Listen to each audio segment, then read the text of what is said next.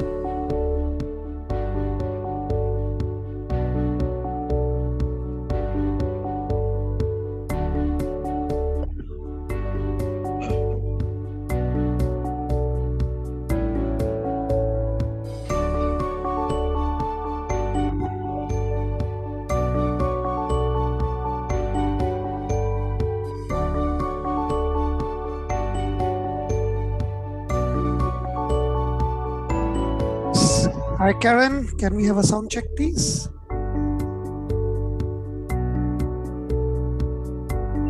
Can you hear me? Yes, loud and clear. Okay, that's fine. Nice to meet you. This is Captain Saeed from Australia. Pleasure is mine, Captain. Thank you very much, Karen. That was lovely music. Yeah. Rishi, Yes, please. can you confirm that you also hear me? Yes, can hear you loud and clear. Okay, thank you very much. Great. Hi, team. Sound check. Sound check. I hear you well. Thank you very much. So as per schedule, time to move on. We see numbers pouring in even now. We seems to be having 79 participants, including our show friends, colleagues in this call. So good numbers to go.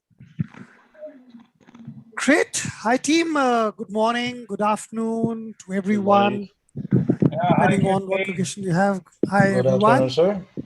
Good afternoon. Yes, And good thank you. Morning, sir. Good afternoon. Good afternoon, everyone. Thank you so very much for dialing in and joining this webinar. Well, this is a virtual cruise seminar, which is a webinar for We Ships Greece fleet, and our seafarers are logging in across the globe. We have got seafarers from Russia, Ukraine, Greece, Romania, Turkey, and quite a few also from Philippines. So welcome all.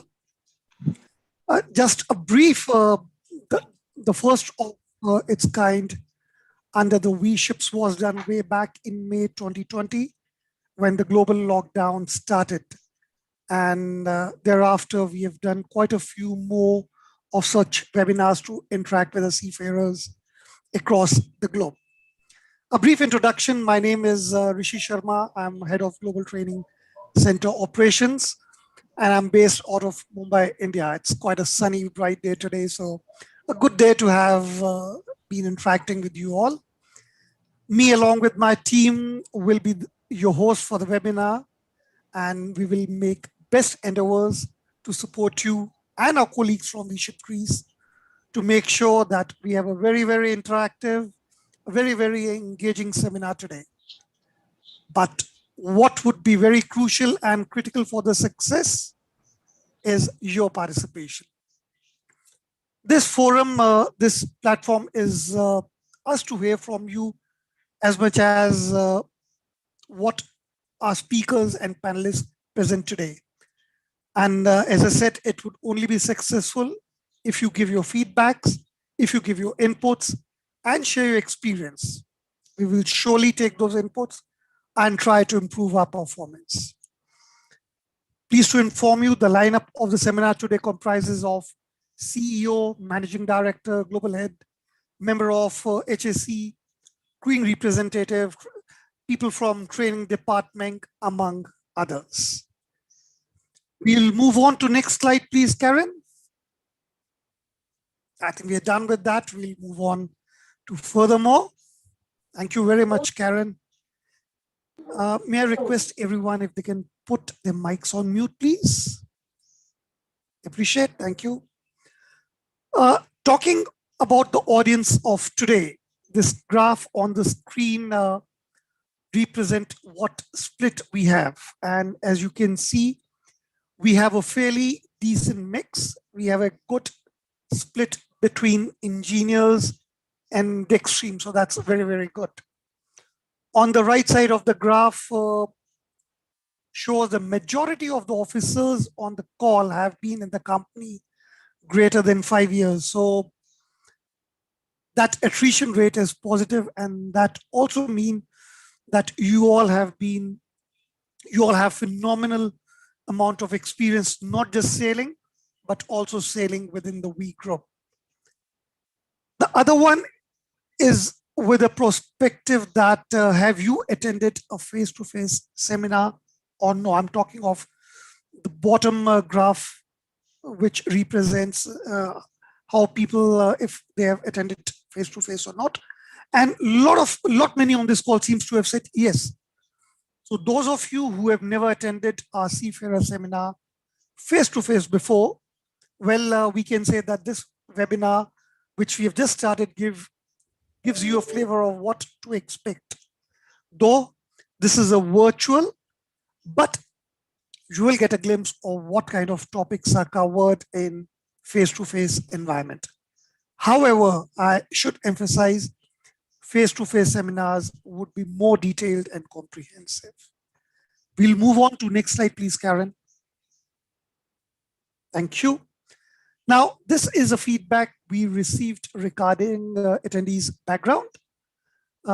During the seminar, we would be talking about various incidents. And as we see, few of our colleagues seems to have some experience. I've requested earlier, once again, I request, please share first-hand information with other seafaring colleagues and the shore colleagues and contribute to this seminar. We'll move on to next slide, Karen, please. Thank you. Webinar attendee guidelines. We recommend the use of headphone while the seminar is in progress. For any questions, there is a Q&A button at the bottom of the screen where you can write, and given time, we will be answering it accordingly. During questions will be entertained, just want to emphasize that questions will be entertained during Q&A sessions only. So please refer to the agenda for timings, which have already been shared with you earlier. For typing questions, if you have a question to a specific speaker, we request please mention the name of the speaker whom you're addressing. And during a Q&A, we would address that question to a particular speaker. If it's before we end, there is a comprehensive 20 minutes of Q&A. If we are unable to address your questions in the earlier Q&As, we will ensure your questions are picked up before we close the call today. Can we move on to next slide, Karen, please? So what are we looking at next few hours? To start, we will have safety movements followed by the topics as we can see on the agenda. I'm sure you must have received the agenda along with the invites. I'm pleased to inform you that today, among others, we also have Bjorn Sprote, CEO Ship Management, Captain Panagiotis, Group Managing Director Operations, Kostas, Managing Director, We Ship Greece, with us and would be sharing their thoughts too. Perfect. As we can see, other lineup of the seminars, we have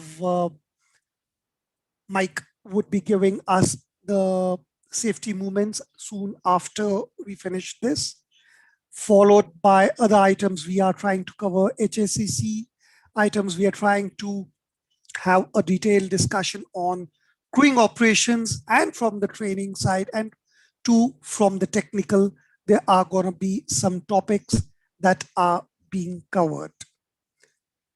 So with that time check, I think we still have a minute, but it's always good to go before time.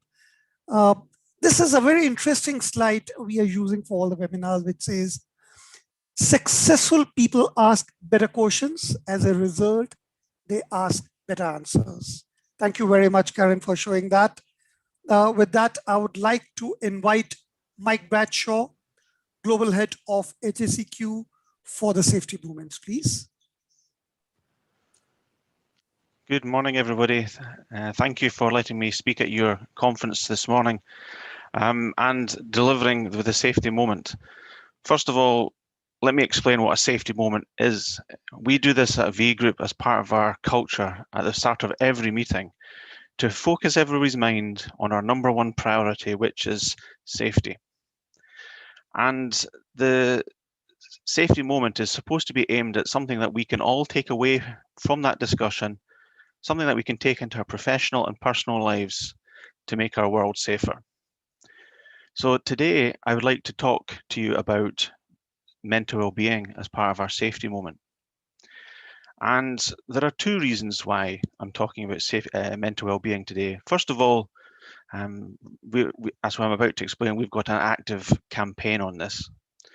But more importantly, and secondly, over the last few weeks, we have seen colleagues ashore and afloat. We've lost them. We've lost them through suspected mental well-being issues. More recently, a young gentleman in our shore-based team lost his life through mental well-being. And so this is personally and professionally extremely important to all of us and to myself. 1 in 4 of us on this call today will have mental illness at some point in our lives. 1 in 4 of us. So, 10, 15 people on this call. Seafarers suffer a higher level of mental ill health and suicide compared to land workers. And when we consider why that is, it's through the social isolation, the long working day, the long hours, the long periods away from friends and family, and our support networks that makes seafaring quite unique when we're talking about mental well-being.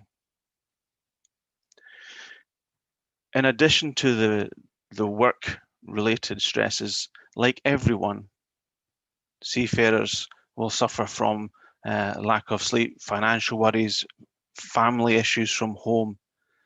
And more recently, the experts are seeing mental ill health through overuse of social media.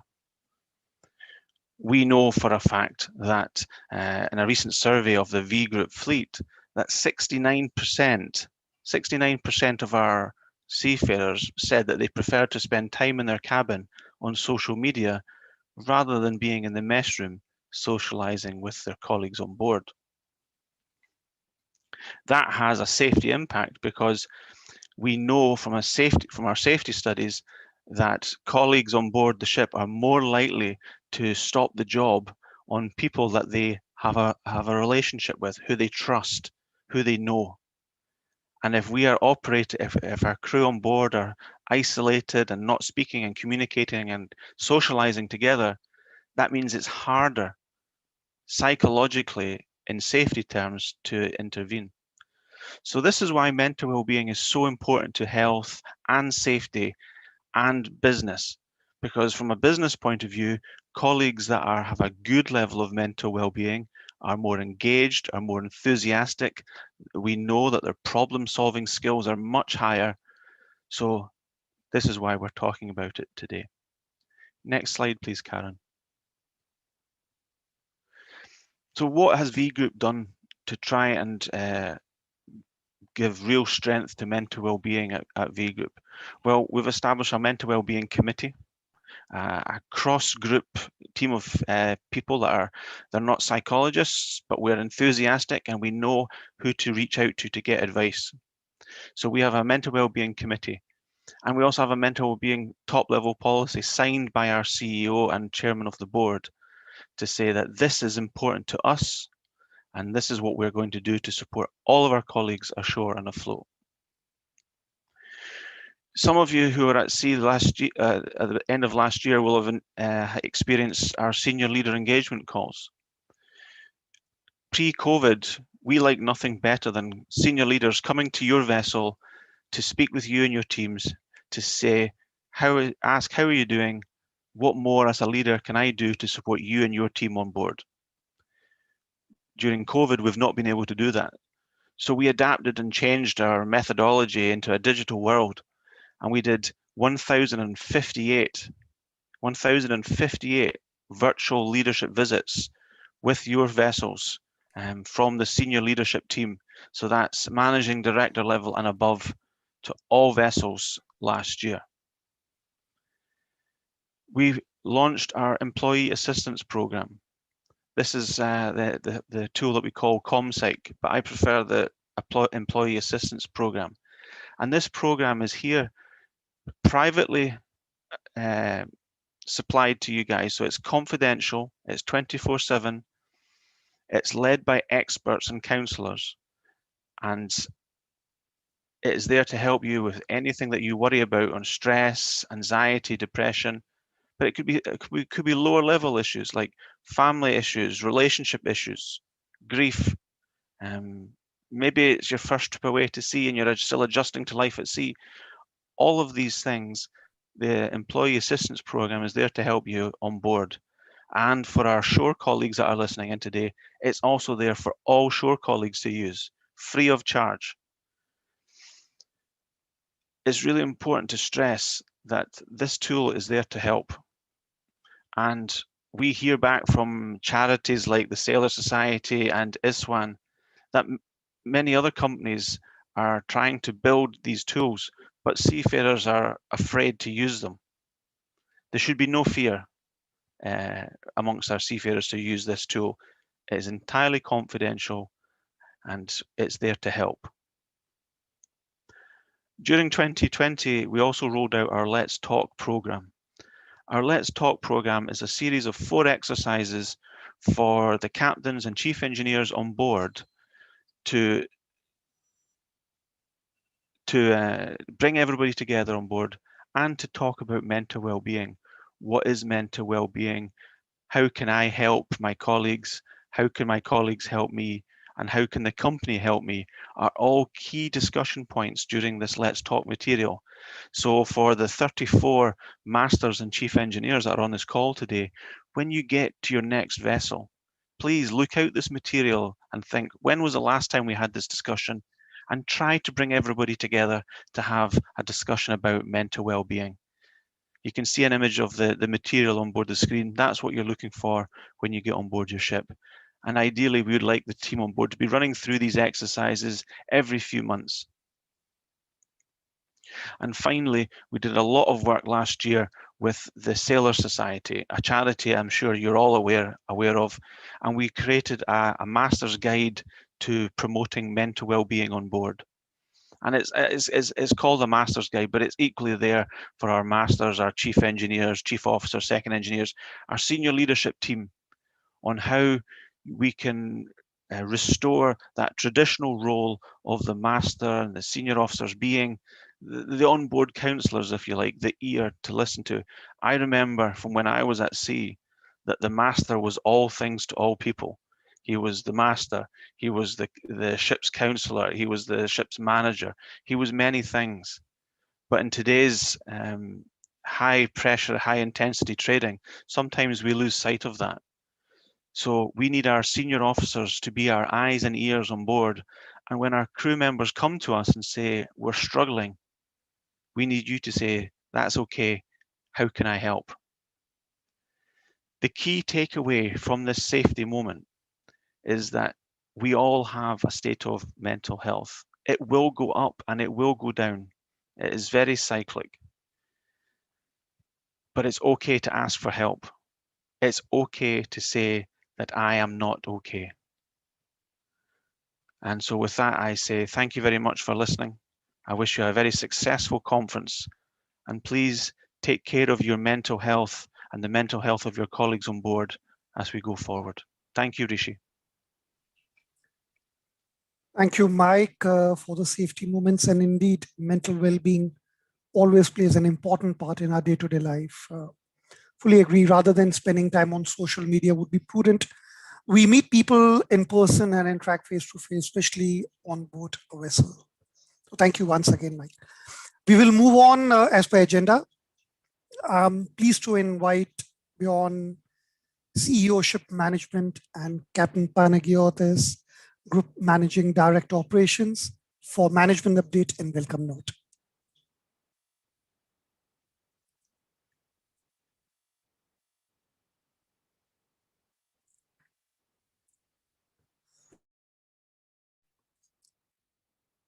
Bjorn,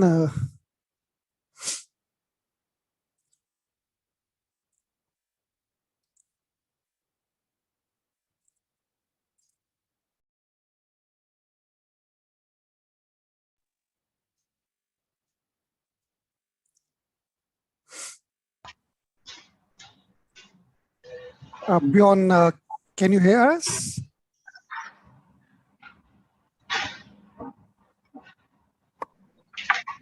Probably it's best that Captain Panagiotis enters. I think Bjorn cannot be connected. Sure, yeah, no worries. Okay, shall I? Okay. Yes, Captain Panagiotis, please. Yes, Captain Panagiotis. Yes, hello to everybody. For those that you don't know me, I am Captain Panagiotis Finikis. I am a Master Mariner, and I joined V Group last October.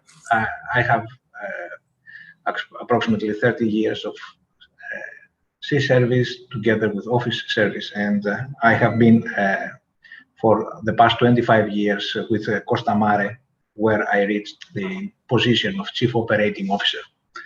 So I would like to welcome you all to this year's seminar. And I just want to say that the success of every company, it's people. And specifically for the shipping companies and the ship management companies, it's people not only ashore but also on board. And there is a link between the two, which is extremely important. As the seaboard personnel, they act remotely and under peculiar and often dangerous conditions, while the office personnel have a very wide view of what is happening and they have good access to information. So there should be this link that one should support and supplement the other.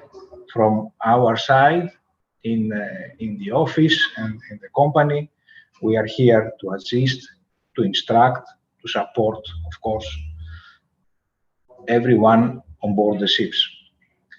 The core values, this brings us to the core values of V Group, which are: we care, we collaborate, we challenge, we are consistent, we commit, and we deliver. So we believe that through training, seminars, instructions, conferences, and so on, we are able to demonstrate to all of you that as a group, we care, that we collaborate with all of you, we even challenge you, or we are being challenged by you with the common target to be consistent in our service to our clients and, of course, to all of the employees, and to commit for a good delivery of all our, let's say, obligations. So I won't keep you much more. I just want to welcome you once again, to wish you a good and productive seminar, and I will remain online to enjoy what is being presented. Thank you very much from everybody. Thank you so very much, Captain Panagiotis. May I request Bjorn, CEO Ship Management, for management update and welcome note, please? Okay, I hope you can hear and see me now. Yes. Can you just confirm? Yes, please. Can you hear Okay, good. Yeah. Very good. So I don't know what went wrong. I didn't change any setting, but okay. Maybe something else went wrong. But very warm welcome from everyone to everyone. And sorry that there was a small technical glitch, and that sometimes happens, obviously, when we are still so used to all these tools nowadays, but sometimes things do go a little bit wrong. My name is Björn Sprotte. I'm the CEO for Ship Management of V Group. And to most of you, I will still be pretty new to the company. I joined on the 1st of February. And of course, I have been all of my life in shipping. I'm joining today from a very unusual place. I'm actually traveling at the moment, which is of course something that is not happening so often these days. But I know that you as seafarers do travel a lot these days, of course, when you go to the ships. And of course, sometimes it is also good to see how this works today. I have traveled the last time in December, and now the first time again for a couple of months. And of course, it's it's far from normal. And I think you all know this, you all recognize this, and I'm very well aware of the special effort and the special burden you are taking when you go to the ships or when you return home. I think COVID will be with us for quite some time. We will get used to different routines over time, and we will have different procedures, etc. Testing is the norm, vaccinations will help, but I do believe that we all need to get ready that this will stay with us for some time. Of course, COVID in its own right creates challenges to us, especially if we have it on board. So I would really like to emphasize on this, that whenever you are on board, please don't become complacent. This is so easy. And we know this is extra effort, this is extra work, this is inconvenient sometimes to do the precautionary measures. But we really see that there are, as Mike also mentioned, that there are side effects to this, which are not the obvious things. So please look behind the curtain, check what is going on with your teams on board, make sure everyone is well, and if not, seek help. This is really, really important. Coming back to what I call complacency, when we take our own protective measures, this is a normal thing for us in shipping. In safety, it is like trying to walk against an downward moving escalator. So you always need to be on your toes. You always need to make sure that you're up to date, and you always need to make sure that you apply whatever we have been trained and what we learned and what is our own professional experience. I have been in shipping for more than 30 years myself. I have been an active seafarer, and I have been in ship management ever since I moved ashore. I have seen a lot of good things, but unfortunately also quite a few things that are not so good. And a seminar like this today is really a really good opportunity to engage, to ask questions, to speak to each other, and to learn from each other. This is something that I believe now with the technology is probably even easier to do than it used to be in the past, where it was complicated to call and where it was not so easy to connect with each other. Technology is advancing. We have more than half of our fleet globally is connected with proper satellite communications, and more ships are to follow. And I have seen this very much throughout the last months and the last year when the pandemic started, that many seafarers are reaching out in a different way, and I can only encourage you to continue doing that, please. Safety, I mentioned safety, personal safety, so it starts with each and all of us ourselves. Small example, which I think is where it should really start. So when I'm traveling, I do check the small safety card on the backside of the door when you go into your hotel room, because you want to know where's the emergency exit. And that may be a very small thing, but it is really where I think this starts. Usually we also ask a question on officers' conferences, who has been wearing the safety belt in the taxi on the way to the conference venue. You would be surprised if you do a hidden poll, how many people don't wear the safety belt. And that's really, again, where it starts. It starts with ourselves, with our own personal safety. And it really is something that I can only encourage. It's about your safety, your team's safety, and everyone has a role to play in that, to learn, to improve, and to get better. So my role is really to make sure that all of you get home safely in the end. I have been promoting this. I have been living this for many, many years, and I really, really need all of your support to do this properly. Another thing that I quickly wanted to mention is something that I consider equally important and directly connected, and that is environmental compliance. Environmental compliance is something that is not only a buzzword, it is something that I expect from everyone on board. If you see anything where things go wrong, speak up, report, and let us deal with the matters. We do not tolerate, and we really must not have any surprises uncovered by third parties. This is our license to trade. V Group is a large company. We manage close to 600 ships technically, And as such, each and every ship can have an impact on the whole group and on the employment of thousands of people and on the environment. So please take it serious. If you have a concern, report it. Things can happen, we know this, but please don't be shy. This is really, really important, and the whole management team being with me in this conference today is fully supporting that. I'm absolutely aware of that.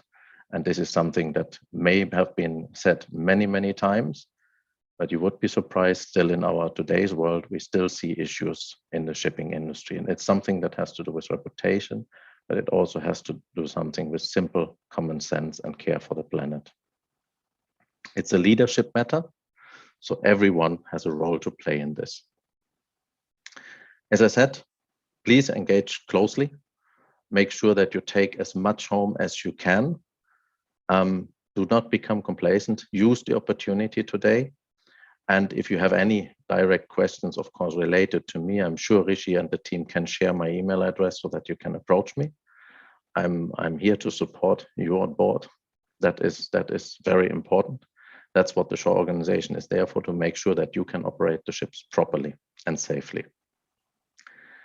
I unfortunately will not be able to join the whole day of the conference, but please reach out if you have questions, engage with the team. And if there's anything we can do better to support, do let us know. I cannot promise that we can do everything instantly, but we value your feedback, we need your feedback, and with that we can work very closely together. Thank you for taking time from your days today, and I really wish all of you a fantastic day ahead. Thank you. Thank you so very much, Bjorn. Thank you, Captain Panagiotis. Fully agree, complacency should not set in, and your special emphasis on environmental compliance, which we would be covering as a special topic in detail in some time today. Thank you once again. We are grateful for the time you took for being with us, Bjorn and Captain Panagiotis. Thank you very much for sharing your thoughts. And once again, we wish to thank you from the seafarers and from the show colleague for being a part of this seminar. We will move ahead as per agenda, and we have Kostas to share on client update and commercial awareness. Kostas, as we all know, is managing director with us with V-Ships Greece.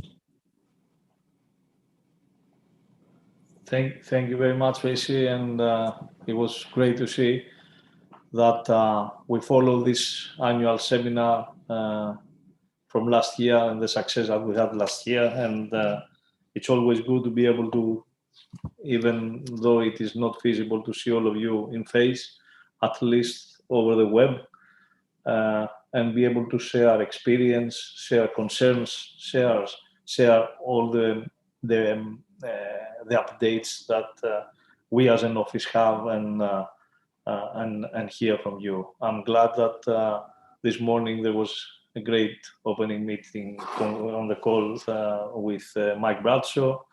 Glad that Bjorn and Captain Panagiotis have also made the initial statement and fully sharing their concerns and their message.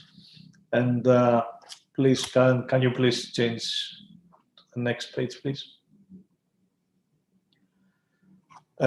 So we in V-Ships Greece, you probably are aware that over the last 7-8 years, we have been able to have our own DOC and grown to what we have today. We have we are employing more than 105 employees, looking after our clients, our ships, and supporting you.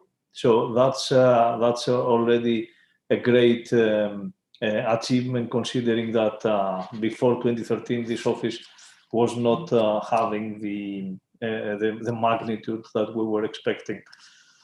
Karen, if you can continue, I will go through fast some items that they might be doing. So our senior team, our group CEO is René Kofod Olsen. He has taken the role back in November, and he's leading the entire group operation, group strategy. Mr. Bjornsprod that you have just seen, and he's based in Hamburg, and he is overseeing all the ship management arm. And Captain Managiotis Finikis that he is overseeing the operations in China and Greece, and is coming from Costa Mare. Karen? So a quick background about myself. I'm in V Group actually since 2008 and managed director in this position since 2016. I have worked on the cruise business. I have worked on the cargo side as well of the business. I have a degree of marine engineering from Newcastle University and a business degree from City University. Karen? So for you to have a quick overview of what is the fleet cell that we are having today. We have actually in our office in V-Ships Greece, we have 2 fleet cells looking after the entire fleet. So one is the container fleet and the other is the bulker fleet. So on the container fleet, Mr. Siras is the operations director. You will listen from him later on. And Mr. Yanakis is the fleet manager that you probably already are aware. Captain Theopoulos is supporting the function through the post-fixture and operations. And Mr. Sarikavazis is the DPA of the fleet. You will see that according to your vessel, there is a dedicated superintendent with an assistant superintendent, electrical superintendent, and then junior assistants underneath. We have port captains as well that they are supporting on the marine side, and we have also captains supporting on the safety and quality side as required per vessel. So in parallel to the fleet cell, we have the supporting functions, and those supporting functions are on the crewing with Captain Maniatis looking after the containers, and Mrs. Papadogianni and Mr. and Mrs. Marlena looking after the bulkers, Mr. Touloupa looking after the purchasing, and Mr. Vagianos supporting on the accounting. Karen? So this is also the bulker fleet. So you will see on the bulker fleet how the whole functions are falling within and supporting the fleet cell. Mr. Benetos is the fleet manager, reporting to Mr. Siras, with Mr. Sarikavazis remaining the DPA, and then you have the marine superintendents looking after each equivalent fleet. Karen? So, as already said previously, safety is our #1 priority. There's no tolerance on that.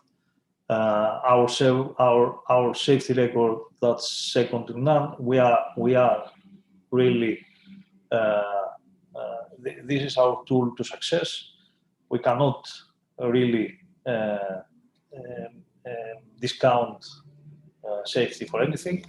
And this is not only about ourselves, but it's about yourselves, and about your crew. You should really be the safety leaders out there. You are our eyes, you are our support on board the vessel, and we count in every decision that you are making on board, making sure that safety is your priority. Karen? So, as I said before, the DOC in Greece started back in 2013. We are able now to manage out of here bulkers, containers. We are working on a possible tanker growth, and at the same time, we have another 120 vessels that we are providing crew management out of the office in Greece. The office in Greece is also accommodating the function of oceanic catering that you very well know on board the ships that you are working. And at the same time, we are representing here GMT Travel or Argo Marine Travel local. We are proud about one thing, about the loyalty of our clients. All our clients have entrusted us with almost their entire fleet. which is a unique opportunity for us, meaning that they are trusting us, meaning that we have been transparent with them, meaning that we have been doing a great job, meaning that you have been providing a great job and great result for our clients to be happy and entrusting us with more vessels. So this is something I would like to thank you about. So V-Ships Greece is a 52 vessels piece of the entire fleet of the group. You will see that we have 27 containers today and 25 bulkers. Typically, there is a 5 to 10 vessels increase every year, which is a great result, considering that we are in the most competitive market in the world. And it also depends on the market conditions. So this year we have had an extraordinary condition opportunity on the container side. Our clients have been able to take advantage of that and buy more ships. That gives us more job and give you more opportunities for your career further as well. So supporting them on these difficult moments, it was when there was before a difficult moment, was imperative for them to come into this good market and even further growth. Okay. So sharing with you some statistics about our fleet. So we had 26% fewer deficiencies compared to 2018. We have had 73% of all inspections were flawless, which is an amazing result. We have had a lost time injury frequency down to 0.23, and the total recordable frequency rate was 0.79.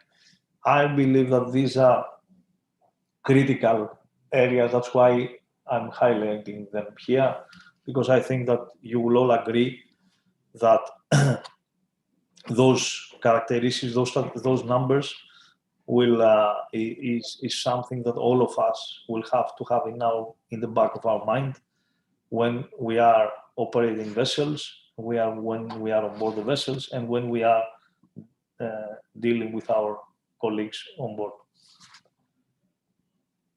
Karen? Just a quick summary of how the fleet, as I said before, has grown. So you will not see here, but back in 2016, this number was down to 22. You see that in 2019 went up to 40 vessels, 2020 49, and then 2021 we are already ahead of our budget, 52 vessels, and then our plans, our forecast is for the end of the year to exceed the 60 vessels. Next. So the current market challenges eventually that we have had as an office to address and as a group eventually, and this is the advantage that the group has compared to other managers, was that we have had the central support to address the COVID-19 case, the environmental and social governance situation around the world, and especially on the shipping industry, and the PSC performance that a lot now are paying attention. So the COVID-19, our central compliance with the crew organization have been able to create a crewing command center. What does that mean? That there was a contingency plan for any case that was immediately identified. There was a process, there was a procedure that was followed by the senior leaders of the group to be able to address or make sure that there is a plan on how to address a possible outbreak in one of our vessels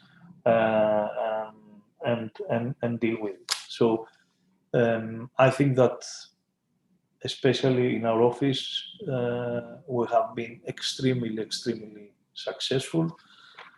I'm not able to remember any case of outbreak on board the vessel right now, and this is a great success.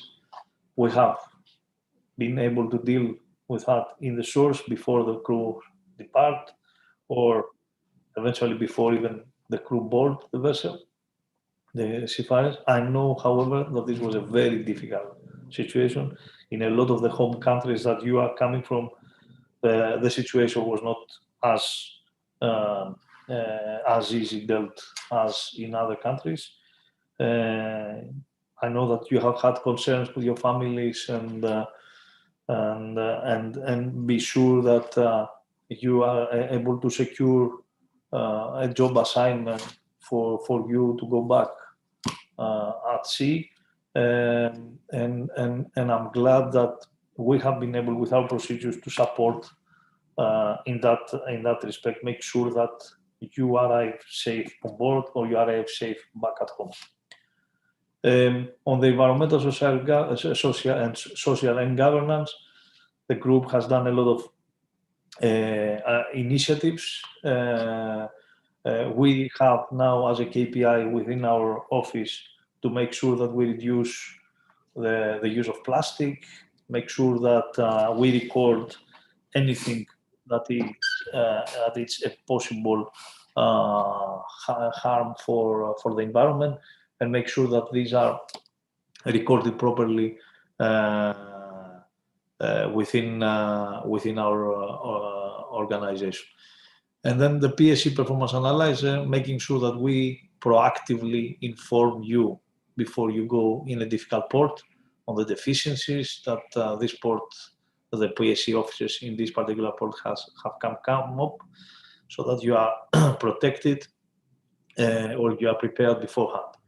We count, I'm staying on this because we count a lot on your being able to report properly, make sure that you just not make a tick exercise, and then you make sure that things are checked properly before arriving in any critical port.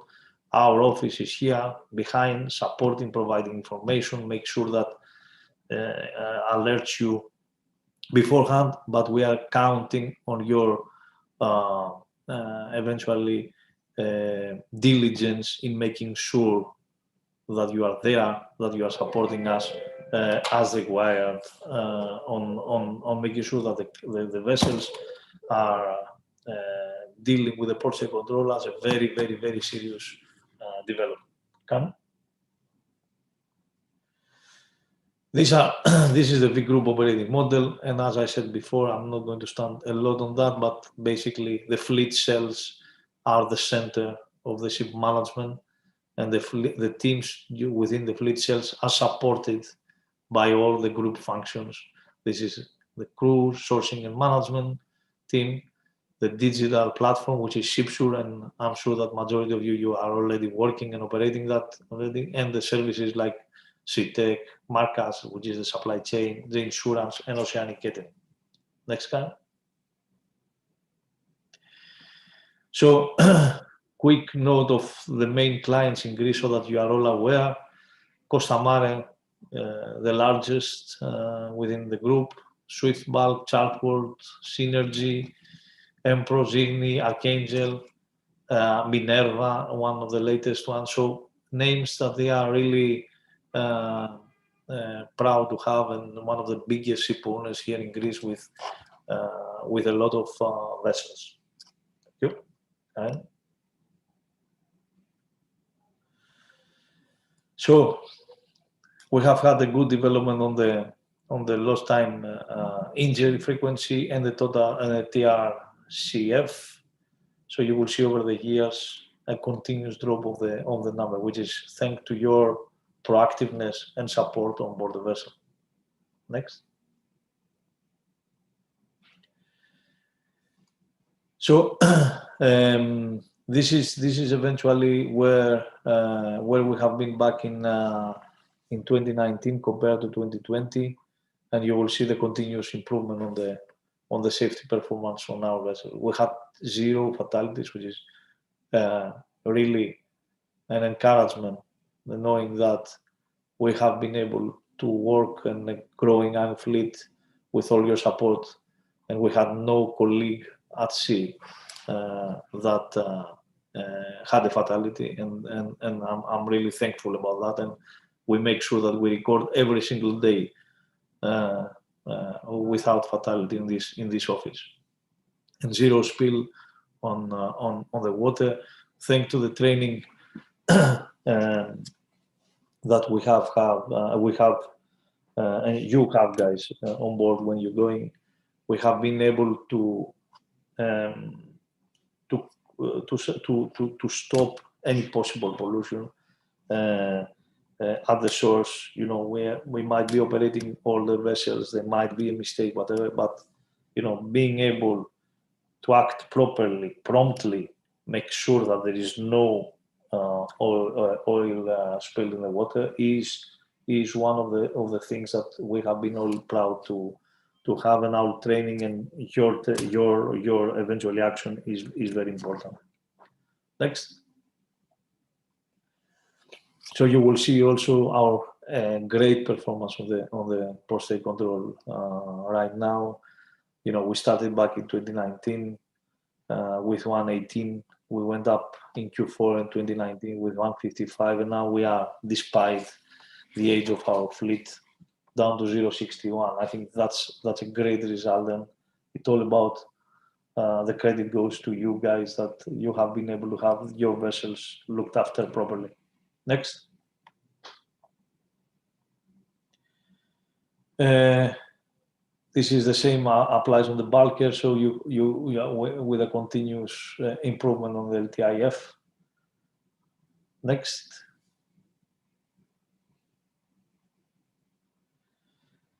So some highlights for you to be proud of. You know, Greek the group has been have got the best dry bulk operator of the year for 2020. Have got the Crew Connect Global Award in 2020, and then we have been awarded also for innovation technology back in 2020. So 2020 was a great year for the group, and you know, I would like to share this with you. Next. The environmental initiatives, as I said before, and you know, we need your support on that. Is basically the single-use plastics elimination, getting down to 0 collision, and make sure that we all preserve with the initiatives we have the environment. We have signed up in this 0 collision with another 90 companies to make sure that we go down to the 0 emission fuels by the period we need to comply, which is in 2030.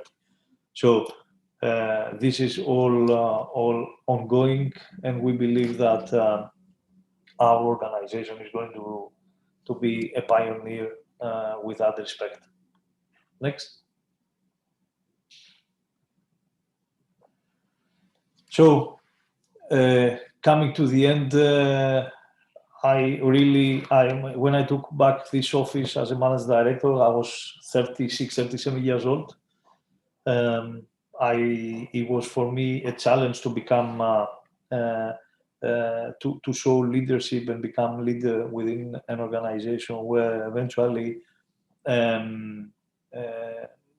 majority of the colleagues were of an older age, or eventually have had a long more experience than myself. However, having shown a good example, having been work with them, along them, I have been able to work and develop a team that I'm proud of with this office, and this makes all of us leaders within our department, within our organization. And I would like to share this example because I count on you. I count on the fact that you will have to be leaders for for your vessels, for your particular department, make sure that you lead by example. You should not hesitate in make sure that your colleague next door is doing the right thing, and you show him the right thing, and he will understand why you did that. So can we see a video that I have been inspired, and I think that you will all be inspired with this.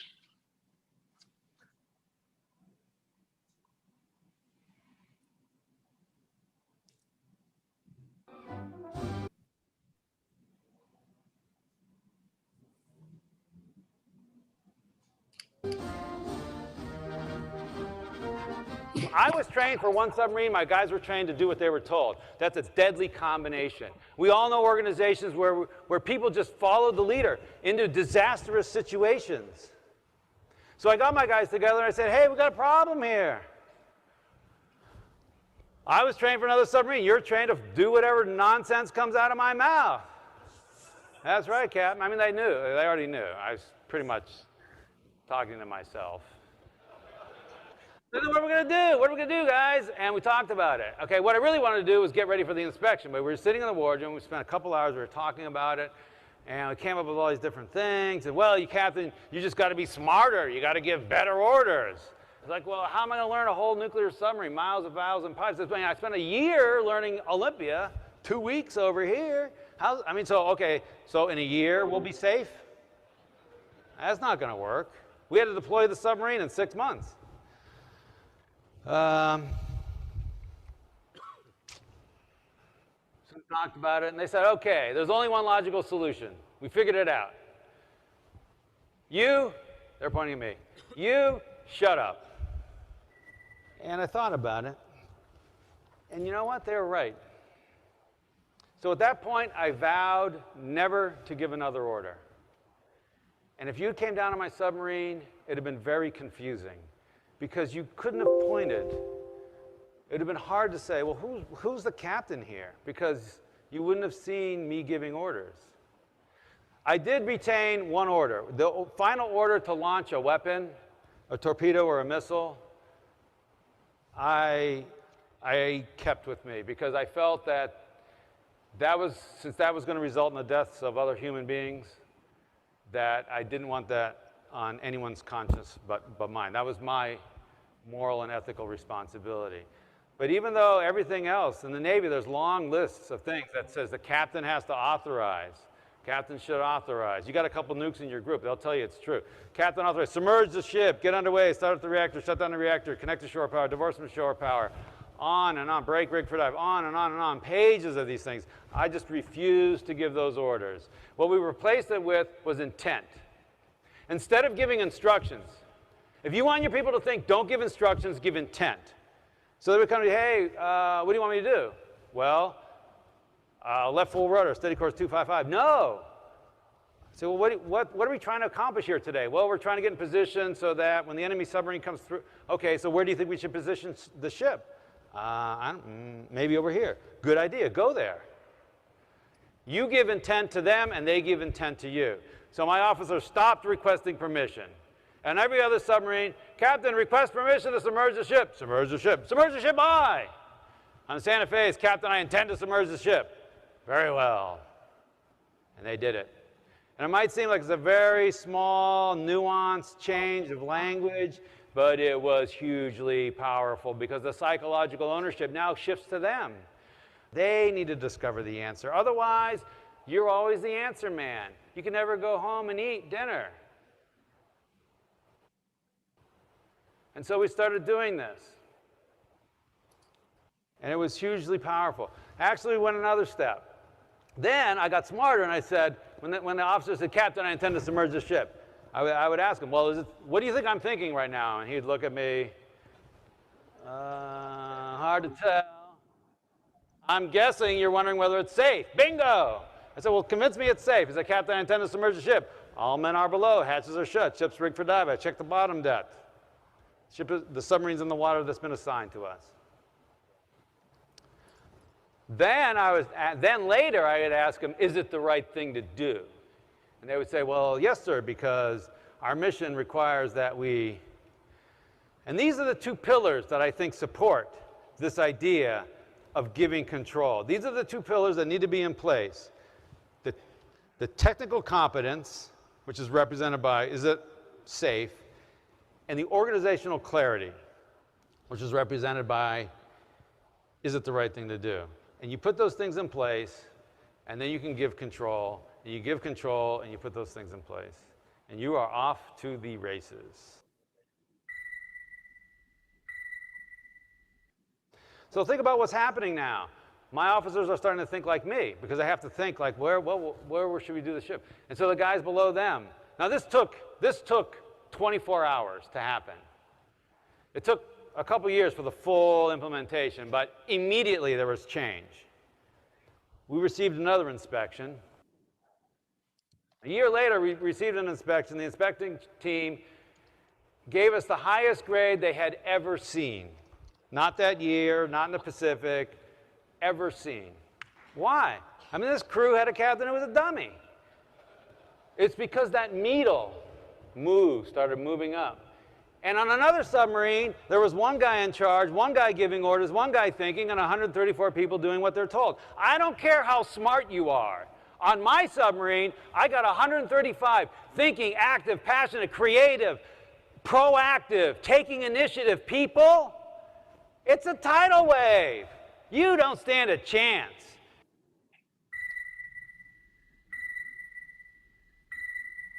Here's the solution. Move the authority to where the information is. You mean the software engineer can decide whether we ship the software? Yeah. You mean the client, my salesman can close the deal? Well, up to $1,000. No. Yes. Whatever the price? Yes. What does it take to make that happen? Now, if you're picturing a lot of people out there doing crazy things and a bunch of arrows going in a bunch of different directions, you have the wrong picture. You create the environment so that those people are out there making decisions as if the CEO were standing right behind them. And if it's not the same decision, it's actually a better decision because they have the information. And not only will you get better speed of execution, because now you don't have this delay, what happens is those people feel like they matter because they're thinking. You engender thinking. You create the environment for thinking. The secret is nothing I said is hard. There's nothing hard. The only thing that's hard is you. It will feel wrong. You've been genetically and culturally programmed to take charge and make it happen. Take control and attract followers. And what you want is to give control and create leaders. It will feel wrong, and you will repeatedly start down this path if you so choose, and then you'll be angry at yourself like I was. And you will have a failure, and you'll go back to the old ways. And you will pick yourself up, and you will go again. You will go again. And by doing so, you will achieve the greatest thing possible. You will have achieved greatness, not because of the deeds and acts that you did, but because you set an environment where the people around you and their families and their schools and their organizations and their businesses, they've achieved greatness. That will be the greatest thing of all. Go forth and be great.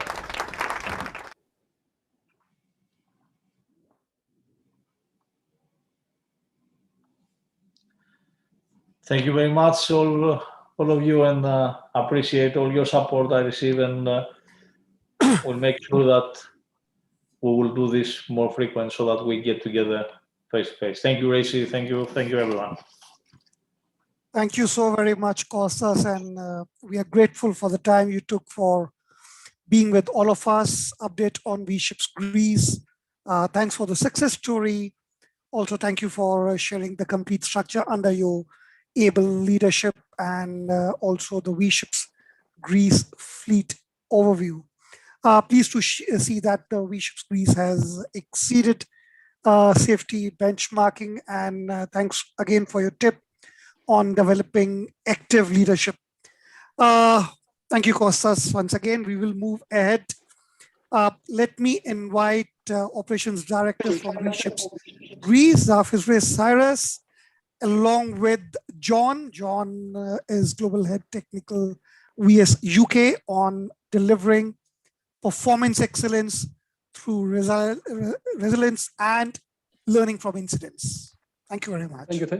Thank you very much, Rishi. First Thank of you, all, I would Rishi. like to mention that I'm extremely glad, to be honest, to see so many faces of our colleagues making time to attend this webinar, especially guys that I've talked to them on the phone or over teleconference.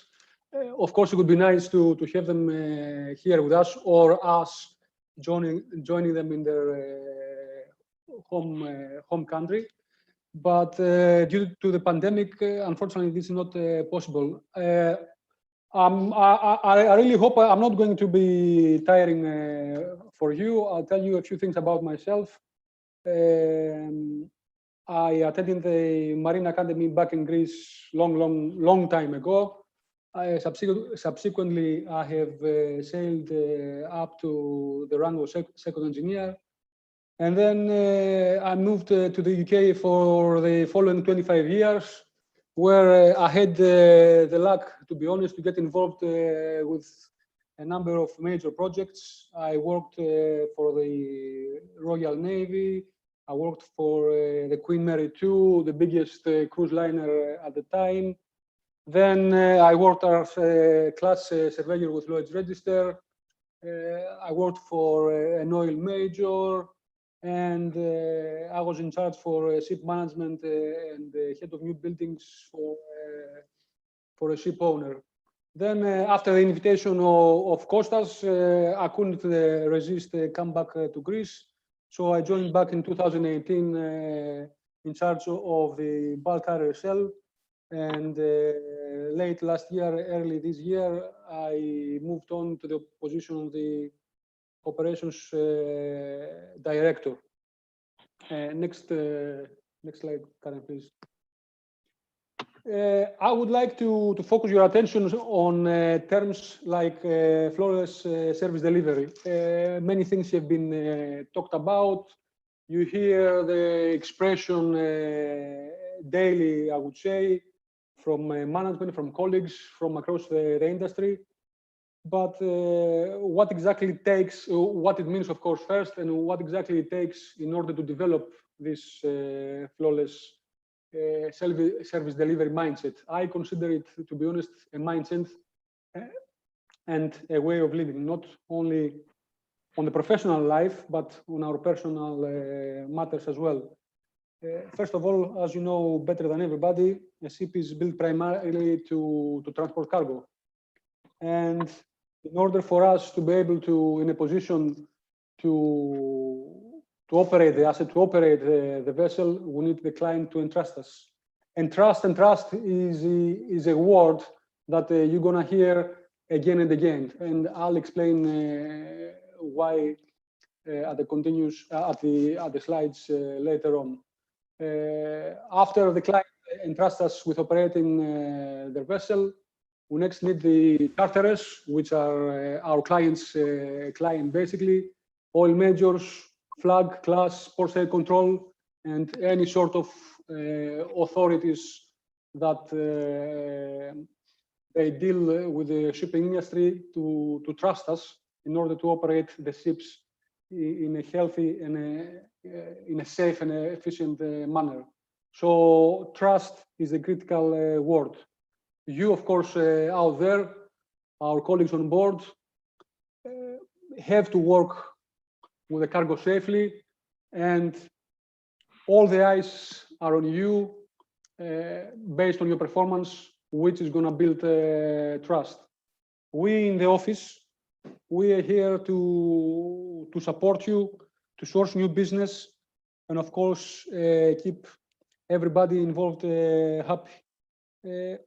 One thing that I keep mentioning in our briefs or debriefs or over the few years I'm with VSIPs is that we are not here in the office and you are on board the vessel. We are one team.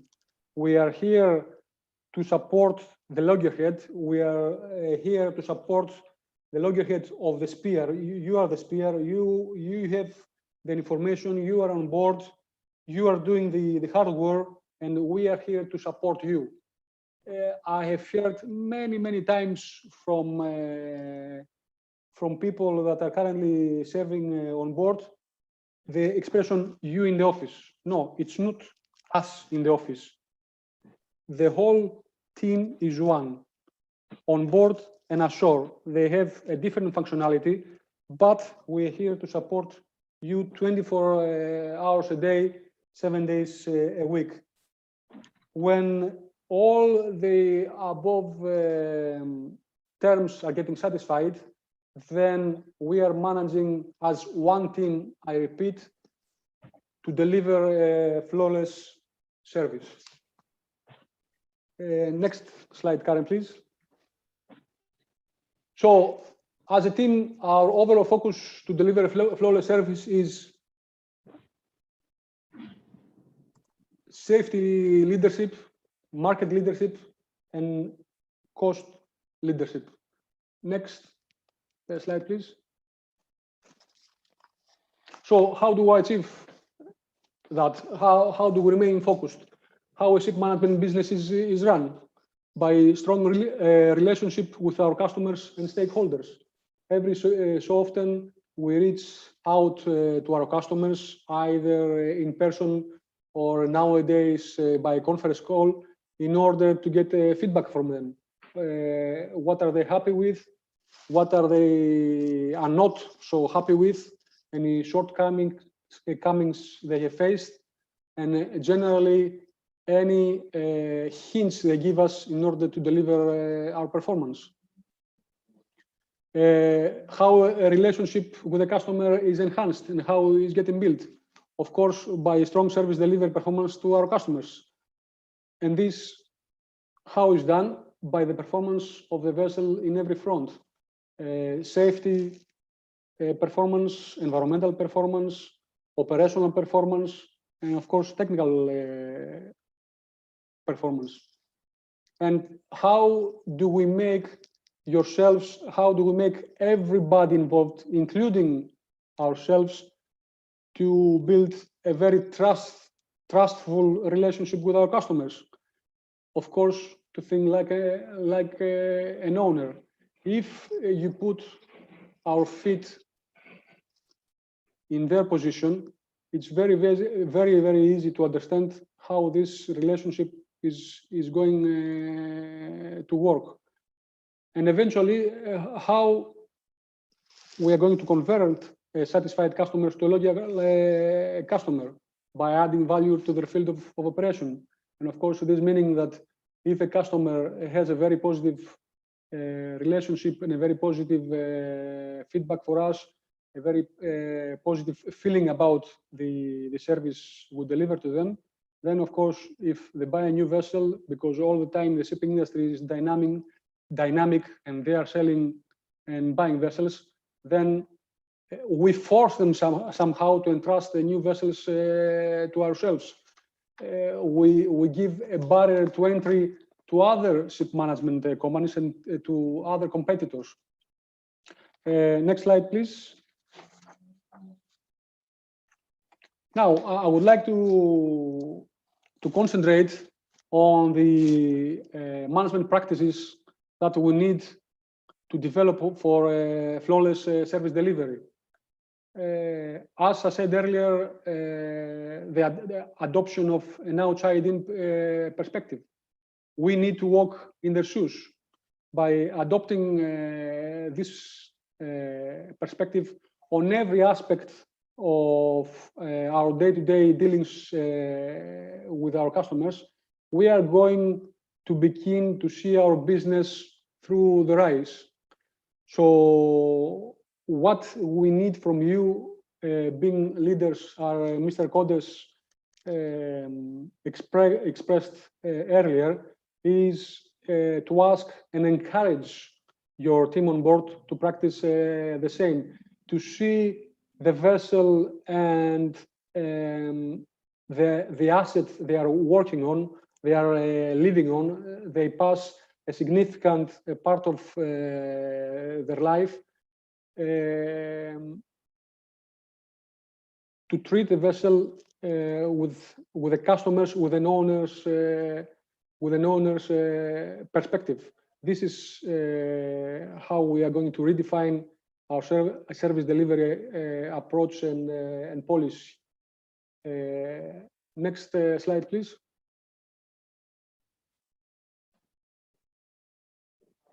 Second management practice is to hire and train for empathy. And what do we mean by that? Empathy is coming from the ancient Greek word, which means to suffer, literally means to suffer within. And basically, this means that in the modern world, the meaning of the word might be a bit changed, but it means that in order for us to deliver the service correctly and efficiently, we have to be once again in the same place like our owners. So the better our team on board can understand where our customers are coming from and what they need, of course, the more possible is for our team to be able to deliver the right service and the right way in order to impress our customers. Next slide, please. Again, as I said, the one team attitude. We need to encourage the in it together attitude.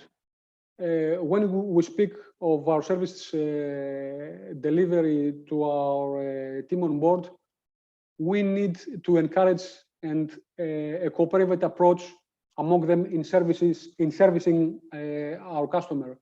Again, as you can understand, in the years that I've been in charge of the bulk carrier fleet, we've always been encouraging the onboard personnel to come forth to give us feedback of what we need to improve, what we don't do correctly, what we do to enhance even more in order to deliver the service correctly.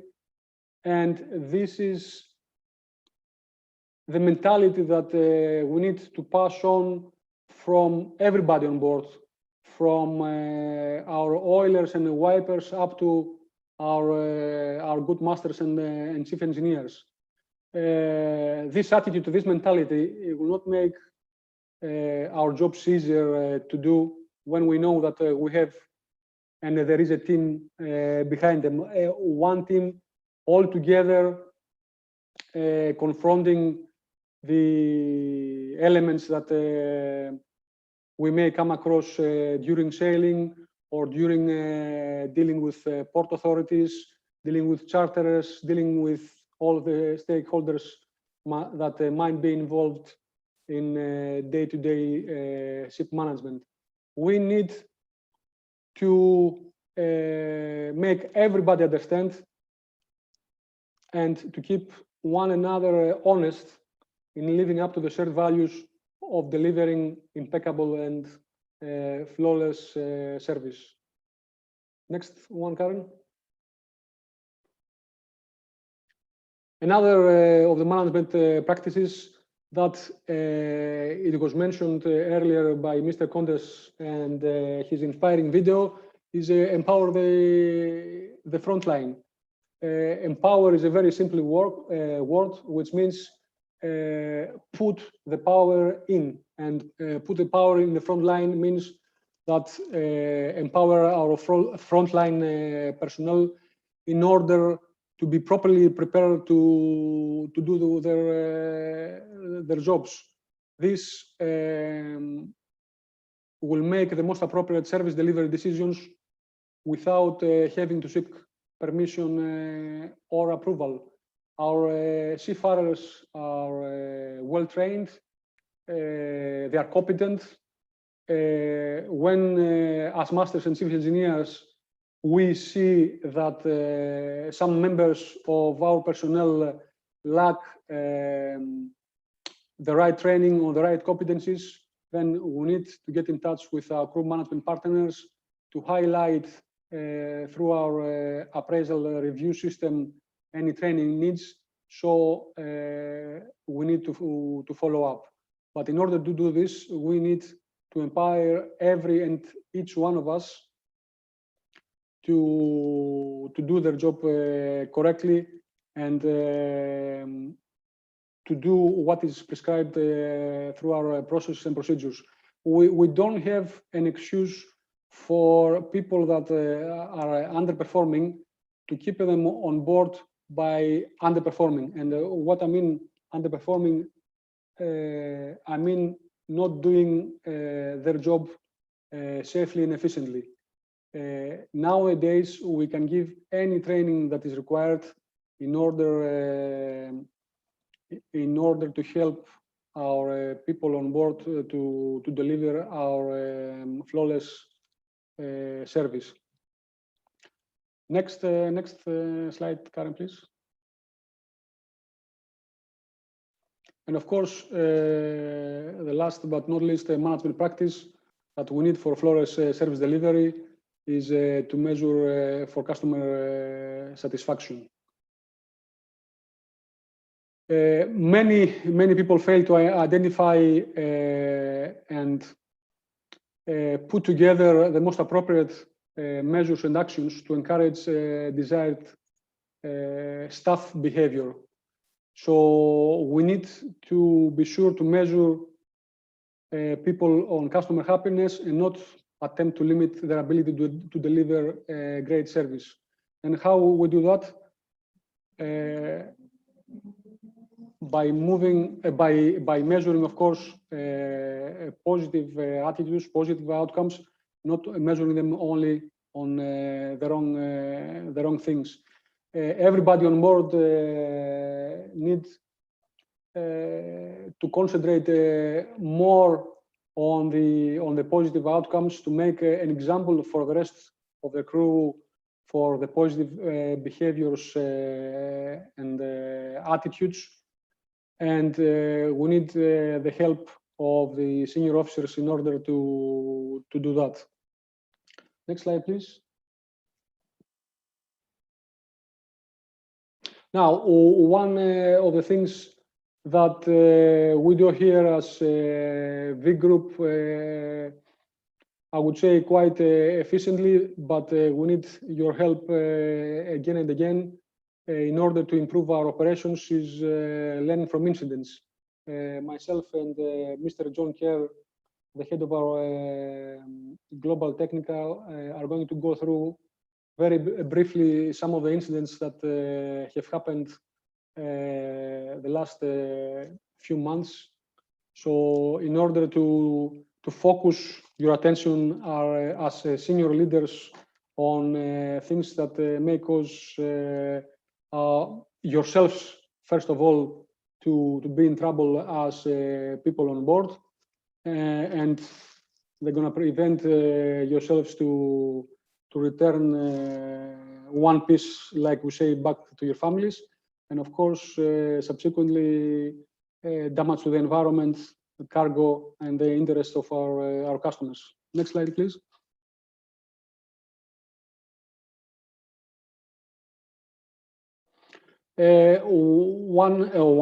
Two of the major sets and categories of incidents that we have seen the last few months are collisions and engine room fires.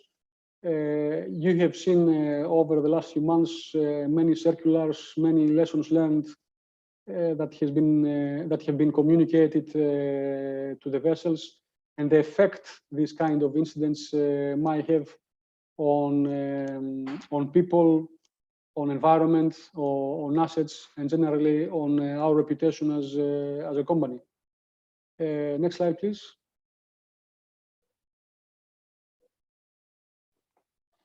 First of all, as you probably know, V Group have been employing a company called High-Low Maritime Risk Management. By high-low, we mean events of high consequence and low frequency. So it's something really, really big and catastrophic. So the consequence is quite severe. And by low, we mean that incidents that they don't happen very often. The frequency is quite low. So we've been engaged in this company called High-Low Maritime Risk Management. We submit our leading events. So basically, our leading events are your near-miss reports and unsafe acts and conditions that you have seen over the months and over your service on board, that we keep insisting and we keep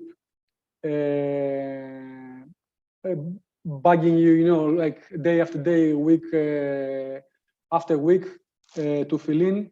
So we submit all these reports to High-Low, and they analyze thousands of data points using, of course, a clever artificial intelligence algorithm in order to produce recommendations for improved safety on board our vessels. So back in Q3 of 2020, this company has conducted the High-Low analysis, and the top predicted and, of course, undesired event for our fleet was collision with a vessel smaller than 50 meters in length. Next slide, Karen, please. You'll need to unlock your iPhone first. As you probably seen over the last months in the circulars, we had one of our crude oil tankers, Sonangol Girasol, 160,000 tons, was on a ballast voyage from Angola to a shipyard in Shanghai in China, and proceeding along the north traffic lane on the CJK VTS, she collided with a bulk carrier, the Santa Lucia. The Santa Lucia, it seems, or at that moment, was disembarking the pilot at one of the local pilot stations, and she collided to our vessel. No injuries or pollutions were reported, but our vessel, Sonangol Girasol, suffered some damage to her bow, and she struck on the starboard side of Santa Lucia. Next slide, please.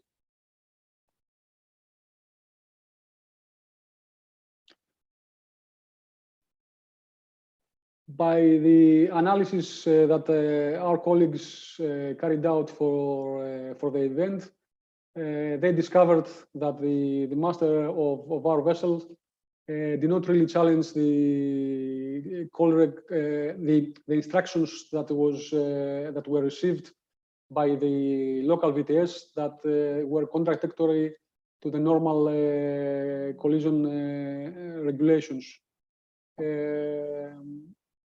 Master of our vessel was supposed to avoid changes of his own vessel heading to port as dictated by the collision regulations.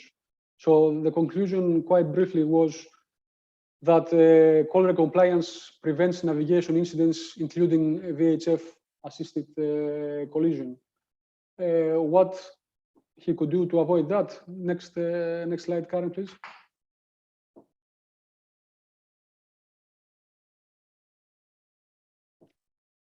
As we said, the master could have prevented the collision, or at least minimized the damages that were experienced. The incident and the damages were not a direct result of intentional or non-intentional master's actions. Nevertheless, the master unfortunately, was in agreement with the inappropriate initial action of the other vessel, and he did not recognize the potential damaging effect and did not take proper action to avoid the situation that could lead to the collision. This, of course, could easily be considered as a negligent error, requiring, of course, further coaching and retraining. One other thing that our junior officers and our bridge team did not follow, and they were found complacent as well. They did not exercise the speak up and challenge masters actions. So we need to work more on not only on policies, but as I said, on mindset and attitudes that could have easily prevented incidents like that.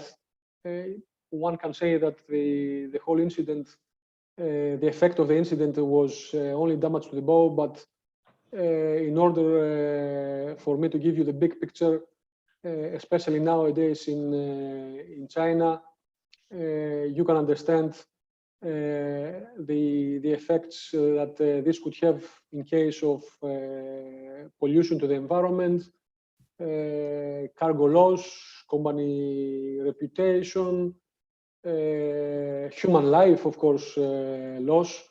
So we could easily, by following normal regulations, we could easily have avoided.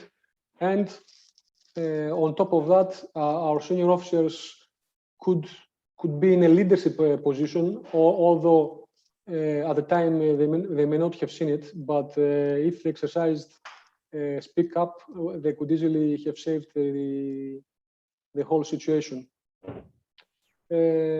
Before handing over to my colleague, Mr. Kerr, I would like, if anything we would like to stay on your mind is that within V Group, and especially within V-Ships Greece, we consider yourselves as one team.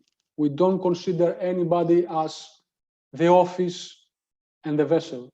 This is not our attitude, this is not our mentality, this is not how we do things.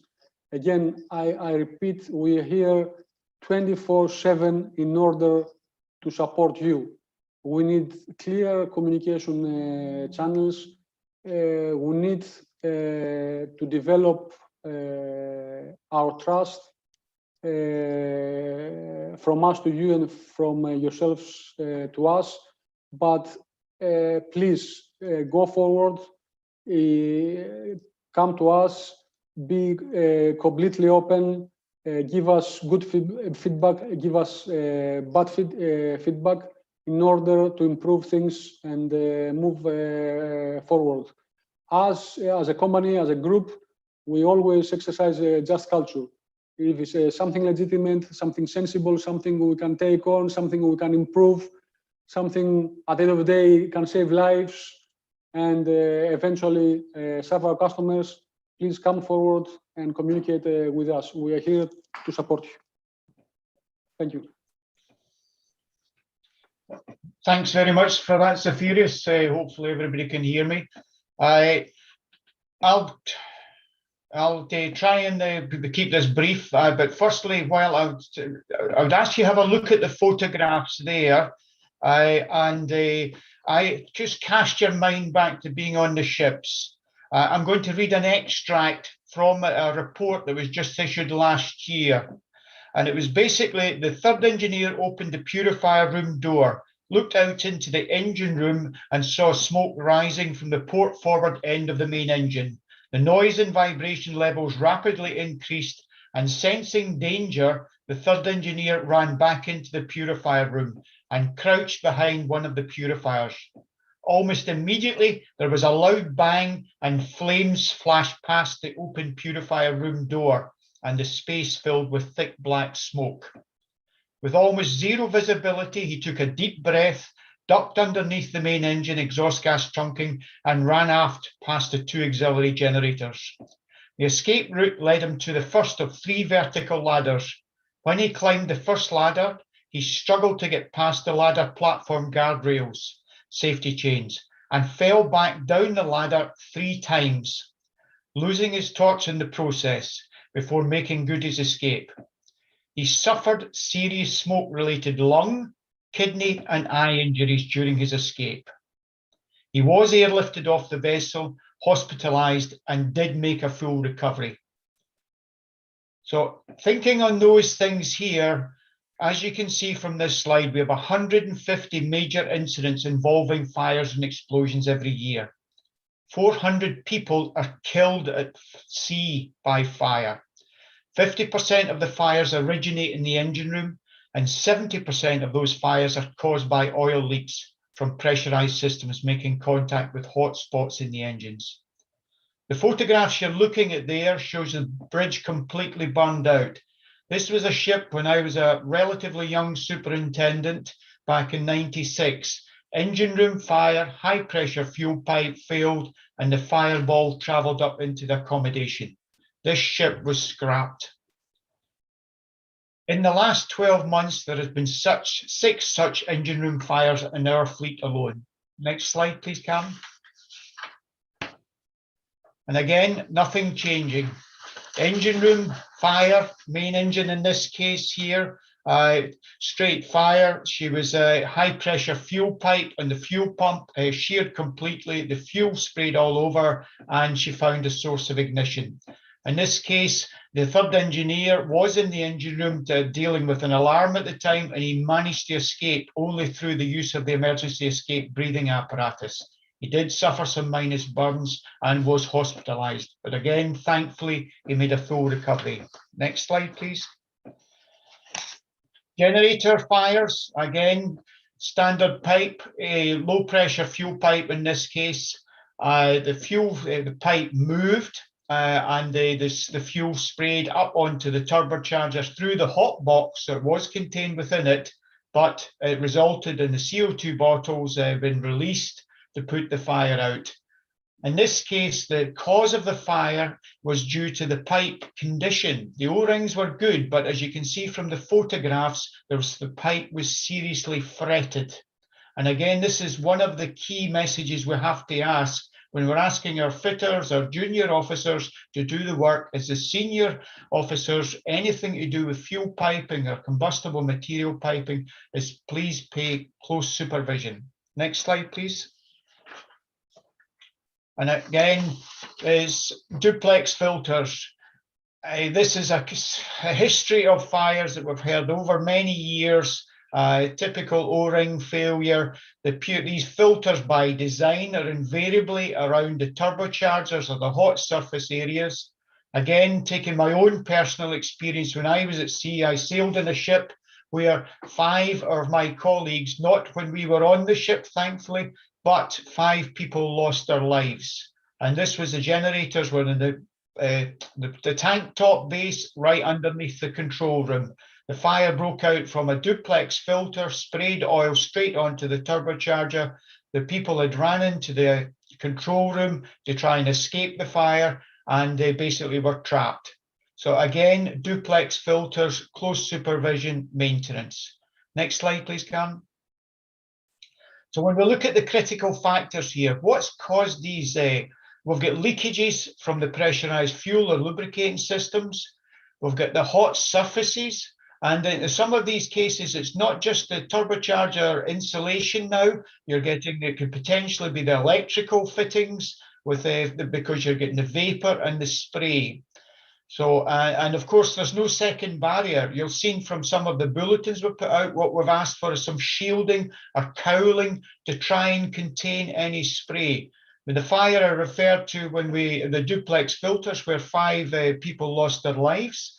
In this case, we had built hot boxes round the duplex filters to ensure that should anything happen like that again, no fuel can spray onto hot surfaces. And as mentioned earlier, supervision. It's absolutely critical when we're doing work on this area at all, we closely monitor and supervise it, checking the job when it's finished or even the condition of the materials before. So Next slide, please.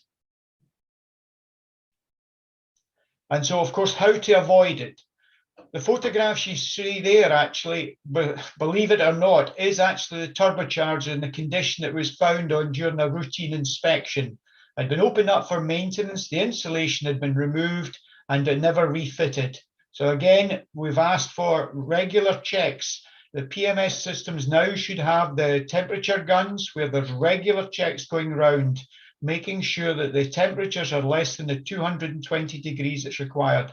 Again, the photograph on the right-hand side shows a thermal image of an indicator cock well above the 220. So as regular checks, any maintenance done, please ensure that that's refitted.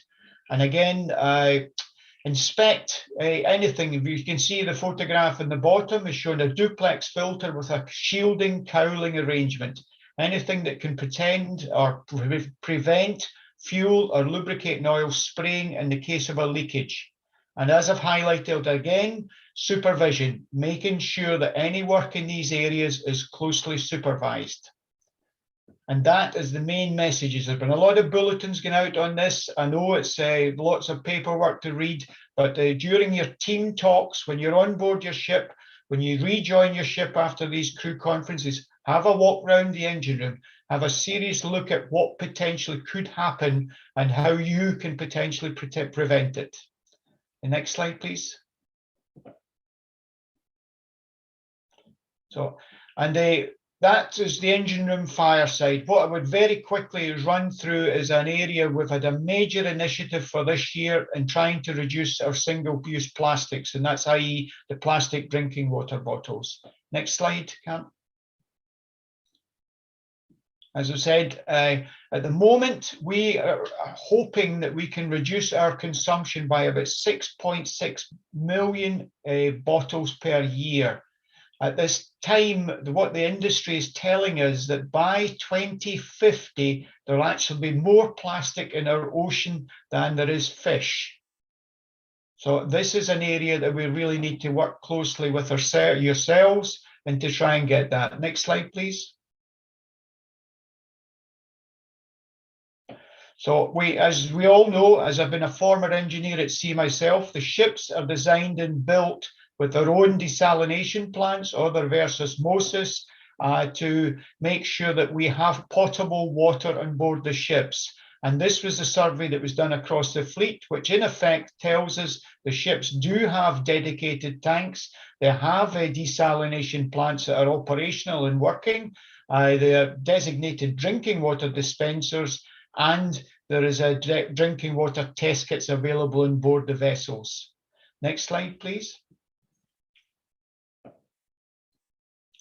So what we have said, in addition to having the existing systems in place, which are designed for ensuring that we have good potable drinking water on board the ship, we are looking at the delivery of additional filtering units, water filling stations, which will be provided in the crew mess rooms, in the officer mess rooms, to ensure that as well as having the potable water designed in the ship or made, we will then use these additional units to do a further sterilization to ensure that it's a belts and braces scenario. In addition to that, they're looking at the use of reusable water bottles so that we're taking bottles around the ships when you're working in station, you have a chance to do something like that. And as I said, from that, we are hoping to reduce about more than 3.5 million plastic bottles a year by doing this. We have 300 vessels enrolled in the water system already, and there's 500 water units installed.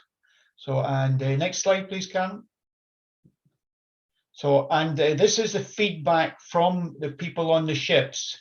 And as you can see, it's all positive. The water's been found to be pure, it's working, it's high quality, there's no issues, it was easy to install, etc. So that's the feedback from the people there. And what we'd ask is all of you, when you get the opportunity to go down this route, work closely with us. It is to try and save the environment. And apologies for the overrun in the time, but that's all for now. Thank you very much, Rishi. Thank you so very much, John and Zephyrus. Very, very interesting. Very, very informative. I'm sure everyone was engrossed in the contents being shared by you. So once again, thank you.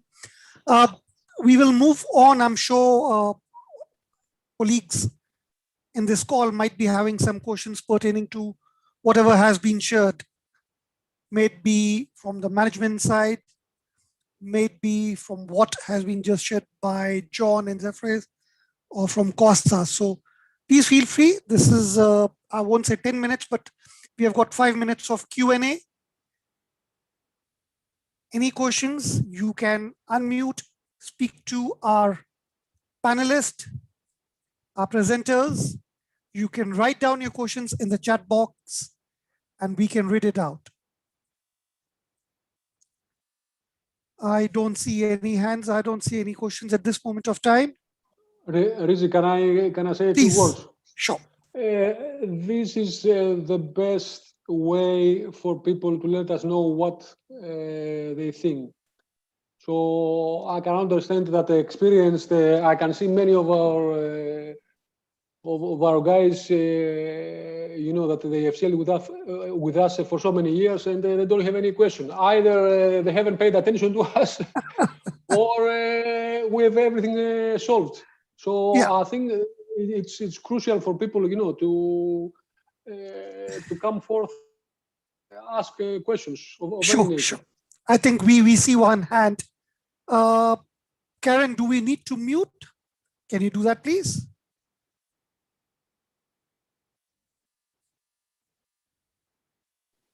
Karen, would you be muting, or Ilya can speak himself? Hi, Rishi. Ilya can now speak. Great, great. Yeah, Ilya, go ahead. Hello, good afternoon and good day, everyone. I'm just want to clear some question I have. Am I getting right? The single-use plastic program we have now, I just want to clear. I've heard on some vessels, it's already implemented that the potable water is now delivered not in bottles, not in the bottle view. I mean, is it right? Am I getting it right? Or we still will receive with provisions the bottled water, or we will receive the water only from desalinator or other water clearing abilities? Am I getting it right? Yeah, Ilya, it's John here. Yes, I'll take that. That's correct. There's about 300 ships so far through the Oceanic Catering who are no longer taking a bottled water. They're using they're generating the potable water using the desalination plants on board, and in addition to the measures that's already there for that plant, then we're putting these dispensing units in the mess rooms, both the officer and crew mess rooms. The only exception to that is a very small amount of potable water, plastic bottles, are being put on board for pilots in areas like that, because there has been cases where US pilots or anywhere have refused to take water through the dispensers. Mm-hmm. Okay, thank you. So as I getting it right, this will be written for all the vessels and the ships in further. Is that correct, in the future? That's correct, Ilya. The intention is for the V Group as part of the environmental initiatives, which have actually been welcomed with a lot of their colleagues like yourselves on the ships, is to go down the road of not using plastic bottles on the ships. Okay, thank you. I think it's a very good idea, and it will improve our environmental impact as for our fleet. I think it's a good idea. Thank you. No, thank you very much. I really appreciate your support, because again, this will only happen with the support of yourselves. I know when I was at sea, we didn't have plastic drinking water bottles, but of course it's become custom and practice, and we have to try and change it. But when you hear statistics like more plastic in the ocean than fish in the sea, then it's quite a scary thought. So, but thanks for that support, Ilya. Yeah, thank you. I'll mute again. Thank you, Ilya. Thank you, John. Any further questions to John or anybody who have already presented, maybe to senior management? We have Kostas also with us. We also had Zephyrs. Anything pertaining to those questions can be addressed. If not, well, I would like to tell you that we do have a dedicated open forum before we close the session today evening. So yes, in case you think anything, do keep it, do write it down in the chat box. We are going to compile it and take it up before we close for the day. Any further questions? Great, we don't see much. I think let's, we are slightly behind the schedule. So we are going to move with our further plan. We will take 5 minutes stretch break. So just go pick up a glass of water, tea, coffee, and we will see each other. We have got very interesting sessions coming up on HSSE, environmental compliance, incidents in 2020, crewing operations, very many other interesting things coming up. So we'll see you guys in 5 minutes. Take care, be safe. See you soon.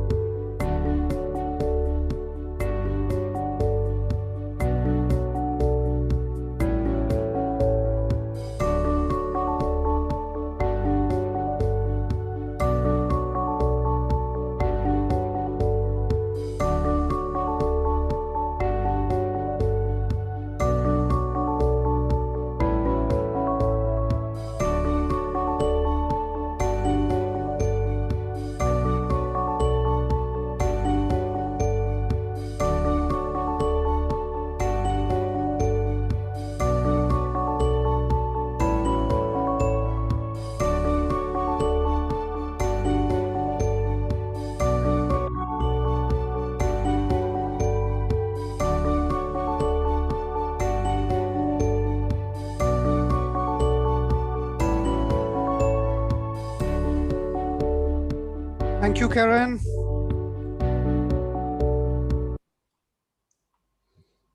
Thank you very much, Karen. Indeed, nice, good music. But time to move on, everyone. It has been so far very, very interesting. From Mike, from Bjorn, Captain Panagiotis, Kostas, John and Zephyrus has given some very interesting updates so far. And as we move ahead, as I promised, we have a very interesting sessions planned for the day. Without wasting time, we're slightly behind schedule, so apologize for that. We'll move on with what HSE excellence means in practice and environmental compliance. And this is going to be shared by Dimitris, HSEQ manager from V-Ships Greece. Dimitris, stage is all yours. Good morning to everybody. Good afternoon. I'm glad even through webinar to join you and all our staff on board. And I try to give you some high importance moment on this presentation. Few words for me. I'm the DPA of V-Ships Greece since 2013. Previous, I work in Costa Mare as deputy DPA and in Naftomare and Inter-Unity back to 1983. I'm over 35 years in industry. So, our operation, we face challenge daily. It is a fact of our industry. We work in a hazardous environment and often work with hazardous cargo and we operate heavy and complex equipment. Within this challenging environment, our safety record is generally good. However, we continue to see examples where high standards not being consistently met. We still facing collision, grounding, prostate control detection, failure, and most important, personal injuries, and other examples of poor performance, occasionally with tragic consequences. Improvement across the entire fleet is now essential. The personal role each of you on board are also assure that you will each play in enabling the improvement is vital. This is an area where it is easy to be average, but to reach a truly excellent performance, we require excellent leadership from our officer on board. Familiarize yourselves with the 5 key behaviors of great safety leaderships. Your leaderships and personal examples will be at the heart of the improving our team performance. Next slides, please. What are we do today? Challenges daily, lot of success, safety score for improvement, emphasis of good leaderships in driving improvement. It's very important items. Next slide, Karen, please. We can look at group and V-Ships reporting us we are today. We can see, as the previous speakers already say, that we are in the good as far as incident rate, but we are lit up in 2020 of lost time injury frequency and total recording case frequencies back to 2019. Next slides, please.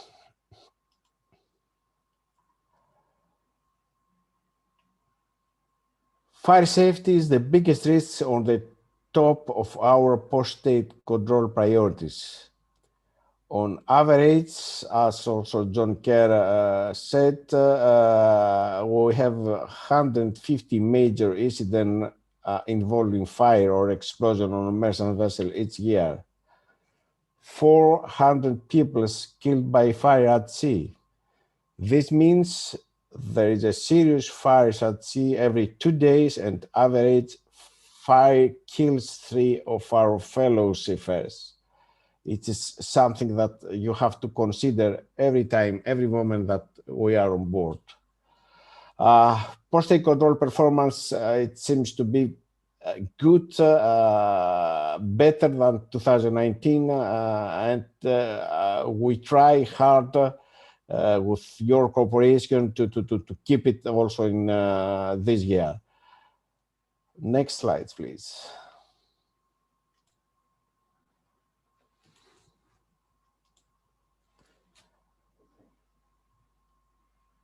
Top 5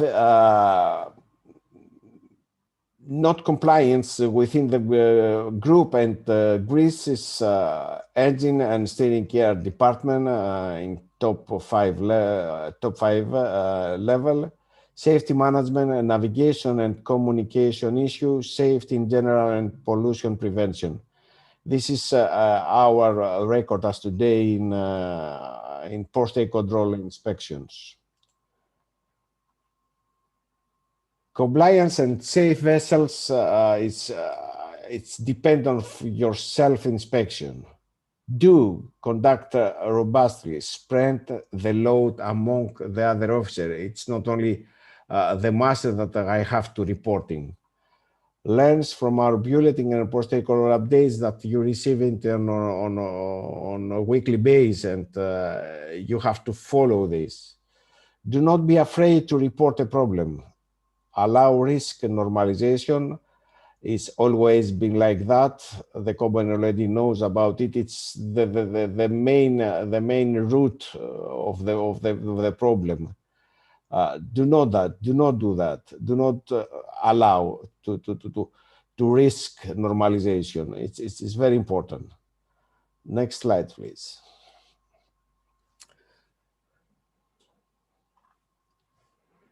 Next slide, Karen.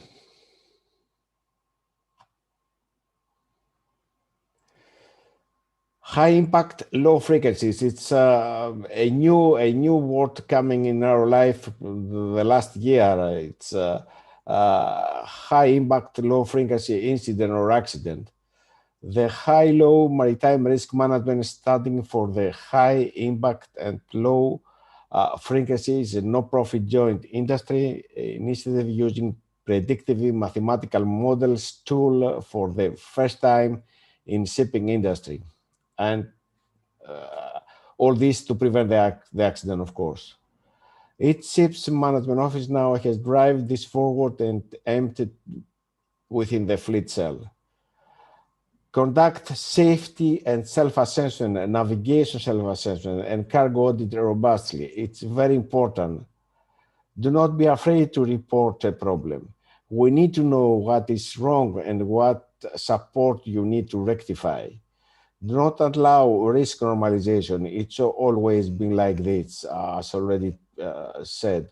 The company already knows about it. This is not the answer. We have to avoid it. If we are not pick up an issue on board vessel, this may manifest into a wider issue for vessel safety, including seaworthiness. If there are significant defects on board, post-take control may be end up detaining the vessel, will have not ramification for owners who will then look to managers. It's very important. Report the problem on board anytime to all the persons involved, including DPA. In this moment, Karen, we can play the small less than 2 minutes video, please.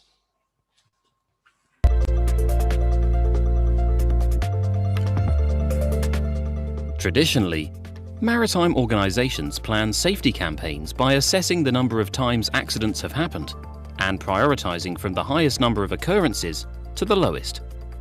Instead, HILO prioritizes based on risk. So how does HILO work? The HILO model has been developed by analyzing thousands of maritime industry accidents. The model calculates the probabilities of leading events progressing to undesired events. The frequency of occurrences, multiplied by the probabilities and the projected impact of each undesired event, results in the level of risk. For example, for every 100 failures of navigation equipment, using an assumed 1% probability that this event leads to a collision, and using an average projected impact of 1 fatality, the calculated risk would be 1. Using the same principle for loss of steering with 80 recorded cases, an assumed probability of 4%, and impact remaining 1 fatality, the risk associated would be 3.2. This turns the ranking upside down, pointing clearly to the higher risk leading event. The high-low model is made up of numerous interlinks between leading events and undesired events. The resulting calculations create a risk ranking, which ensures companies can focus on the areas which really make a difference.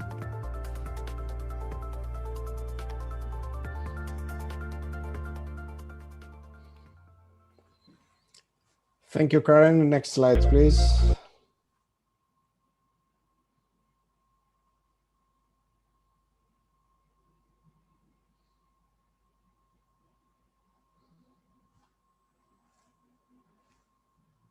We have an HSSEQ vision, and to deliver this, we have identified 6 key areas of focus and show here. At the heart of all lies culture. Last year, we gained human behavior specialist, and it's a campaign which is running also now. It's live now for all on board and onshore personnel, and specialists at Lloyd's Register, and going to help completing our safety climate assessment.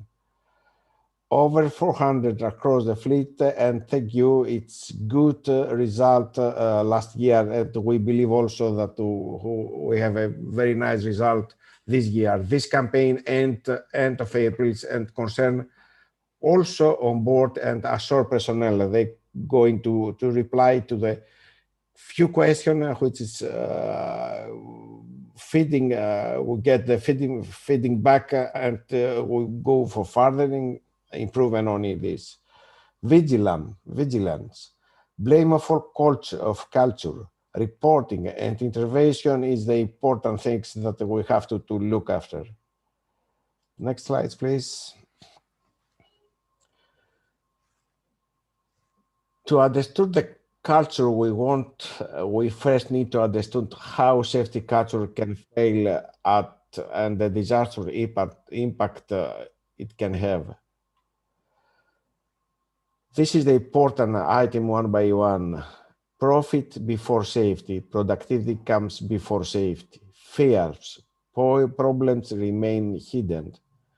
Effective leadership, prevailing corporate culture, prevent recognition of risk and opportunity leading to wrong safety decision being made at wrong time for wrong reasons.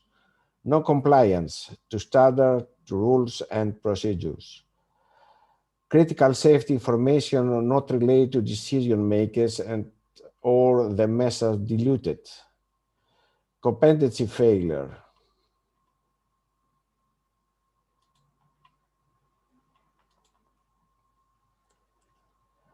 False expectation that direct hires and contractors high training and competent. Ignoring lesson learned is the important and vital items to safety culture failure. Next slide, please. One important thing, the company encourage and support any decision to stop the job. It's important. Everybody have to know this. Stop the job if it becomes apparent that harm could occur to yourself, of course, your colleague, member of the public, to environment in which we work, the vessel we work with. It's very important. The onboard leadership team need to create an environment where junior teams members able to stop the job. There must be no negative replication, no any blame assigned to people generous activate to stop the job process in line with the just culture policy. Everybody has to know on board this, and it's very important. How can report? The safety officer is responsible for this process. Ensure crew members witnessing unsafe act and condition. Intervene to stop the job. Complete an unsafe situation report and found in the staff notebook. given including all relevant details. Insert report in the safety reporting box and or hand it to immediate supervisor, head of department. Offshore vessel may be this observation card for safe working essential. Ensures crew member witnesses in safe situation. Complete a safe situation report. It's also important. Report to safety report box. And if this card should pass to all the crew, to all crew members on board, it's the major preventing action that we can do. Next slide, please, Karen.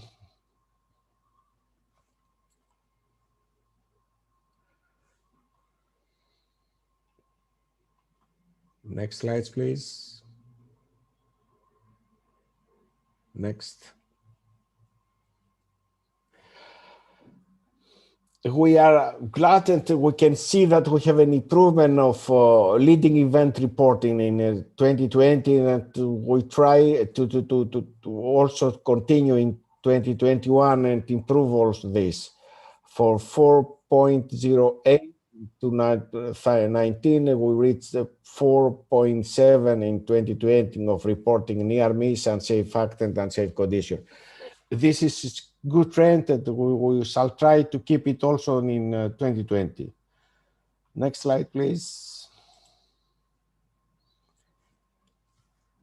From your unsafe fact, unsafe condition, and near miss reports, our work with an organization called HILO, as previous you see in the video, which predict this incident within our fleet. This is why your reporting is so important. We learn and we can prevent serious incident and potentially the fatal loss of colleagues. So reporting, it's very important, and unsafe fact and condition, they have to report on a monthly basis. Next slide, please.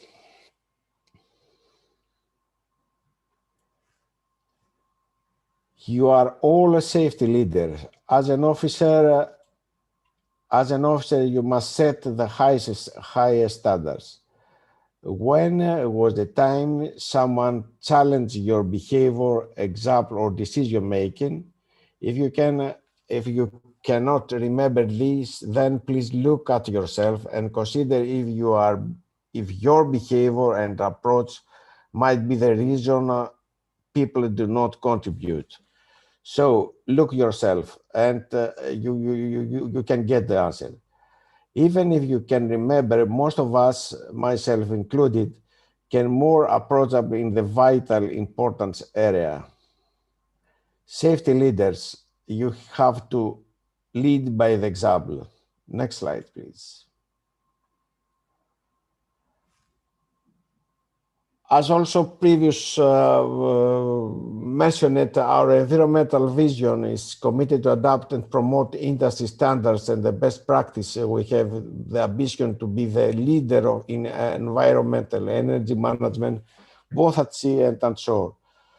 Our office is complies with ISO standard 14,000 as well as 50,000, which is energy efficiency. Next slide, please. Environment compliance, it's very important. Deliberate environment non-compliance is our biggest risk to the group. Non-compliant behaviors from one person can have a catastrophic impact on our company. In USA especially, the increasing globally environmental enforcement action continues to grow rapidly. The possibility of criminal prosecution of the companies or individual for environmental violation is significant risk. Jail sentences on the increase. Fines are mounting rapidly, an increased number of companies being fined. Compliance programs with the government oversight are expensive, more expensive than the actual fines. Reputation damage is severe. So, no compliance, special deliberate no compliance is something that absolutely not start with our group. Next slide, please. V Group environmental also office, our office environment goal is reduction in harmful emission, eliminate of single use of plastic, and enhancing awareness on environmental responsibilities.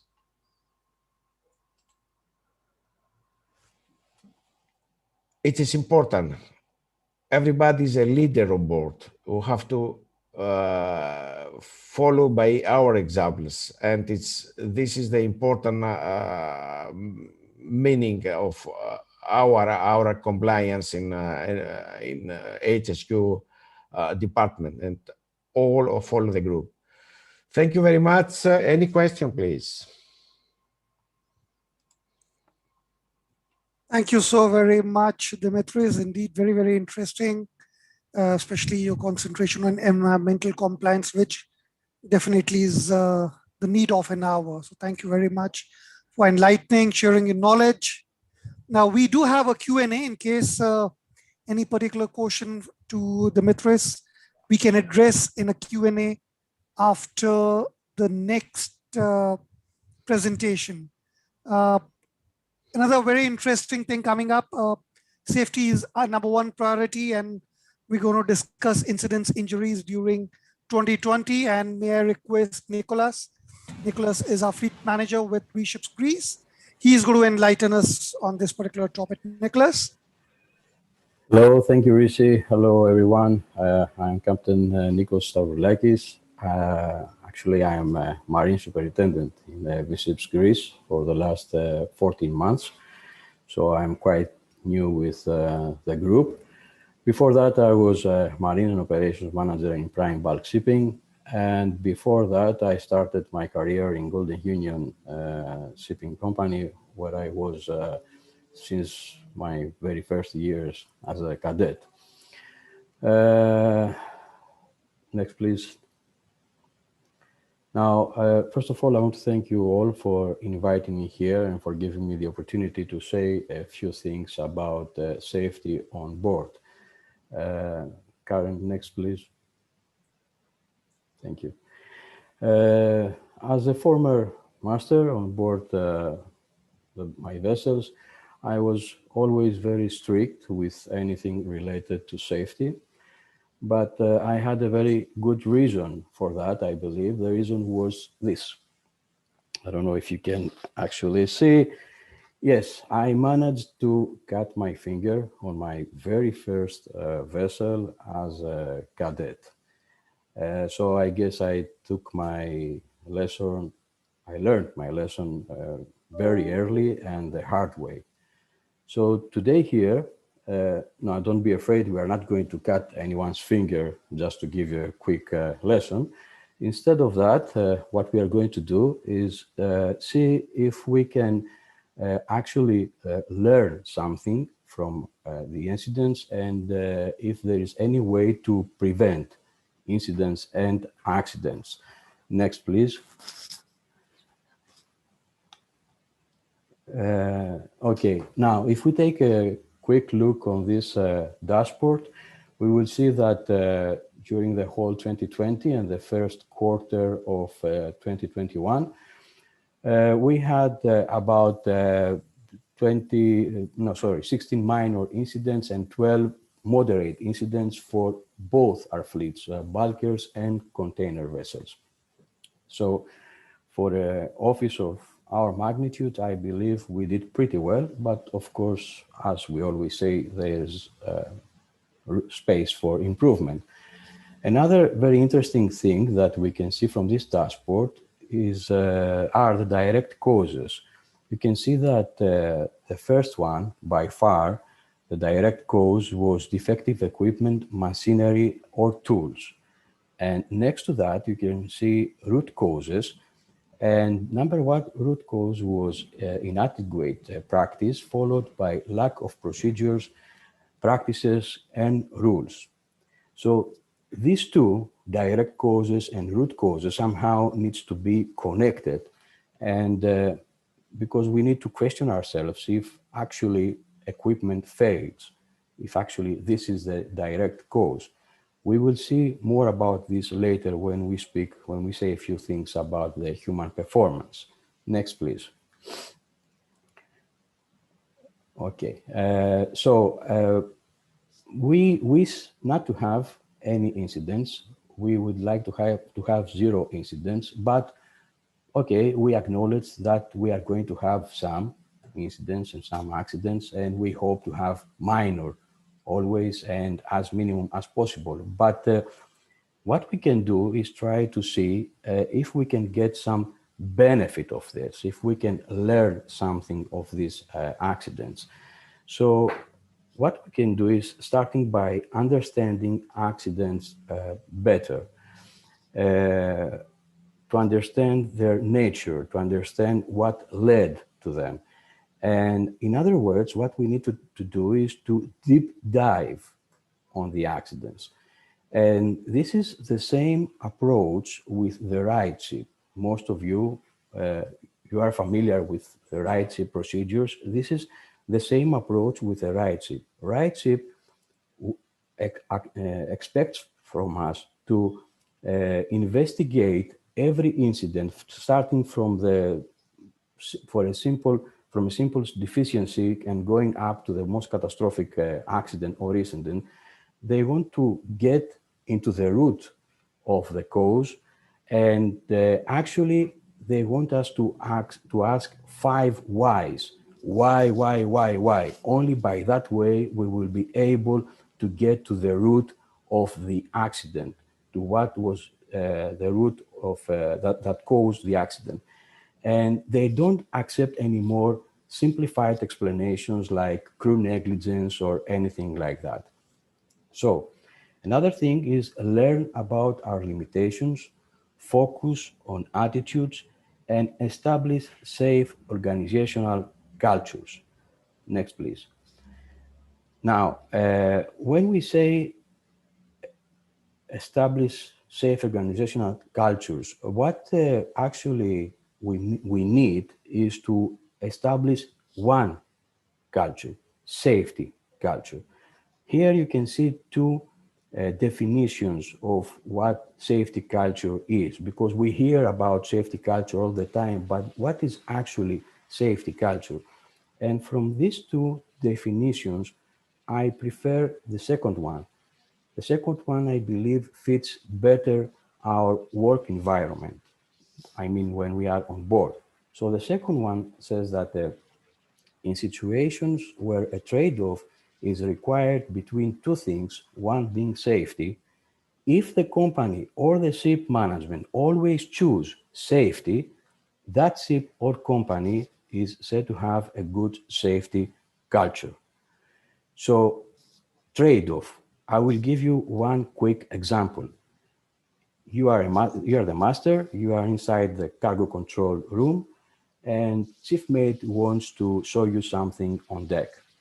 You have 2 options. One option is to go into your cabin, change, wear your overall safety shoes, get your helmet, and then go on deck.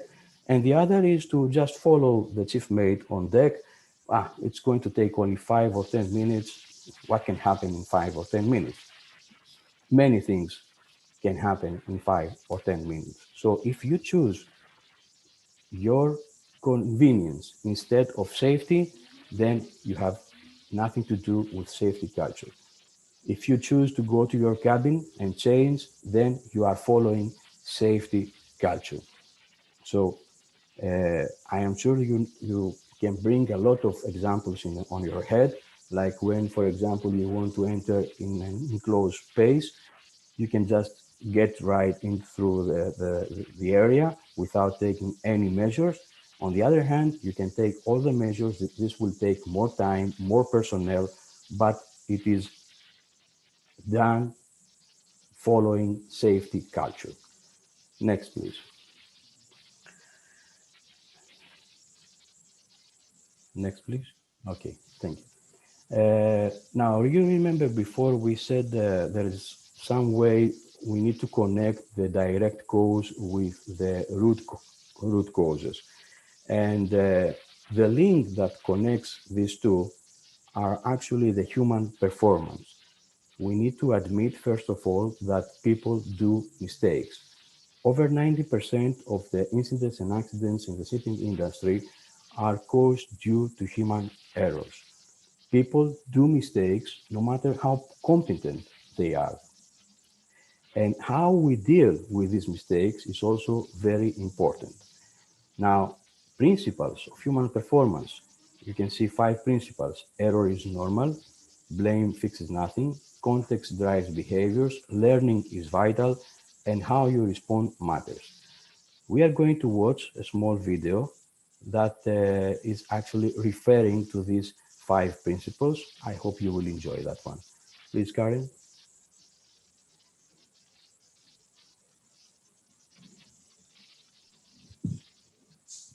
Understanding why we do, what we do, and the way we do it. Understanding how people, culture, processes, equipment, and systems interact for maximum efficiency, reducing the potential for human error and contributing to a safe workplace. While there are numerous human performance models, they are all centered on some core principles. We're going to cover Todd Conklin's 5 Principles of Human Performance, which explains that error is normal, blame fixes nothing, context drives behavior, learning is vital, and finally, how you respond matters.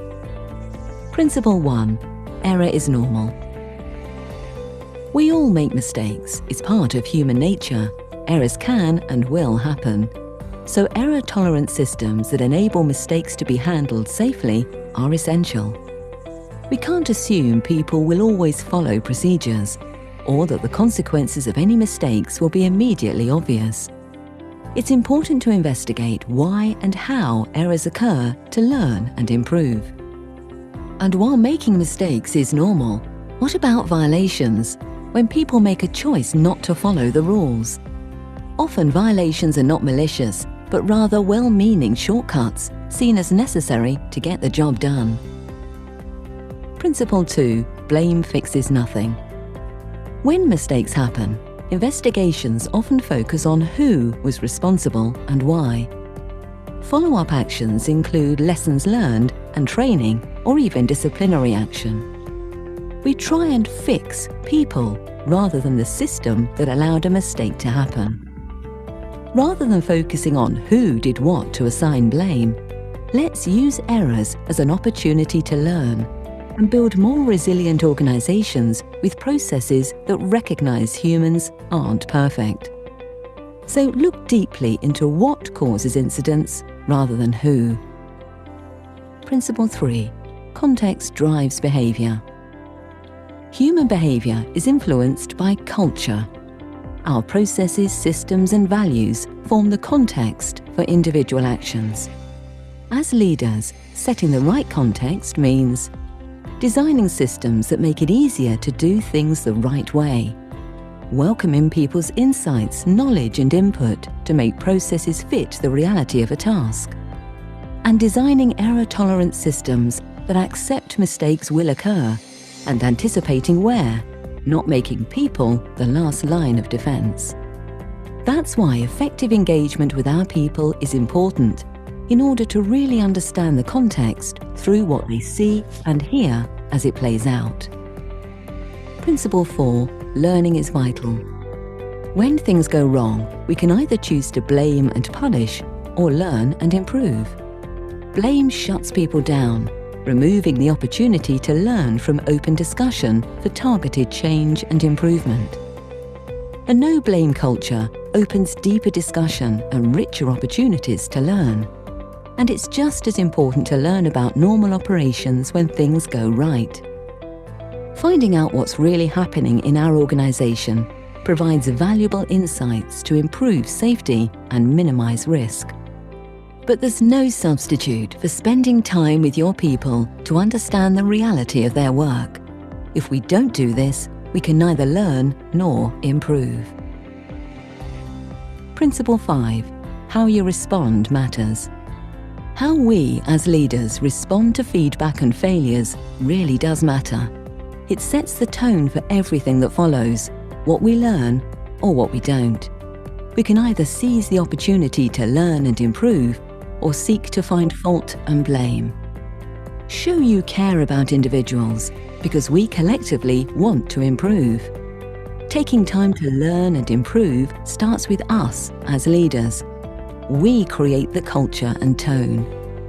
So let's create an environment that welcomes feedback and encourages news, good or bad. Let's challenge the green on the scorecard and ask, what's happening when nothing bad is happening? What's allowing us to be successful and why? Ultimately, it all starts with you. How you respond as a leader matters. Human performance recognizes the complex dynamics between systems, processes, tools, equipment, and people, the human element that ties it all together. A human performance-centered approach is essential to improve safety and build our organizational resilience. It's early days, but applying the 5 core principles will help us as leaders drive improvement for us all.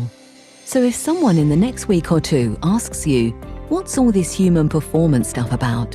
Now you have a simple definition that we can all remember.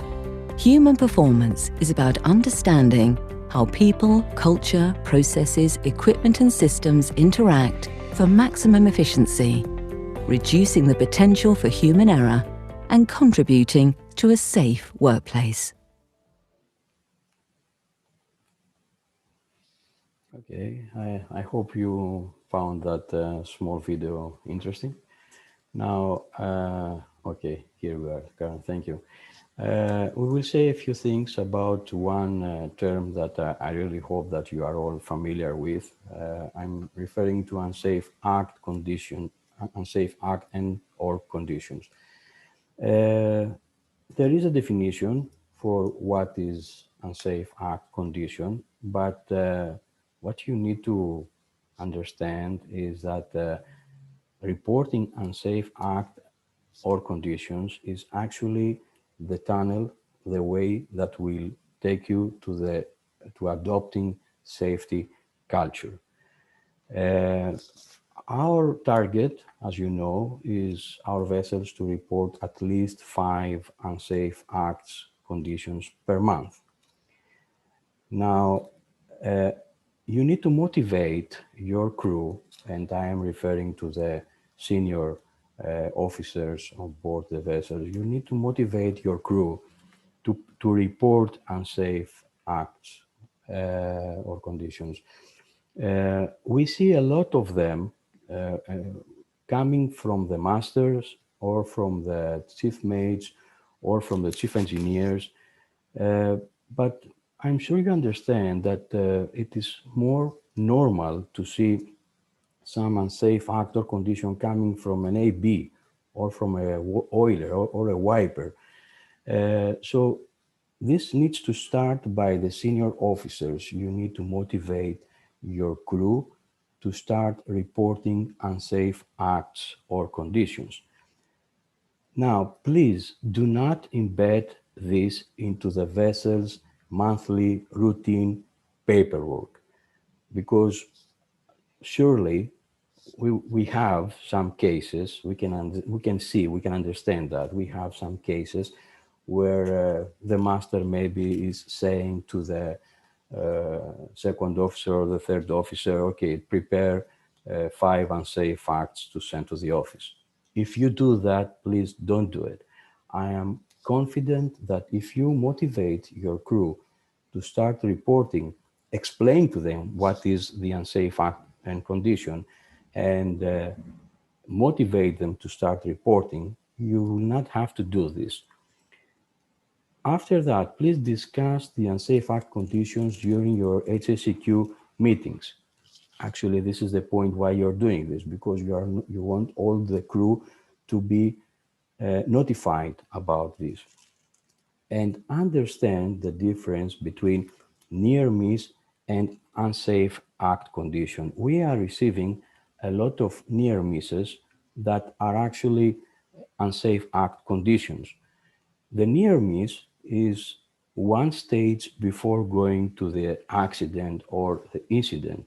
The unsafe act is one stage before the near miss. So you need to try to give them to understand what is the difference between near miss and unsafe act. And also you need to, next please, Karen, you need to expect the unexpected. Now here we have one statement from E.J. Smith. Okay, Karen already moved forward and now we know the guy that we are talking about. Anyway, that was one master during one presentation, E.J. Smith in 1907. And during that presentation, he said that in his 40 years at sea, he came across with a lot of winter gale and storms and fog and everything, but he never saw anything, any accident worth speaking of. He never saw any vessel in distress, and he never saw any wreck. Now, who that guy was, now you know already. Next, please, Karen. That was the person who did this statement was the master of the Titanic. And you all know that in 1912, he sank together with another 1,500 lives. So that guy was very confident when he made that statement, but he wasn't expecting the unexpected. He wasn't prepared for everything. Next, please, Karen. Now, in the same spirit, expect the unexpected, we will refer to one of our vessels, container vessel Zagora. Zagora was softly grounded on her way to Douala, the port of Douala. She touched bottom on her starboard side. She managed to refloat again after some hours with the help of the local tugboats. And she was with pilot at that time. And the investigation showed that a chain of mistakes did happen during that time. And starting from lack of knowledge and awareness in regards to ballast handling and going to inadequate UKC calculation. So fortunately, there was no any environmental or structural damage to the vessel. She managed to refloat, as I said, and went alongside. But I am quite sure that the deck officers that were on the bridge at that time were feeling also very confident. They were feeling that they did everything perfect, and they were feeling that nothing bad can happen to them. So please do not think that accidents can happen only to others and not to you. Accidents can happen at any time and can happen even when you are 100% sure that you did everything perfect. Why? Because you are human. We all are, and we all make mistakes. So saying that, I would like to thank everybody. And most of all, I would like to thank our seafarers who participated today. I understand how precious your time is with your families. And thank you for sharing some of that time with us today. Thank you. Thank you, Nicholas. Very, very interesting, very engrossing, very informative. Thanks for your time. Thanks for sharing your knowledge, experience. Now it's time for Q&A, question and answer session. And we see Roman wants to speak. Roman, please go ahead with your question. Yes, good afternoon to everybody. I just want to ask regarding the near misses and unsafe acts. As I know, the people sometimes they're afraid to talk. Yes, we have the system about the reporting and all of this, but right now the 21st century, and we need to make more digitalizing our system for everybody, because as the people telling that, for example, the ABs, yes, he found something and he see something, and he didn't telling to me about this, and for the next day during my round, and I'm seeing this, and I'm asking him, if you're seeing this before, why you're not telling to me, or why you're not reporting this? And he's telling that he is afraid. He's telling he's thinking that I will be screaming. And also, for example, the people between each other, they also they do not how to say this, they do not allow to everybody. For example, he's seen that his friend making something wrong, and he's afraid to make the report because this friend will see that he's making this. So we need to improve this system like this. Thank you. Can I take this, Nikos? Can I take this? Yeah, of course. One thing to remember is that, as we said earlier, we need to empower everybody on board from top to bottom in order to come forward. You, as the officers, you need to make yourselves known to the rest of the crew that it's not only for themselves that they need to speak out. It's for caring for one and each one of the people on board. Because if it's something small, like the good example that Captain Nikos gave with his small finger having been chopped off earlier in his career, up until something that could really escalate to something catastrophic. So it depends on yourselves, and I put the onus, I put the weight on yourselves in order to encourage this. And what else we can say from here, from our managing director, from a group managing director, from our CEO, you need to come forward. You need to empower the people to come forward with unsafe facts and anything wrong that they can see. And the easiest thing to do that is by making them think that there is family back at home that is waiting for them. I remember as a young graduate, I was flying with a helicopter up in the North Sea in one of the BP FPSOs. And before they put us in the helicopter, they had an actress. And all the younger people, they were there, people that they were going on board FPSOs for their first time. And they had put an actress in there in the waiting room in order to enact the effect that an accident on yourself would have to your family, to your wife, to your kids. And it was quite shocking as a young engineer going offshore for the first time to see the dramatic events of having somebody getting hurt or becoming incapacitated or becoming disabled or whatever it is that an accident may cause, to see the effect that is going to have on the families. So if you don't think about your colleagues, think about your families and push the crew on board in order to come forward in order to report things. I cannot see any other. The company has put all the processes and the procedures in place in order for crew to do that. But we need your encouragement to the crew to do that. Don't personalize things. It's not a disadvantage to do something that you are not thinking of. There are a lot of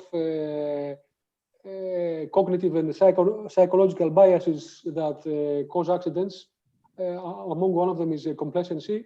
But empower your people on board.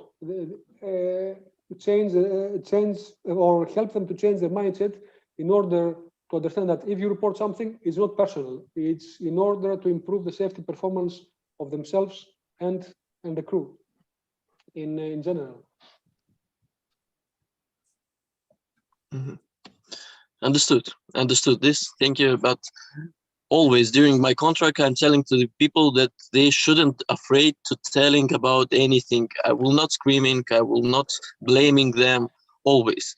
But time to time, you can see that these issues happen, and always we're talking, explaining, making the training meetings, and all of this.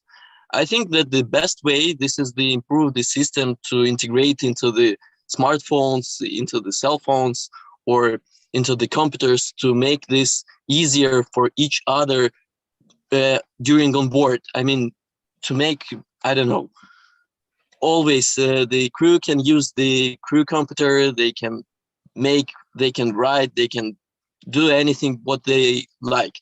But time to time, you can see that they still afraid and they will not, they're not following exactly these figures. Yes, sometimes someone, they're coming, they're telling, for example, you can see here, please, here's some problem or something like that. Yes, I'm following always, checking, but time to time you can see this. Thank you. Understand.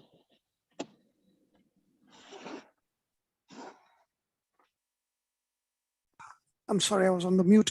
Thank you, Roman, for highlighting. Yes, agree, practical aspects, but I fully echo what Jeffrey has just mentioned. We have to encourage this culture needs to be bought in 100% within our fleet to speak up and report near misses for safety of everyone on board. There might be one person who's doing unsafe act, so but that might endanger everyone else who's associated with that. So good discussion. Let's move on. Any further points on what Roman just picked up or any other questions what Nicholas just shared with us? We still have a couple of minutes dedicated for this particular Q&A. Any thoughts? Well, one thing to remember, Sisi, is that by crew raising near misses and unsafe acts, is going to help the group to fit this high-low model in order to predict bigger catastrophic events. So it's quite crucial to do that in every front you can imagine. Absolutely. Agree there. Thank you for sharing that. You have highlighted, you have written on the chat for everyone to read. Thank you very much. Once again, any further questions on what Nicholas just shared? We have our operations director, we have managing director, we have got fleet manager. So anything which has been discussed with Nicholas, you would like to highlight, you would like to discuss? It's an open hour session. Please go ahead. I don't see any hands. I don't see any chats. So that means things well understood, well executed. No worries. As I said, in case something comes up in your mind that you forgot to ask, I want to highlight that we have an open forum for the question and answer session before we close for the day. Please write it down in the chat. We will ensure to compile that and take it up in case anything, what Nicholas just shared, one of the examples we can discuss later also. It's not that we have moved on, so you cannot ask a question. Yes, we can. But probably at the end of the session when it's open forum session for everyone. So guys, I think very, very interesting session. And as we move on with our agenda, it's 30 minutes refreshment break. I don't call it a lunch. Probably we have got seafarers from across the globe, east to west, so depend where you are. Once we come back, we have a very interesting session by crewing. We have also a fleet operations update. We also have a training and a ship show update by our subject matter experts. So, well, see you guys in 30 minutes. Eat something, drink something, be fresh for another interesting session coming after the break. See you guys. Be safe. Thank you very much.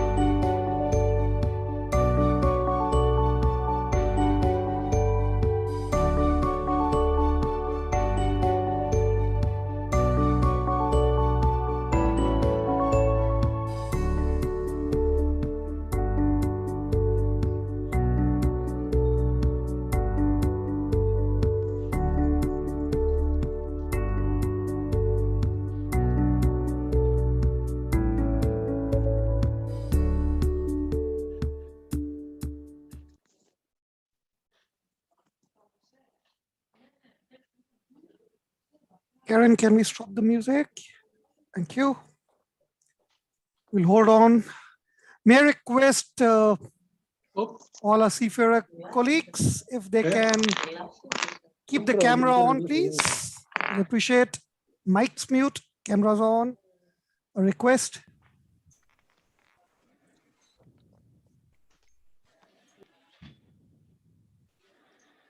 I see few cameras are there. People are missing from their seats. Nevertheless, great.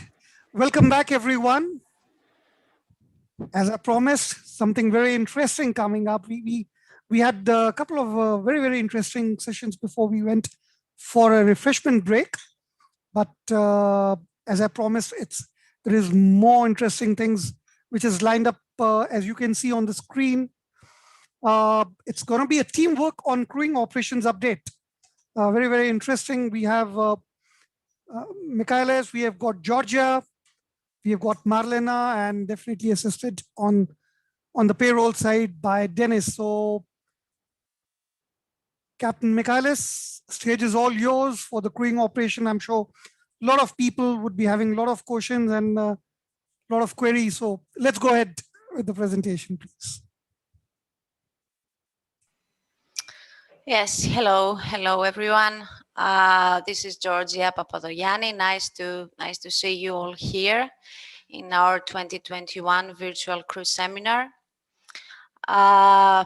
We are all facing and trying to adapt with this new era of pandemic situation, and the truth is that the crewing has the biggest impact, but still virtually it looks that we can keep up a good communication. So thanks to technology that brings us all together and giving us all the tool to maintain safe operations. So a brief introduction to our V-Ships Greece crewing team and our speakers of today. Captain Michalis Magnatis is our crew management partner dealing with container fleet of V-Ships Greece office.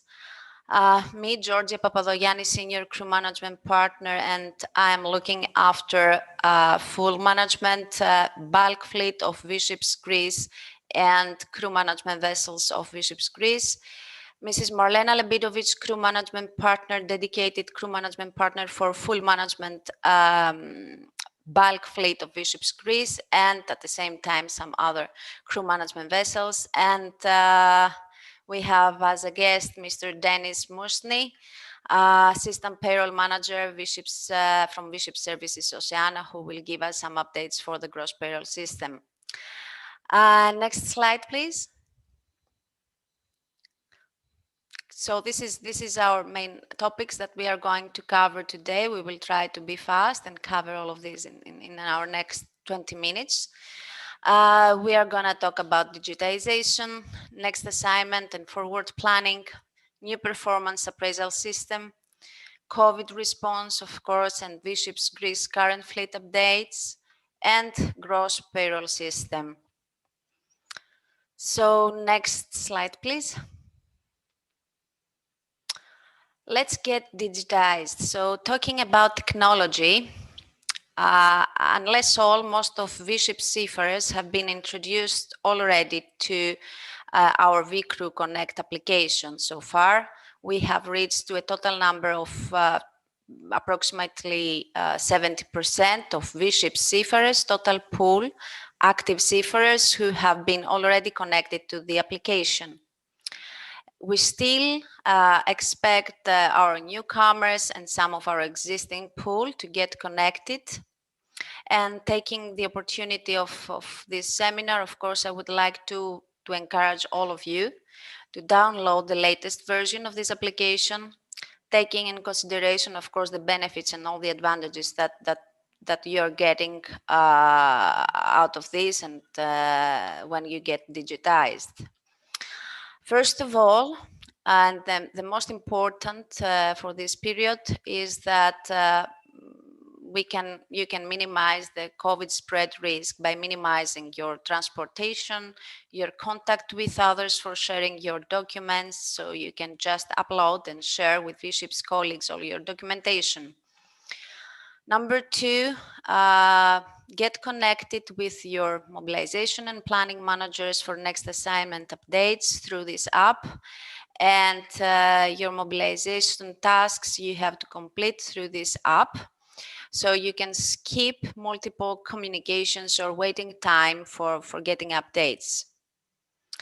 Also, immediately you can update your availability, and our teams will automatically have this in our database for a prompt planning. There are many other benefits that generally will make your life easier. Last but not least, you can keep in mind that you can always get the support from the vCrew support portal. You can see here the link. It's support.vcrew.com. So you can get you can get any support you need for this app and any other thing. So just I need to remind these tools that you can use when you are ashore, so that you can get the best support. The vCrew app you can find, of course, in the App Store of your smartphone, and you can easily download and register on this. We can go to the next slide, please. So from the vCrew Connect app, where you can update your availability, you can also reconfirm your next planned assignment, and this is linked to this slide. Next assignment is about advanced rotation planning, which is very important for all of us, especially this period. We can have a benefit of compliant and timely mobilization, meaning that you can easily and timely get updates from your mobilization managers on what are the mobilization tasks you need to follow and complete till your next embarkation. And from your end, you can immediately update them on the progress. Crew change planning in convenient ports, of course. This period, this is very important for us. You understand that the ports and the places that we can replace our seafarers is not as before, as in the past, before pandemic. So we have to have an advanced planning in order to be able to identify in time the port that we can materialize the expected crew replacement.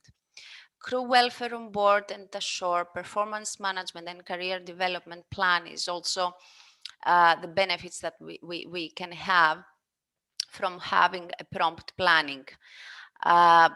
You can inform your next availability, of course, through various ways. First of all, you can, of course, let your master be aware of before your disembarkation. The crew coordinator can be informed during debriefing sessions. The crew relations coordinator also can be notified, and of course, going back to the vCrew Connect app, this is the main tool that you can have to update anytime your availability. What we need to focus and ask from all of our seafarers this period is to stick in the planning, to try to maintain.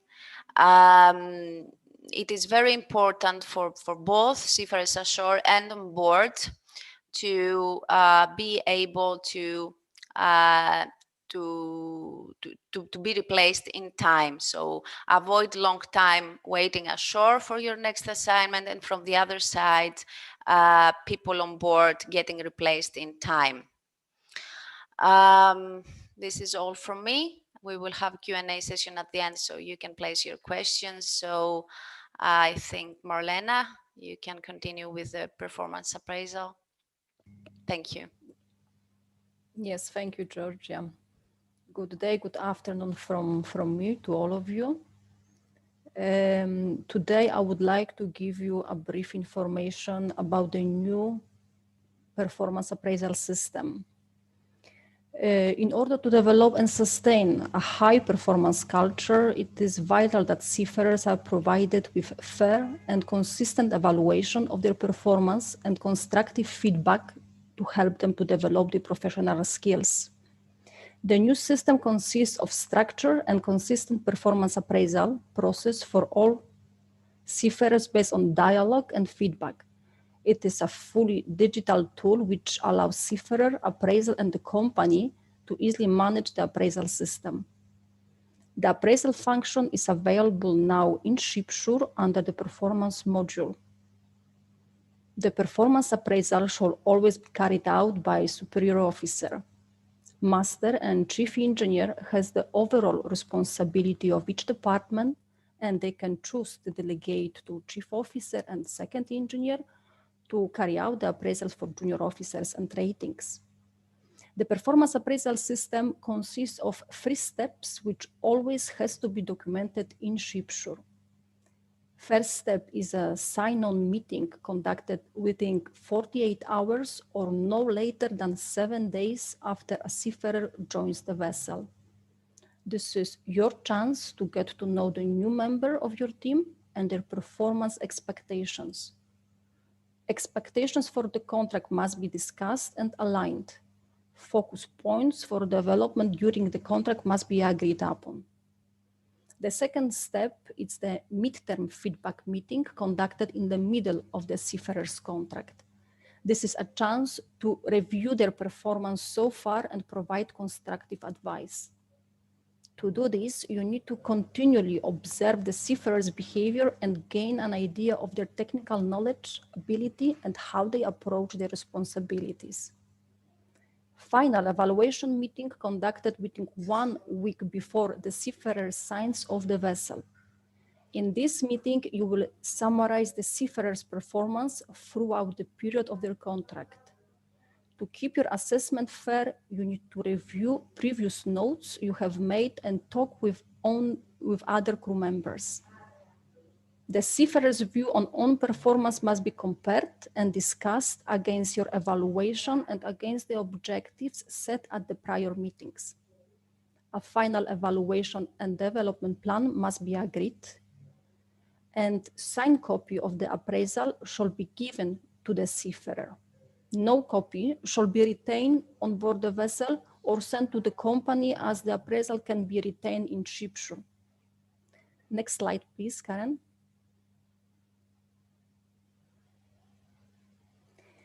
Seafarers must be assessed against 6 dimensions on each category. It's a company focus, technical capability, safety and environment, teamwork, leadership, communication, and influencing. To assess a seafarer in the categories of these dimensions, the appraiser shall use the performance appraisal scale. The rating scale consists of 6 levels: unacceptable, unsatisfactory, capable, proficient, excellent, and outstanding. It is essential that the performance grades awarded to the seafarers are accurate. By keeping accurate notes, gathering documentation and observation, the appraiser should be able to justify the grades awarded in the final evaluation. Any unacceptable performance must be handled in accordance with the formal on-board disciplinary procedures. As a part of the final evaluation, you should build a suggested development plan together with the seafarer. It is important to acknowledge high performance of seafarers. The appraiser should encourage the seafarer to continue the high performance, and remarks should be made to the crew department. Low performance scores should be managed depending on what you believe is the reason for the poor performance. Do not wait until evaluation meeting to react on low performance. For the average performance, it's a seafarer performance is average all the way through. You should make a development plan with suggested objectives for the seafarer's next contract. The objectives should motivate and help the seafarer to become a high performer. Finally, throughout the seafarer's contract, you will need to consider the training needs. Your role is to identify specific knowledge, skill, or behavioral gaps, and identify means by which these gaps can be closed using training or further on-board mentoring. This will allow the company to close the skill gap effectively. Just to remind that the seafarer appraisal system is a mandatory pre-joining training for senior officers, and now is also available online. So that would be all from my side on this subject. And in case there will be any question, we can discuss during the Q&A session. And of course, your feedback on the new appraisal system is value for us. So I hope that you can share the same. Let me pass it on now to Captain Mikhail. Hello, good day. Hello, good day, everybody. Thank you very much for speaking on this conference, which is very, very important for all of us. Regarding the crewing measures, what we have in the group, we have the department, the center of the Forces A, and we set up and help to ensure that all the crew are safety and manage for the crew changes. Due to this very difficult period, almost 1 year now, we are facing many problems, many issues, especially with the various countries for the crew changes. But for now, the very difficulties is in the Far East, with countries in the Far East for the crew changes. For the other countries, let's say for the European countries or United States, it's more easier. For us, it's a mandatory, and for the COVID testing for our crew, for pre-joining crew, and of course for the sign-off crew, because this is also requirements for the many of the airlines. From our side, in order to be more safe for our crew and for the sign-on crew and for the vessels, for the crew on board, in many cases we are performing now 2 COVID tests. One, let's say, few days, let's say 10 days about or 14 days about prior embarkation, and the second one just before flight from the home country. As I know, especially in the Philippines, the situation is not so. It's not very, very good, and we try also from our side our best to protect our seafarers and to make these 2 tests, and also additional another test is which is required from the Chinese government for the IgG and the IgM test, which is a requirement for China. This is additional test, and of course it's more useful for the seafarers. And for onboard seafarers, we have appointed an industry leading medical management company for future care, which is working for 24/7, and the employee assistance program, and on a weekly basis, on weekly COVID crew change updates, we send to the vessels, and crew changes plan send every Friday to all vessels, in order our seafarers to know on board what is the plan. Of course, sometimes due to sometimes due to unexpected issues, we cannot follow this one. But of course, we try always our best. Updates from our CEO crew management, Mr. Alan, to seafarers on board and ashore. And the effective engagement with all crew on board by technical and crewing teams. Connected to PPE on board test kits we provide, and we supply to all vessels PPE kits on board. In order, from our side, to protect as I can our crew. Next slide, please.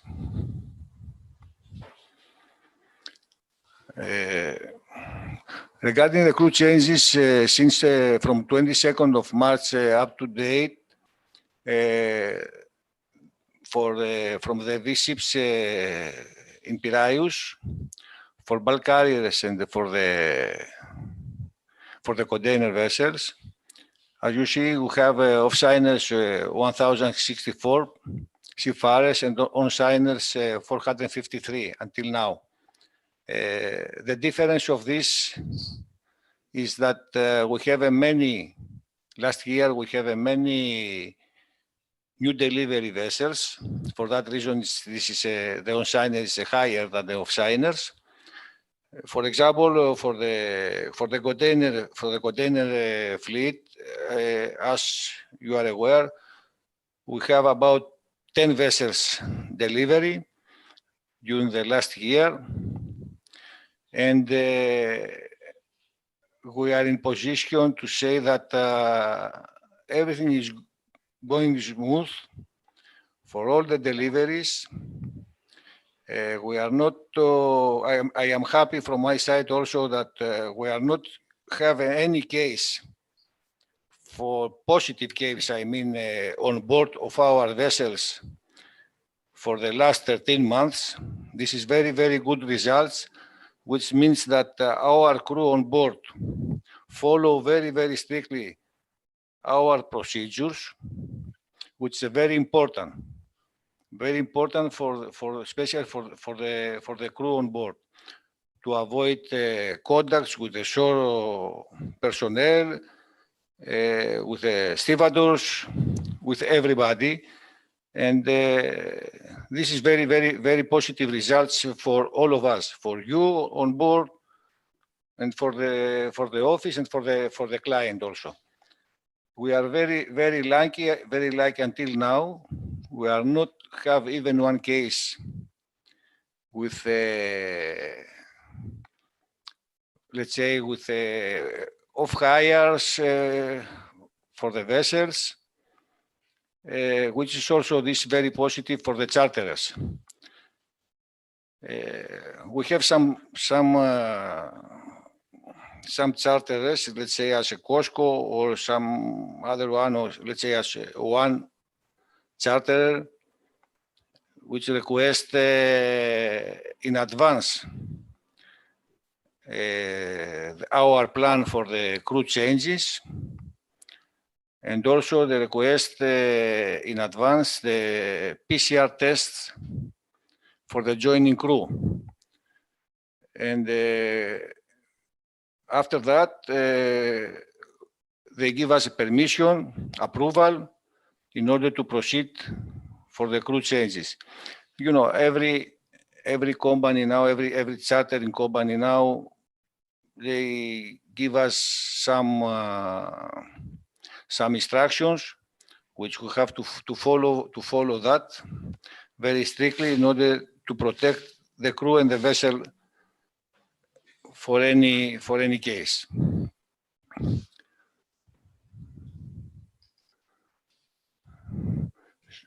So next slide.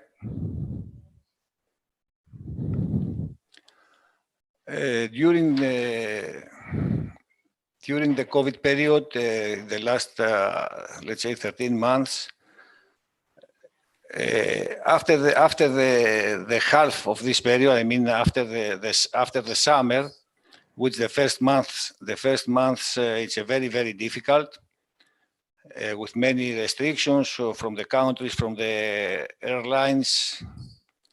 After that, in the last 5-6 months, we are in position to say that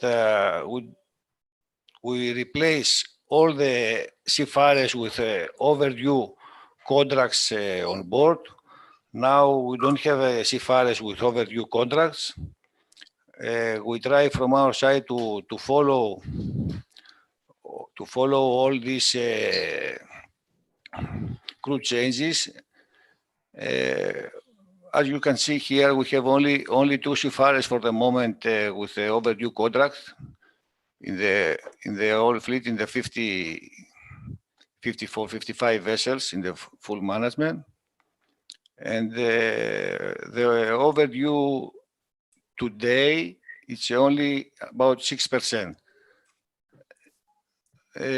We believe that in the next months, the situation will become better, and we will keep all the contracts and to avoid to have overdue contracts on board. And all our seafarers to return home safely, because this is very important. Next slide. Okay, this is regarding the payroll. Okay, we have to discuss later on about that. From my side, I would like to thank you very much for your support on board and ashore also. We are in a very close contact, all of you, on daily basis. And if you need something, you can contact with us. What means you need by email, anything, or by telephone, in order to support you and to assist you. And also, we need from your side some assistance and to understand the difficulties. And if sometimes we are not able to proceed on time for the crew changes, this is not from our side. This is out of our control because we are facing a lot of issues in order to complete successfully one crew change. That's all from my side. Thank you very much for listening. And if you need something, you can make any question or you can contact with us anytime. Thank you very much.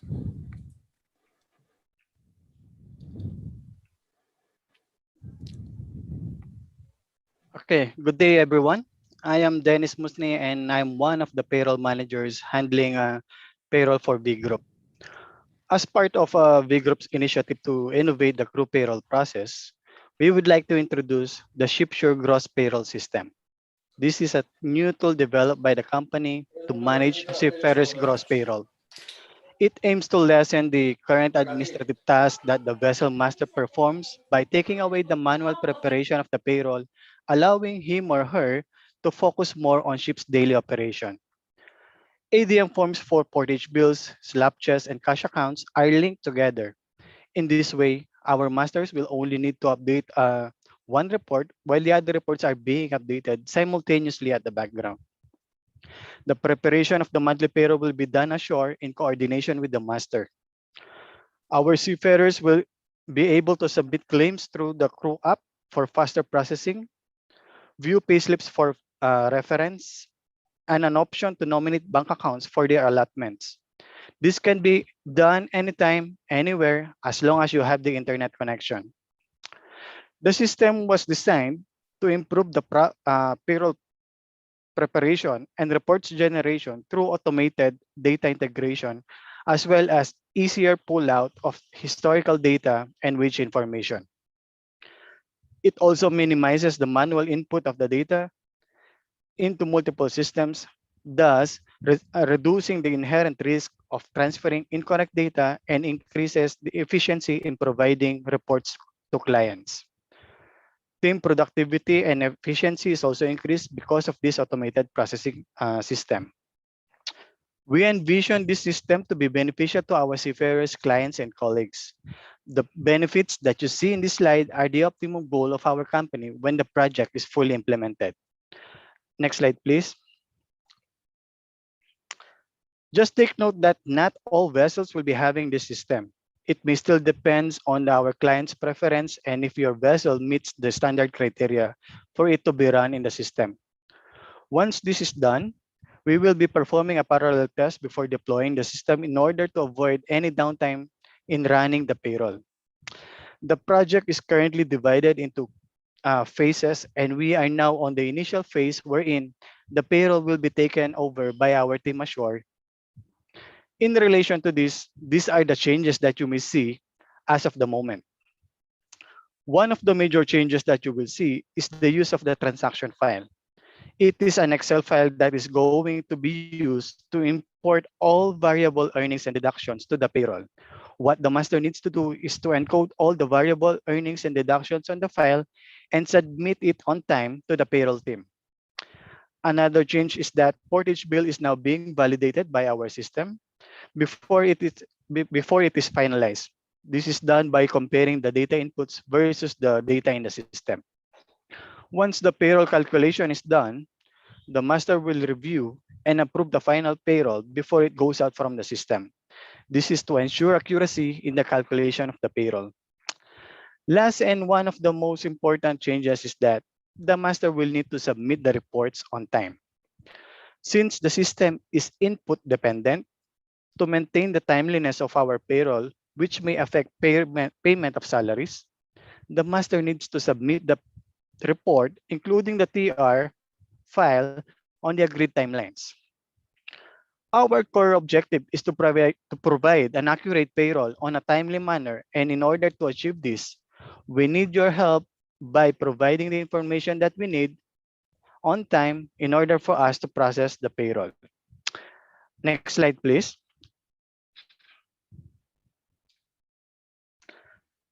Last part of my presentation is the status of the implementation of this project for V-Ships Greece vessels that we manage.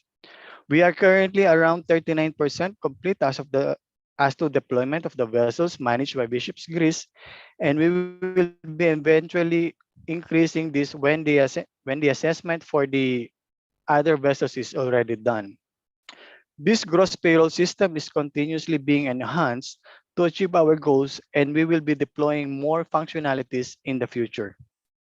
We are open to any suggestions to improve its functionalities, and if you have something to share, you may reach us through your vessel crew admin group mails, and we will be happy to hear it from you. This ends my presentation, and thank you very much.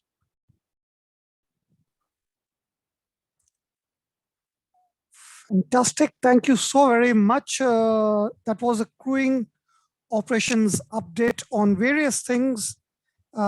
Georgia, Captain Mikhail, Marlena, Dennis, thank you so much for such an informative session to our seafarer friends.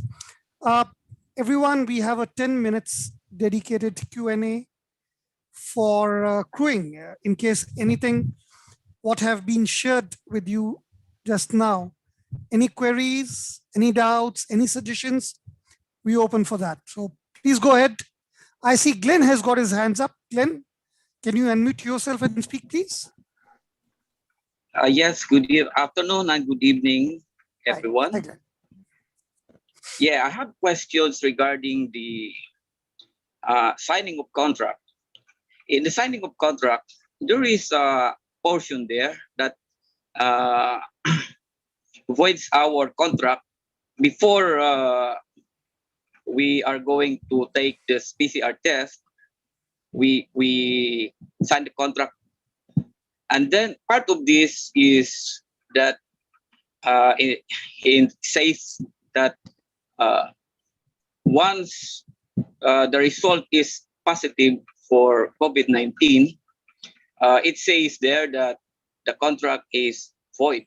It means null. How does it come when it's null if in case the contract will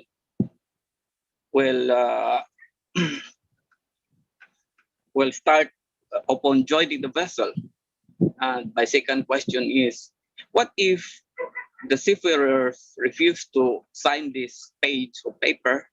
What will happen? And also, I have a questions regarding vessels senior officers. I have only a suggestion because I have worked with lots of Northern European people and Eastern European people, and they are very cool, good person. Why they are not going to mix or work together in a vessel just to minimize the vacation stay of Asian crew rather than on board or joining the vessel or contract? Thank you, Glenn. Georgia, would you like to take, or anyone from you, Georgia, Marlena, would you like to answer that, please? Hi, so can you listen to me now? Yes, Georgia. Yes. Okay. About contract signature, this is a good question, actually. I don't have a ready response on this. Maybe I need to take it with our crewing teams. However, it is, I can say that during this period, we must adapt our flexibility, both sides, understanding the challenges that we are all facing.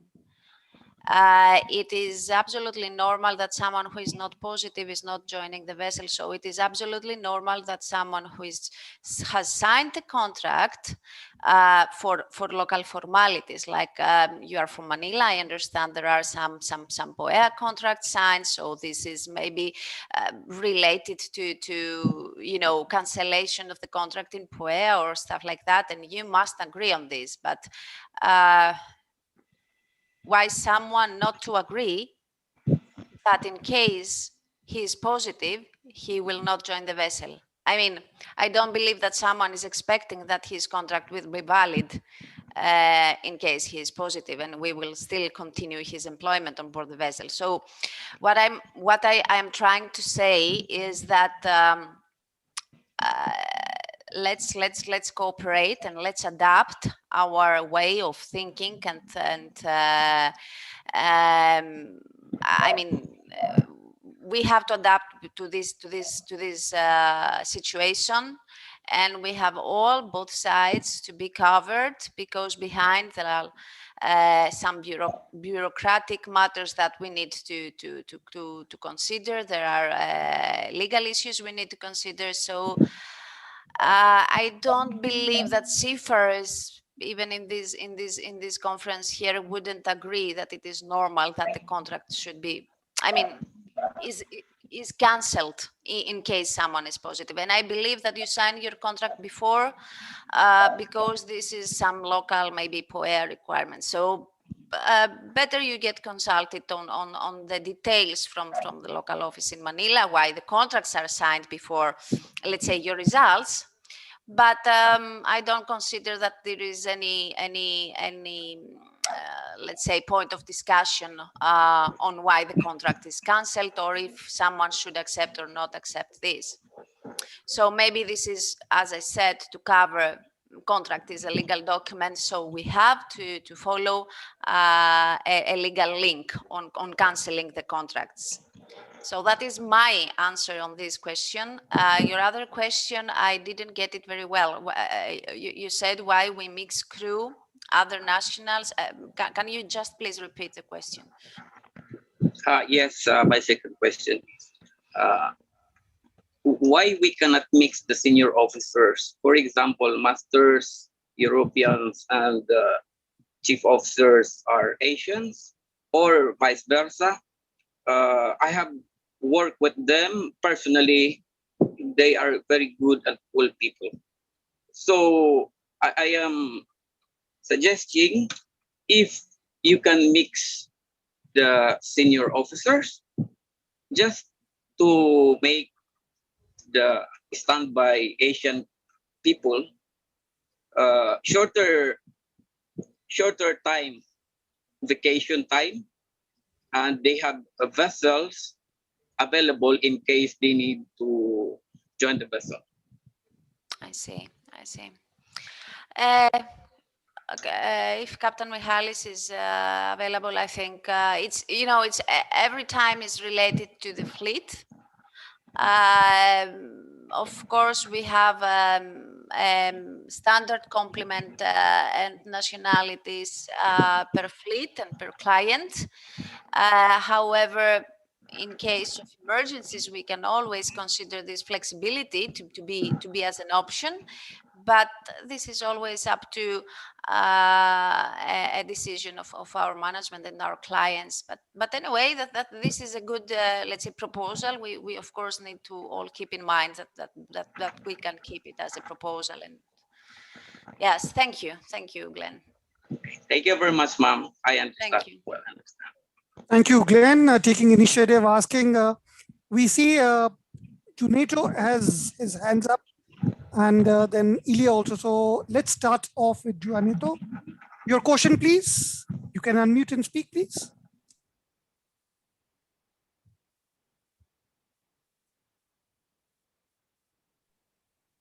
Yes, sir. Good morning and also good afternoon or good evening to everybody. Good evening. Anyway, my question is regarding the documentation. Since what I've noticed during the sign of period, we are arranged by OWA. So, and once we are released by OWA from the quarantine facility of quarantine hotels, they send us directly to the airport. So the submission of documents is not feasible for us. And then in this regard, is there any approach or procedure by the manning agent or in line or have any suggestion or procedures that we can submit or somebody can take our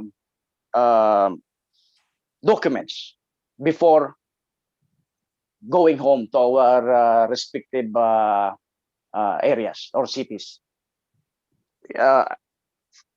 You don't want also to, in other cities, they had this branch offices, and I don't think the office or the company wants to lose some of their crew because of the non-availability of branch offices in their cities. And because of this pandemic, some people or everybody must be afraid to be contracted by COVID. So the more you travel, the more it could be possible that you can be contracted. Even some of my colleagues who stayed in Manila for long, and they are only they are living also in dorms, which some of the people living in the dorm is they don't know also. So the possible contraction of COVID is very high. And one of our crew was stayed in one dorm that almost everybody is positive. So in this regard, I would like to ask if there is any procedure that could mitigate our travel from our from the cities where we don't have the branch offices to Manila, just to perform some other documentation procedures like for example, contract signing. I mean, yeah, sort like that. Georgia, do you want me to take it? Yes, yes, please. It is, Mr. Preda, thank you for this question, for the statement. I think it is very valid, especially during this pandemic. First of all, we have to comply with the local protocols. I mean, whatever it is required, even by the Philippines administration authorities. The same we have in Ukraine, that we have to, our seafarers are signing also pre-departure documents and contracts, and they have to actually physically to sign it. Any kind of suggestion, I mean, in case that there is feasible actually to skip the travel or to do it something online, I'm sure our local crewing offices, manning offices have explored, and we are still in process of exploring any possible way to minimize or to avoid unnecessary travel. Any kind of travel or any exposure of our crew before they departure, of course, this is exposing the vessel and the safety of the vessel and other fellows on board to COVID. So this is something that we, of course, we want to mitigate and avoid. So to just answer your question, first we have to comply with the local rules and procedures as they're regulated by the governments. And secondly, we are exploring any possible way just to mitigate and avoid unnecessary travel.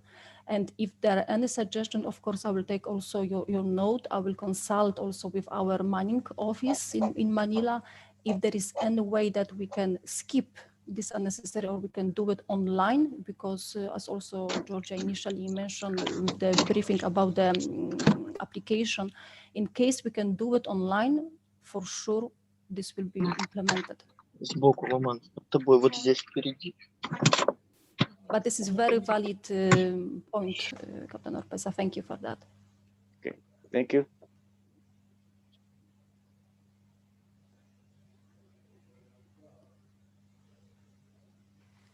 Rishi, we cannot listen. You are on mute. My mistake, sorry. Thank you, Marlena. So that was quite a detailed reply. I hope Gianetto is happy, and the answer is to the satisfaction.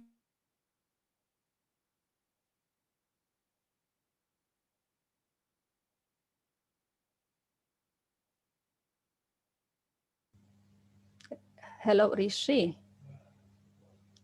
I think we lost problem. Karen. Yes, hi Marlena. Hi. We have lost yes, Rishi. I think Yeah, I'm sorry, network problem. It says my network is unstable. I'm sorry for that. Ilya, please go ahead. We're looking forward to hear your question now. Yes, thank you. Have a good time of the day, everybody. Again, I'm having one question regarding the crew change again, like the topic of our Q&A session right now. The question is, let's assume the situation that a group of seafarers are planning to be relieved on some vessel, and the on-signers are waiting at home. They already have signed and agreed their contracts, and they have passed the PCR testing at local state. And let's say that part of this group are positive, or are positive, but the others are okay. They have negative tests, but as per arriving regulations of the country, if one of the person, if part of the group is positive, the whole group travel is canceled. It's okay, it's agreed. Everybody understand it. But the thing is, let's assume that let's assume that a seafarer, one part of the group, has his certificate of competency finishing, let's say, in September, and his contract is signed by March, the recent month. So the thing is that the vessels he has been planned for got not much convenient ports for the relieving. So assuming he has to wait for some quarantine and other stuff, and waiting for the convenient port to be relieved, his contract is still ongoing, and or even it's voided, as per question before. And my question is, if he has ability to work, when he will have an ability to join the vessel, with his certificate of competency will shortly finish. I mean, what will the company or seafarer shall do in case his certificate of competency will be expired soon? Let's say his contract is 5 months, and if he had joined the vessel by the March, it will be okay. He has to be relieved before the expiring of certificates and license. But in this case, like part of the group has been positive, and his repatriation and joining the vessel, I mean, has been, paused and postponed, yes. What shall he do? I've heard there are some procedures by the flag states and government states that will temporarily prolong the certificate, so the seafarer can work until his end of contract, and he could be relieved in these trying times of COVID pandemic, I mean. So is it true or not? Is seafarer can work until the end of contract, or he will be relieved before it? I mean, when his COC will be expired? And who will pay for this repatriation? I mean, is it a legal reason to be relieved before the end of contract by the reason of expiring COC right now? Or he can work until the end of contract and a convenient port to be relieved despite his expiring COC? I mean, will he had some letter exemption in his case, in case he got expiring COC? Could he work till the end of contract, or will he be relieved before? Thank you. Georgia, can I take this question? Or Yes. You want? Yes, You want to? Just Okay. comment at the end something, yeah. Okay. Thank you, Ilya, for these questions. To start actually from the very initial, in case that you are in the group with the COVID close contact, there are procedures also that you can be retested after a few days, and in case that you are positive, you can be replanted for the same vessel.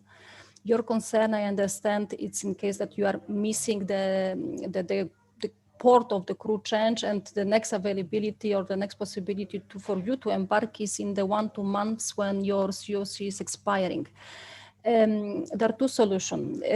First of all, you have to be in contact with the planning manager in case that your COC is expiring soon. The planning manager can allocate you to another vessel with the earliest embarkation, provided that there is such an opening for you. The next option, when you are concerned about the COC, yes, currently the governments, they have issued some, there are some regulations, there are some letters that they're accepting COC extensions for the seafarers on board. We don't know what will happen in September, and if the governments in Philippines or in Ukraine, they will be still issuing such extensions, or they will just terminate. The situation here is changing week after week, and as much as all the maritime authorities, they were very flexible. We think since the beginning of the pandemic, we noticed that the flexibility is being turned into the standard operation now. So we don't know what will happen in September, but in case that your COC is expiring in September and you are scheduled to join still in April, you can still embark in April, and we can plan your disembarkation before September, unless in August, let's say, there is a new regulation from Ukraine authorities that they are accepting further extensions of the COC. I hope that answers your question. Yes, thank you very much. Thank you very much. Thank you, Ilya. Okay, Georgia, to you, please. Yeah, I just want to comment something for everybody. That the pandemic situation and all the developments, are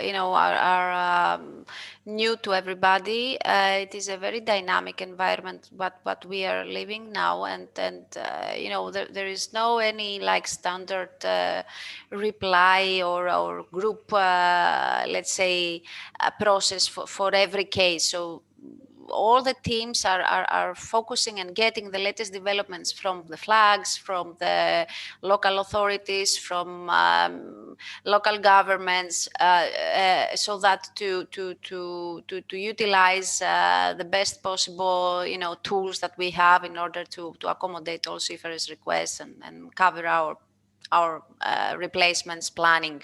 So yes, there is no any, just wanted to highlight, there is no any specific reply on this question, because every time we need to examine on case by case basis what are the alternative options that we can accommodate the seafarer in such a case. Even with his COC, it is about the flag of the vessel, it is about the country of origin of the seafarer, like the local administration, what is the latest updates and circulars. So yeah, every time we examine on case by case basis. This is my overall, let's say, conclusion on this.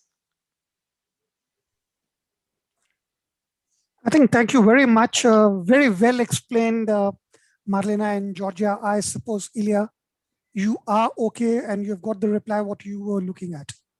Agree? Fantastic. Yes, we have a couple of more questions. Probably we may not be able to take it right now because of time constraints. But as we promised, we would be carrying forward those questions and would be replying them. There's a question from Sergey also in the chat box. Sergey, we would be replying in the final Q&A open session, which we have in some short duration of time. We will move with our agenda right now. So once again, crewing team, Georgia, Captain Mikhail, Marlena, Dennis, thank you so very much for answering those questions, sharing your knowledge, and updating everyone. We will move on. I would like to invite George and Stelianos. They are the fleet managers with us, and they're going to update on fleet operations. Rishi, good afternoon from me. Hi, also. good afternoon. Good afternoon to everybody. Thank you for attending this seminar. Unfortunately, I just want to point out that Mr. Giannakis will not be attending today due to some personal important reasons. So I will do the presentation myself.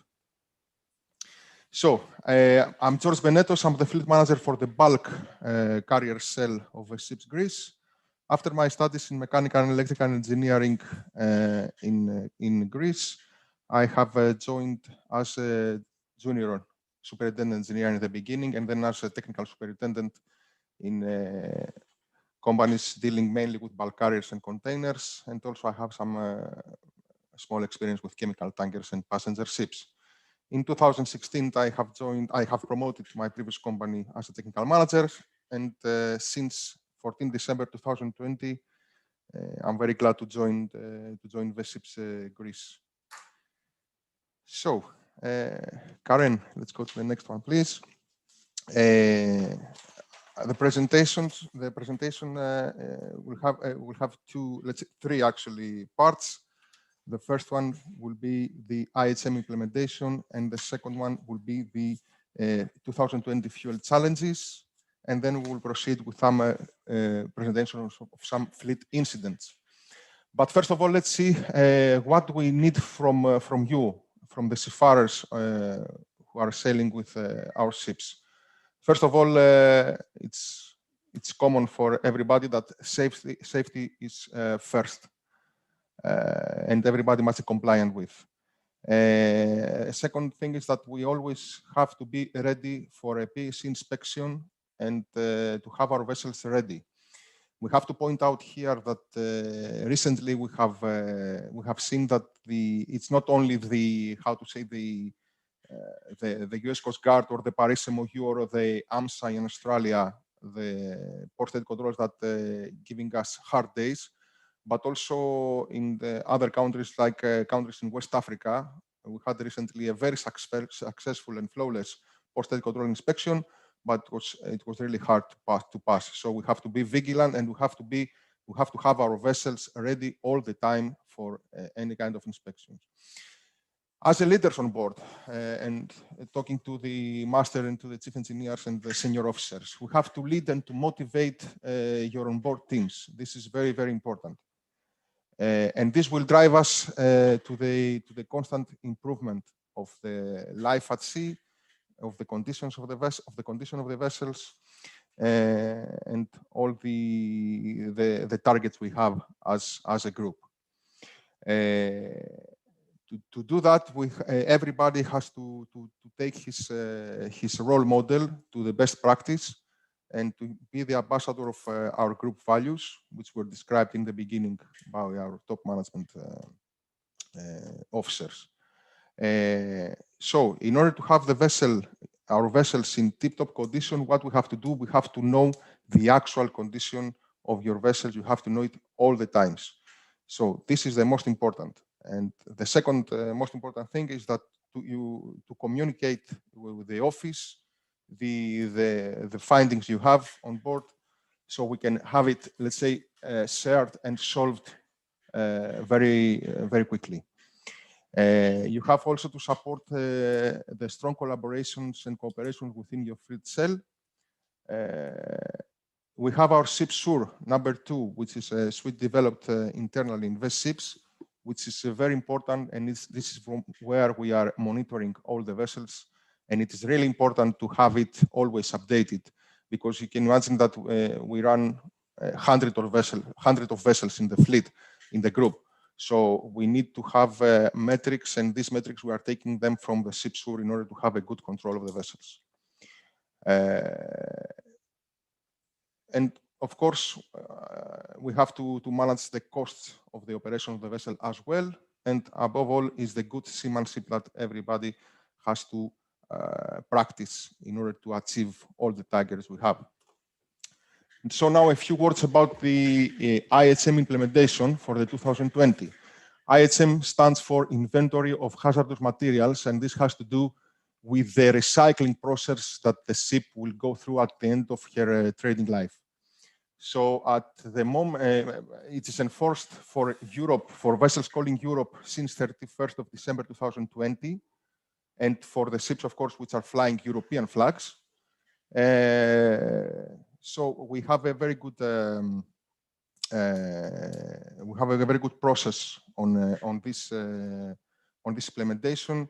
In Vestships Greece, if I'm not mistaken, around more than 90%, we have completed the implementation to more than 90% of the vessels fleet. Sorry. So this is required for the ships which, as we discussed, which are calling an EU port or which are flying the EU flag, So this is an update for the IHM. Karen, we can go to the next one, please. So now the 2020 compliant fuels, daily challenges.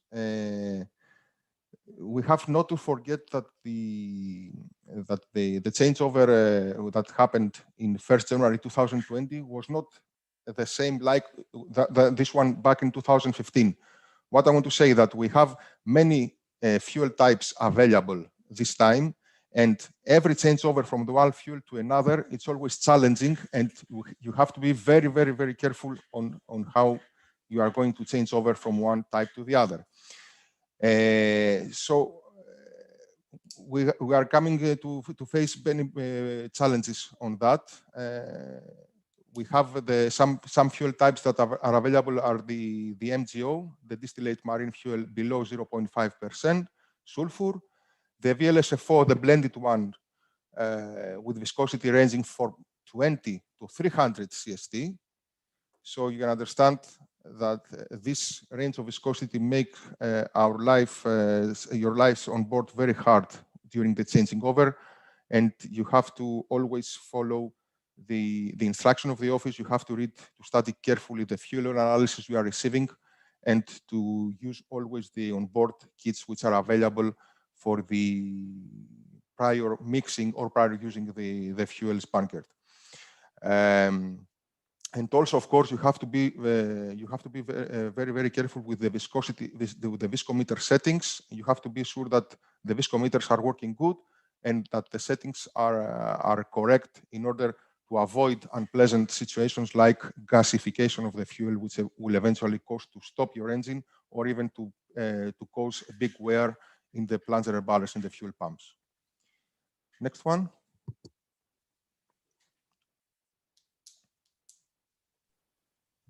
Karen, can you move on, please?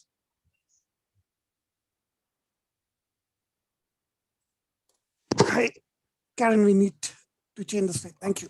Okay, thank you. And some myth busters for this for the fuels after 2020. So myth number one: VLSFOs are blended fuels. The fact is that it's just blended recipe that tends to meet the lower sulfur limit. Myth number two: compliance was a 2020 problem. No, this is a preparation was the key to success, but it's a problem that is going on to be with us for a long time. Myth number three: there is no specification for the VLSFO. That's wrong. Fuels will still be sold in accordance with the ISO 8217 of 2017, addressing all the technical issues apart from compatibility.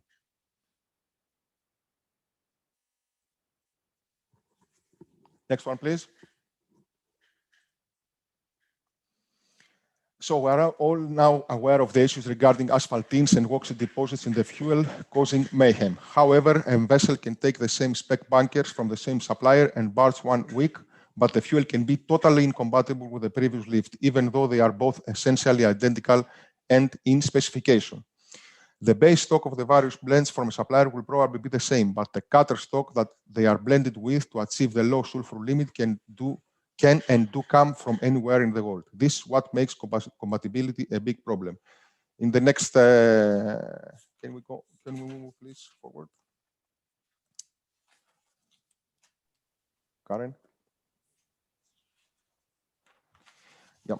It is important to remember that part of the composition of a residual fuel include asphaltenes, resins, and liquid hydrocarbons. The term asphaltenes covers a wide range of heavier hydrocarbon structures of high molecular weight and high carbon-hydrogen ratios. The exact ratio of constituents being dependent on the crude source and choice of blend stocks. The nature of liquids hydrocarbons will determine the fuel's capability to maintain the asphaltenes in suspension. If they drop out as sludge and fuel has become unstable, the result is often an irreversible unstable condition with potential serious operation implications, which we can see in the next page. Can we move on? We have, images that I believe some of you have seen on board the vessels you have served. And we can go to see some incident on the next page, on the next slide. So here we have an incident which took place in Rotterdam. The bunker sample analysis from a low sulfur fuel oil of 0.5% in sulfur indicated that all parameters are within specification limits. The initial operation guidance regarding the temperatures for the fuel being injection 40 degrees for 15 square millimeter per second, and transfer heating may be required in cold climates. The fuel had indeed been maintained at 40 degrees in the storage tank. However, as can be seen from the photographs, the ships encountered fluidity problems, serious problems. So what was the cause for that? Let's go to the next one. What we learned from this, what lessons we took from this incident? That first of all, we have to take additional analysis like WOX appearance, WAT, and WOX disappearance temperatures, WDT. So in order the officers on board, the chief engineer with his engineers, they know at which temperature they should circulate their fuel in the lines. Also, on receiving the bunkers prior to receiving the results of the test, It is recommended that the chief engineer take a sample of the bunker fuel and carry out the following test on board. Allow the sample to gradually cool, noting the temperature that the consistency of the fuel starts to change. Storage tank temperature of the fuel above this temperature should be maintained in order to avoid this waxy effect. And gradually heat the sample and again note the temperature where, if any changes in the fuel consistency takes place. Carrying out both of these tests will give an indication of what could potentially happen inside the fuel bunker tanks. Always seek for the office advice on how to use and how to treat the fuels on board. Always study the fuel oil analysis which is coming from the laboratories. And of course, whenever you have any question, do not hesitate to contact the office. This is a very important case. We have to be very, very, very careful with the fuel treatment and on board. Can we go to the next one, please? So, some incidents we would like to share at this point. First one was vessel Kokura on 10 of April 2020. We had 4 days of hire.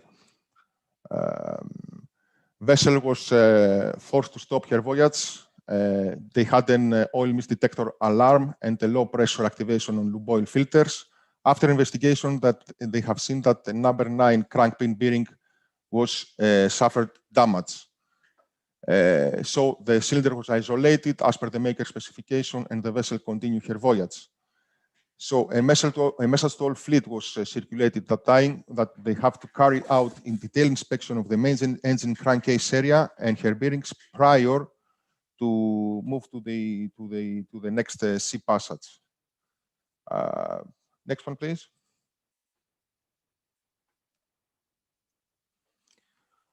So, some PSC deficiencies. We have observed that the main PSC deficiencies is coming from light bulb maintenance, from engine room cleaning, bilges cleaning, oil leakages, gas leakages, and water leakages, electrical low insulation alarms, flaps, and high pressure fuel oil pipes. As you can see from this photo, somebody would think that the vessel is in very bad shape. So this is the trap here. It might be that the vessel is in very good condition, but some points like this can bring PSC observations. Next one, please. Yeah, we continue with some details, let's say, of the PSC recommendations identified. The lesson learned of all this is all the time, even the minor ones could be a possible PSC deficiency. Next one, please.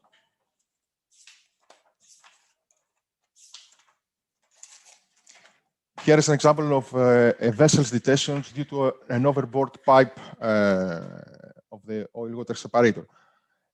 Actually, this is a matter of not a good approach, not good handling of the officers on board, which is very important during an inspection.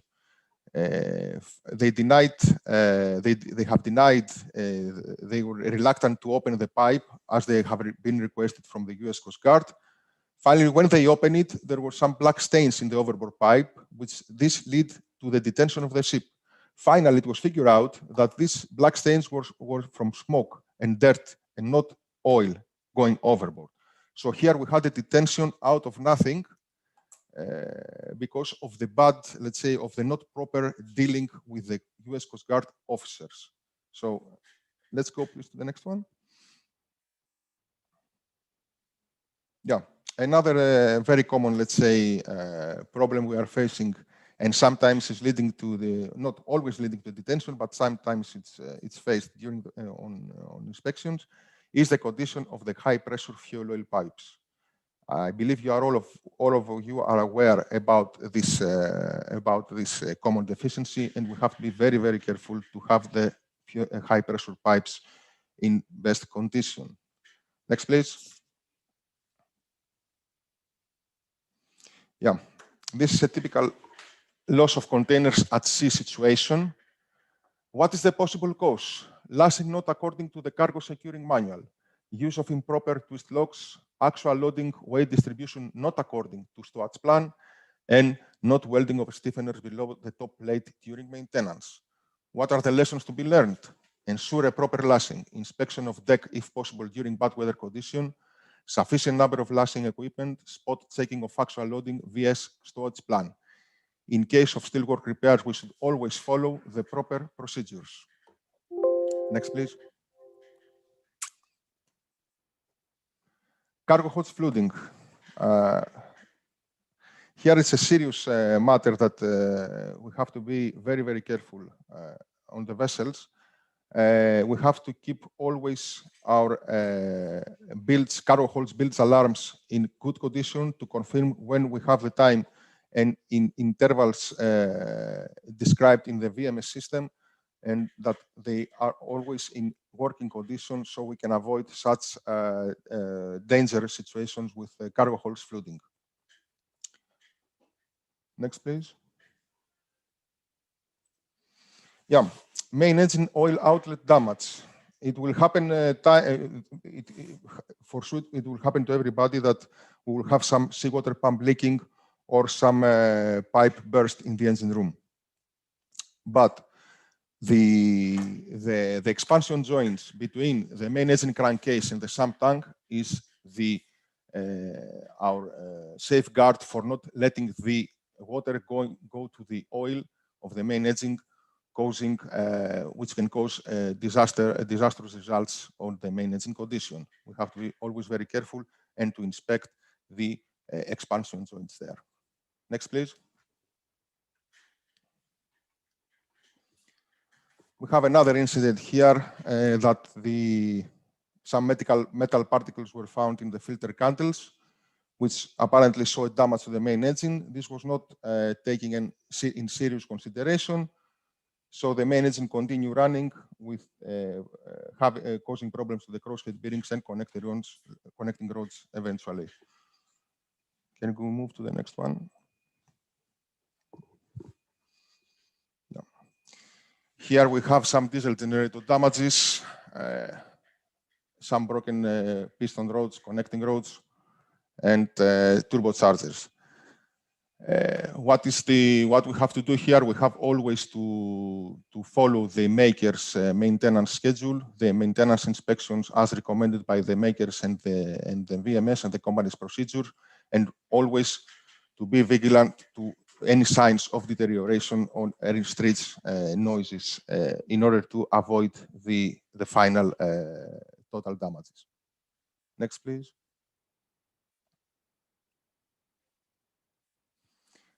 Here is a boiler damage, another disastrous situation. We need a proper attention during the visual inspection for fuel oil spills. This is very, very important. Even a minor fuel oil spill can cause big damages like the one you see here. Next. A shaft generator damage. This was another damage which was caused by insufficient lubrication of the system, causing the shaft generator out of operation for months, and the operation of diesel generators increased, causing overconsumption of lube oil. This was also a bad practice of keeping the maintenance procedures provided by the maker and by the company system. Next, please. Poor maintenance on lifted sockets. This can cause high possibility of hatch cover fault during the lifting, high possibility of vessel damages or short facilities, or even worse, casualties. Possible damages with extremely high cost of repairs, casualties, and reputation, and impact to the reputation of the company. Lesson learned from here is to always carry out proper maintenance of lifting sockets and inspections when the hatch covers are free from containers. Next. Stevedore injuries and casualties. We have seen many times, and many times are reported by the masters, that the stevedores are not following the safety procedures on board. We have to, the officers and the crew of the vessel, they have to continue to check that the stevedores are following the safety procedures, and if any damage is observed, should be repaired as soon as possible. All the necessary measures and precautions, actions should be always carried out to avoid similar cases. Next, please. Yeah, hot work execution. Here is an example where a fitter was instructed to replace the damaged steel plates of the collecting box of HFO vent head. The procedure was not followed, which caused an explosion from the gas ignition and minor injury of 2 crew personnel, deformation of the tank transfers. Proper attention should be always paid during the hot work execution, and the toolboxes prior to the job commissioning must be followed, and all the precaution actions to be carried out. Next.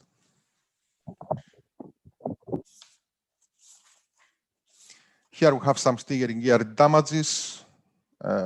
Can we go to the next one, please? And here are some main engine turbocharger damages. Just some few photos for those who have not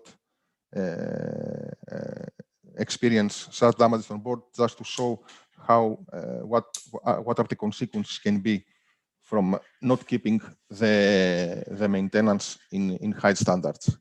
Next, please. Loss of anchor. This is also sometimes it's happening due to excessive wear of the brake. The brake did not operate, so the anchor was lost, resulting in an approximately cost of $150,000. So inspection as per the procedures, and all the deficiencies should be reported immediately from the ratings to their officers in order to find a solution and take the proper measures before any damage happens again. Next. So, environmental incidents. After completion of the cargo operation and pilot boarded, it was reported by the stevedores that there is an effluent from the vessel overboard of dirty water. This, of course, resulted to detention of the vessel, drop anchor within port limits, environmental protective agents to board the vessel and to make the investigation. This caused a delay of 2 days and a penalty of $180,000 US. So, needless to say that environmental incidents are prohibited, completely prohibited, and we have to be very, very careful. The eyes must be fully open all the times in order to avoid such drawbacks. Next one.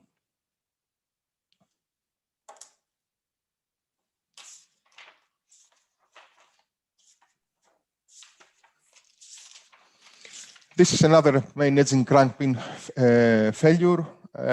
We discussed a similar one in a previous slide. We can move to the next one, please. And this is a typical problem on bulk carriers where the bilge valves were not operating as they should have been. They were seized. This caused the water accumulation in the cargo hold, and unfortunately the cargo at that time was cement.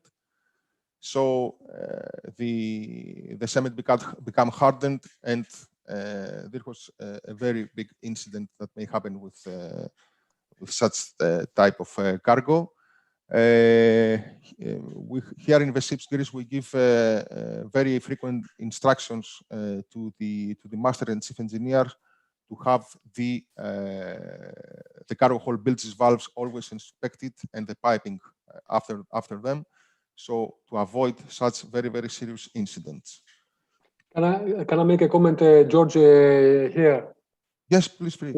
We have been receiving photographs by quite a few vessels, and when we ask about the bilge valves to be inspected, they send us photographs from the outside. They send us photographs from the outside body of the valves, which, as all chief engineers and the masters and the chief officers understand, that from outside the valve there is no obstruction. So there is no use of inspecting the valves from the outside. We have put an instruction into the PMS, into ShipSure, in order to open up the valves from the inside. As you can see here from the photographs, the reason that the valves were stuck, it was probably some remnants from cargo that the vessel was carrying before cement, and some other ribbons and some plastic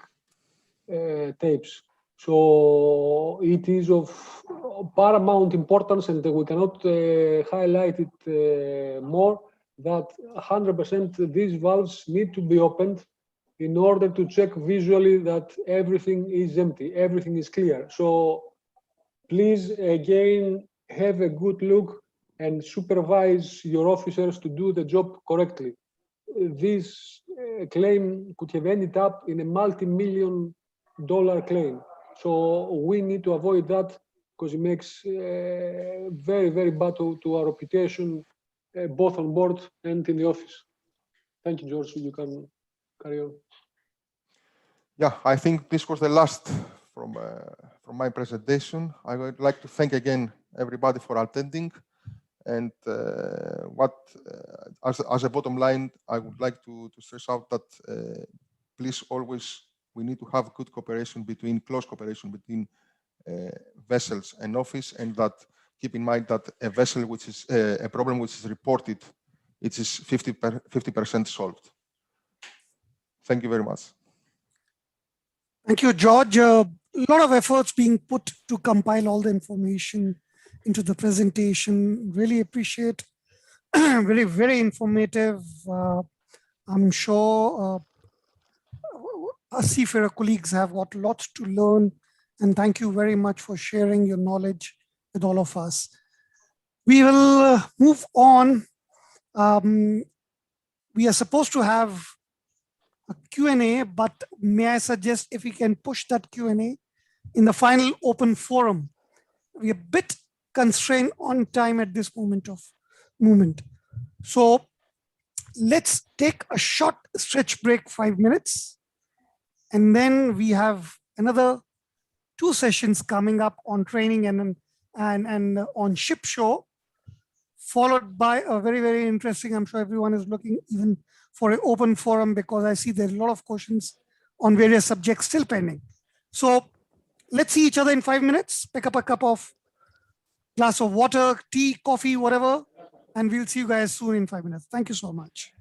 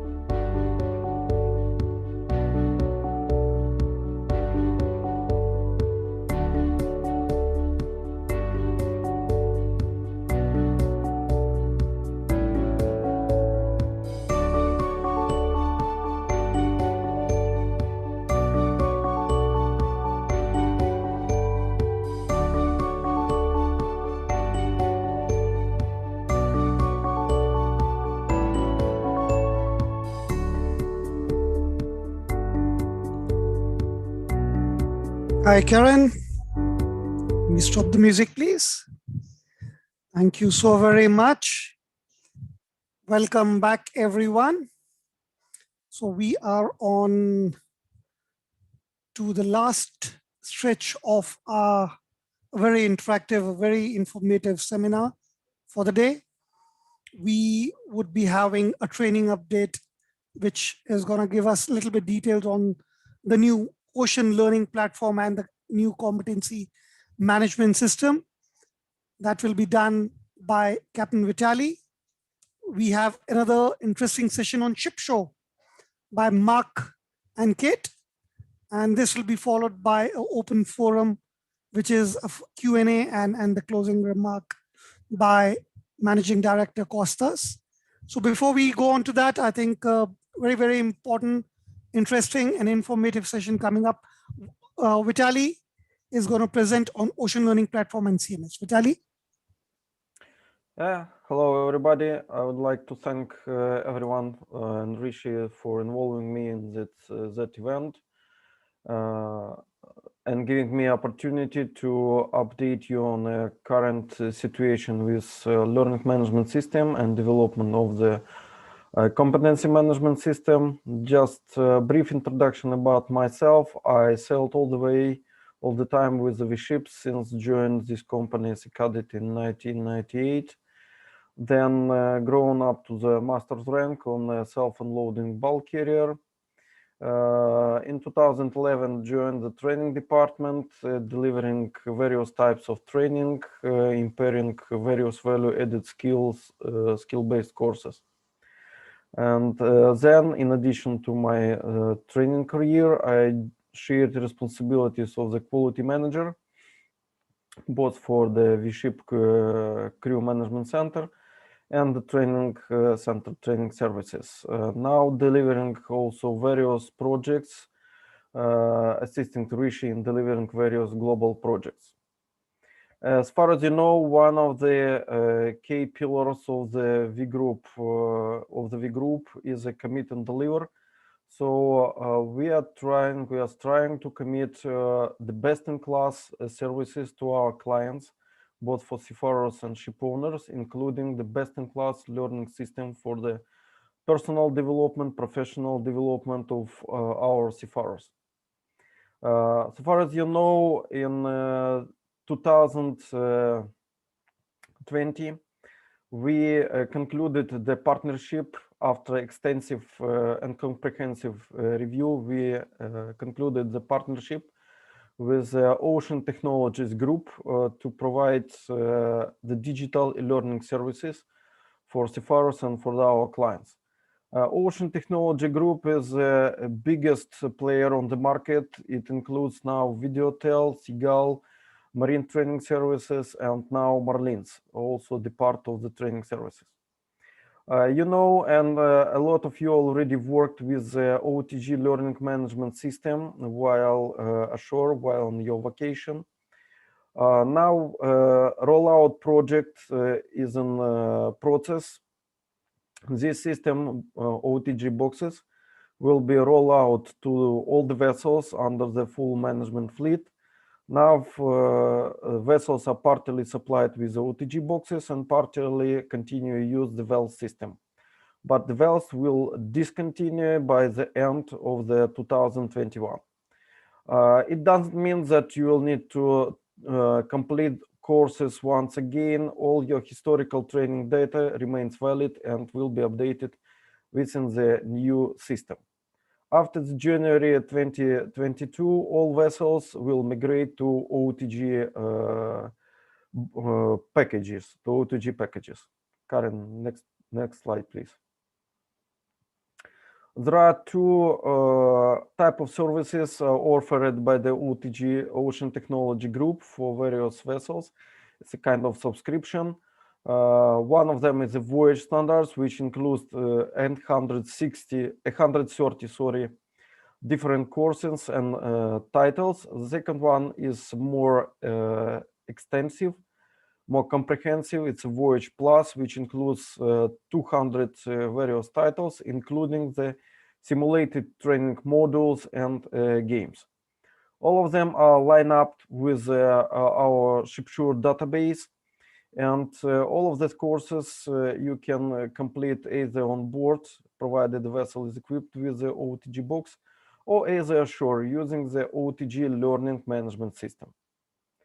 The part of that is also competency management system, which I'm going to tell you with the next slides. Next slide, please. The voyage competency management system. As far as you know, the OSINF and Intertanka developed these BCAVE competencies in 2018. And why the V Group implementing this voyage competency management system is to achieve operational excellence by developing of our officers' competence and having the compliance for all officers, to raise the quality of seafarers. And all these training and competencies are based on industry-based practices. This is also to encourage improvements of our seafarers in support of our strategic objectives. This system allows you to have documentary evidence and to have a documentary support for your career development, for your career progression to the next senior rank. All of this will be properly documented, and competency management system will be fully functional on all technically managed vessels by the end of year 2021. Next slide, please.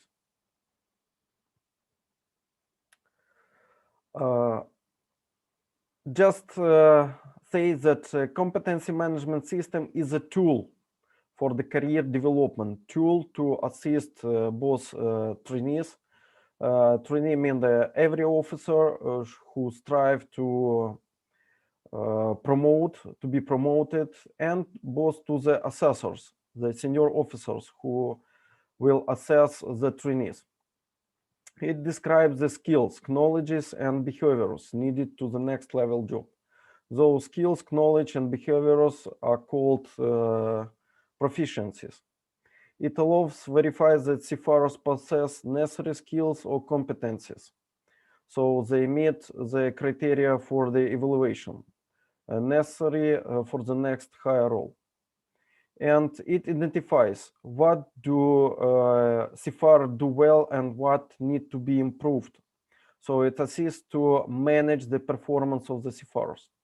It also helps to plan career progression, career development, skills, and behaviors. Next slide, please. A brief description of the current situation of the roadmap. Now this system is enrolling to all vessels under full management fleet, with aim that all vessels are equipped with the OTG boxes. It's an OTG boxes which are supplied by the OTG to every fully managed vessels, including and supported with the instruction. Also, the project management team will continue support to all vessels by the end of year 2021. This system recommended to be used once installed on board, along with the current procedures, along with the current IDM 30s forums, the forums, officers development forums. And now officers are promoted, are recommended to use this system also. Starting the beginning of year 2021, every officer looking for the promotion must complete the proficiency required or described within the competency management system. That's a brief description of the OTG learning management system and the competency management system. Now I'm going to share my screen and conduct briefly introduction to the competency management system, how how the officers can see it on board.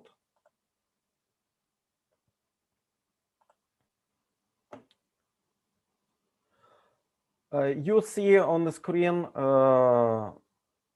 the OTG learning management system. It's a true demo version. On board the vessel in real life, you will see it very the same, almost the same, just some functions missing. For example, assessors in personal box, they will see one more line, actions for the assessors. They will see the action for the assessors. Clicking on that line, they will see a list of all trainees, of all officers trying to be assessed, along with the proficiencies to be assessed.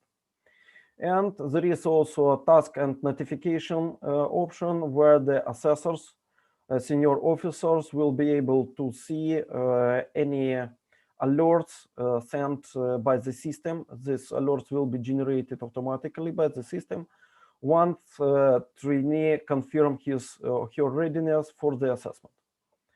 I will try just random person from the list. I will search random officer from the list, just briefly show how it works. For example, I will select the second officer who is currently on board.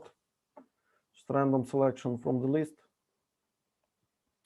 The same assessor on board, while searching for the personnel, will be able to see the list of all officers and staff presently serving on board that vessel. For example, select that person, Achkovsky Igor. He's a second mate on board of oil product tanker. First, requirements. If you go to that section, you will be able to see e-learning titles you need to complete. You will be able to see the overall completion status. This is like average of both e-learning and voyage competency management system. If you can also use various filters, either all required, not approved, or approved, or disapproved. And same like a critical for rank, if it's critical, not critical, or anyone. In e-learning, if you select not approved and all, you will see all the titles that's not yet completed. Clicking by details, you can select the title and complete it appropriately. If you select all required, then you will be able to see the list of all available learning titles, all titles available for that officer rank. How the competency management, need to go back to the competency management system. Now this competency management system reflects, when you see it from the requirements, it reflects also those requirements that are by mutually completed for the current rank. So if we look into the core competencies, as soon as the person is a navigator, there are navigation, controlling operation, and radio communication. Also, there are behavior competency assessment, behavior assessment required for the current rank. They are not completed. How to see what competencies are required for the next rank? It's necessary to run the requirement simulation. I will select the next rank either from the selection option, for example, chief officer, or just click on a bar. And after that, verify that it's appropriate for the current vessel and click on the simulation. Once simulation is active, then I will see the list of all these competencies under the proficiencies. Proficiencies are also divided into the areas. For example, navigation, it's a proficiency. Controlling operation is also proficiency. Cargo operations proficiency, but we have an additional new cargo operation area. Some of them that are common for the current rank, present rank, and the next higher rank, and already completed, they are highlighted green. Others that need to be completed, they are highlighted in red. So that means that they need to be completed in order to be ready for the promotion to next rank. So actually, this technology will take no more than 1% of your time while proceeding through improvement of your trainees' competencies, assessment trainees' competencies. This competency contains the guidelines that need to be followed, criteria for the evaluation. That means that skills, knowledges, or experience need to be acquired by the trainee in order to be assessed and ready for assessment. References, where all materials can be found. And one more activity type, onboard assessment. The trainee will see under the onboard assessment, will see additional button. It's a print guidelines.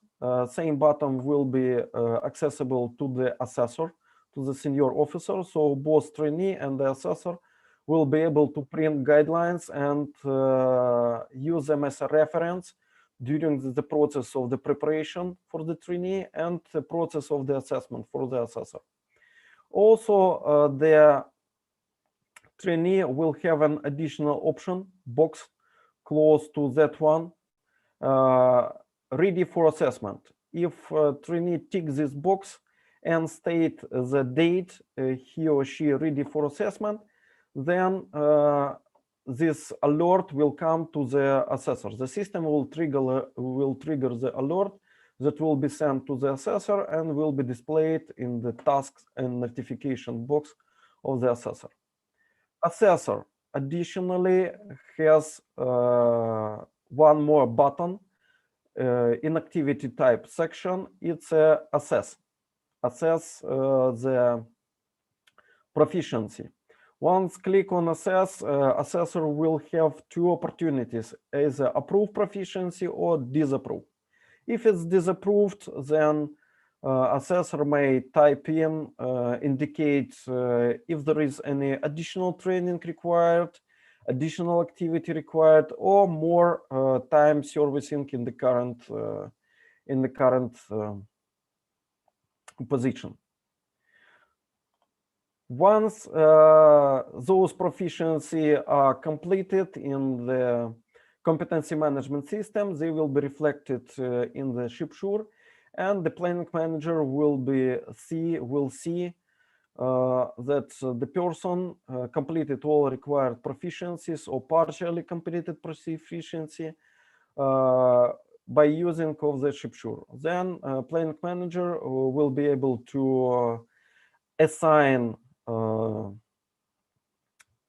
the trainee, assign the officer for the next promotion, for the next rank, or for the next employment.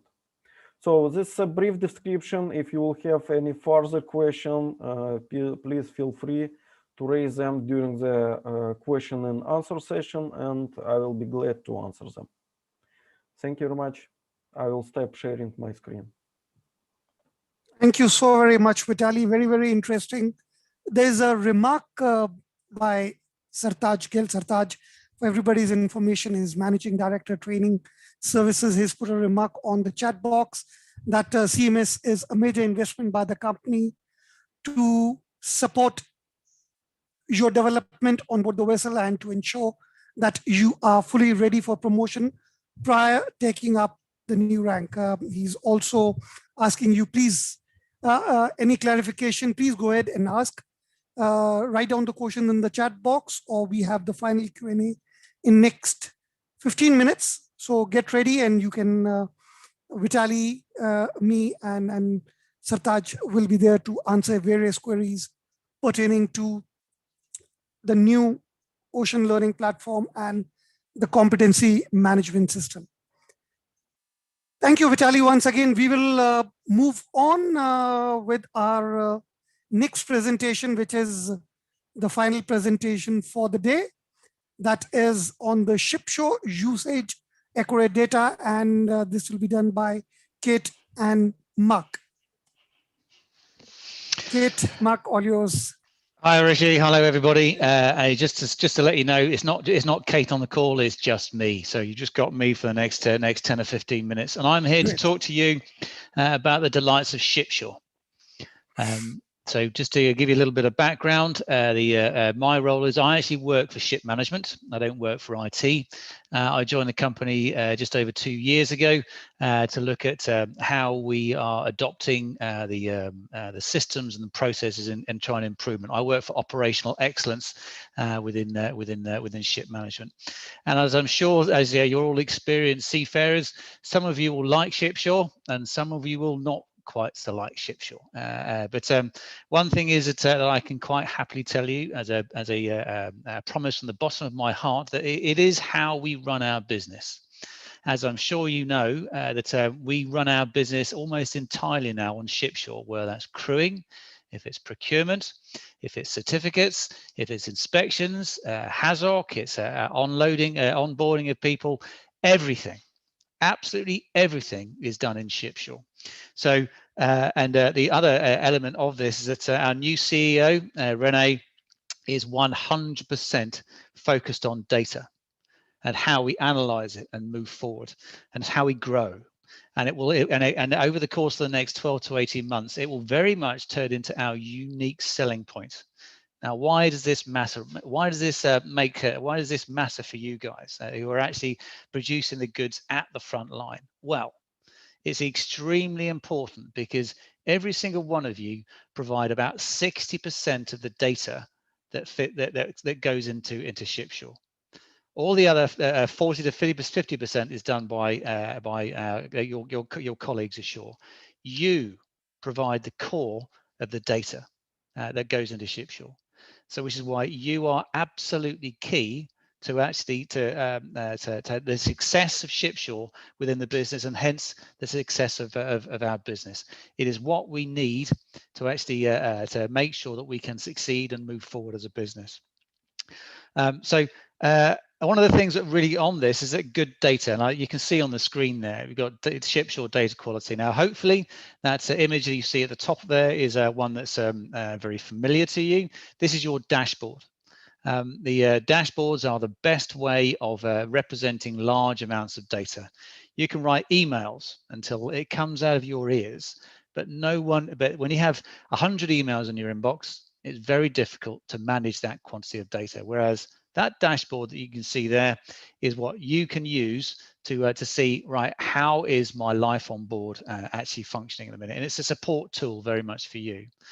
Because in the offices, they also use, the fleet superintendents and the marine superintendents use that dashboard to see the health of the vessels that you're actually operating. And if you're struggling, and look at trends and where you need greater assistance. Because one of the key things that you've got in there, if you've got good data in there, good quality data that you know is right and is accurate, and you put a good degree of trust on it, you actually have the power to make the office dance to your tune. Now, I'm sure Costas and Zephyrus will not necessarily like me for saying this, but if you've got good data in there, it's extreme. Then they know exactly what's going on, and they trust they will respond to what you need, because they can only respond to what you need with the data that they have. Now, if you go back a couple of years, 2-3 years, much of that would have been done by email. Now we've refocused the company to look very much at what you're looking at there right now in ShipShow. So good data quality, making sure it's right, is absolutely critical to how we manage as a business, and that very much carries on with what Sartaj and Vitali has just been saying, in that we have all these wonderful systems, but they are only useful and really good if we actually use them properly. So data quality is everything. I can't reiterate that enough, because also we've got another element on here, is that most of our clients have access to our ShipShow, and it's transparent. So we have, and we share a lot of the vast majority of information that you put into ShipShow with our clients. So it's not just your fleet and marine superintendent, the fleet manager looking at the data that you put in. Our clients look at it as well. And we also show it to inspectors and auditors and all that sort of stuff. So it's very, very important that you maintain that that level of detail, that level of quality all the way throughout that. So it's one of the key things on there, which is one of the things that we as a business need you to really look at, is housekeeping. I know it sounds very small, but it's looking after making sure that the data that you have in there is clean. So that means if you've got old requisitions in there that you know you're never going to do anything with, close them, get rid of them. If you've got items that haven't been receipted, receipt them. If you've got PMS items that haven't been done or will never be done, then clear them. Same with defects, same with JSAs and hazardous occurrences and noon reports and all that sort of stuff. If we get a clear and accurate picture of the data, what's happening on all our vessels all over the world, then that helps us as a business absolutely excel. We can have more vessels, get better clients, and we can charge more money. They can get you, and we can run our vessels more efficiently. And there's another one on there, is that if the data that you see in there is wrong, then please start the process to fix it. There's no point in ignoring data in there that is wrong, whether that is in your PMS database or your defects or your or the asset, the componentry, or very much what Vitali was saying in the CMS. If the data is not right, please fix it. So the focus areas that we've really got on at the minute is looking at noon reports. As you all know, that we have to do a noon report every day, whether you're at sea or at anchor or alongside or in dock, and very much putting your 4-hourly weather on seagoing noon reports. Why is that important? Because when we're talking about emissions, and we're also talking about charter performance, if you do your noon report in a sea state 4, and you've got no wind and everything's fine, it then goes up to a 6 or a 7. And then for about 12 hours, you can discount the emissions and the fuel consumption for that particular period. But if you don't record the 4-hourly weather and you just have a noon report at sea, for one day for sea state 4, and then the next day is also a sea state 4. And even though you went into heavy weather for a period of 12 to 15 hours, that's not recorded. And it's only the history, what's happened in the last 24 hours, and you're recording all that in your ship's logs anyway. Same with off hires. We also do in your noon reports, and any other, which is one of the things that you go in there. One of the key things that we're really trying to focus on at the minute is future port calls, or whether it's also been termed ETAs. One of the things that we look at, and certainly in the offices, is making sure that you get the right crew changes. You get the right procurement and stores in the right places and the most cost-effective route, which saves money for our clients and us as well. And so we can only do that if you record your future port calls as a separate event within voyage reporting. So please, when you join your ships, make sure that you actually put in your future port calls, because it helps us help you and get what you need in the right place at the right time.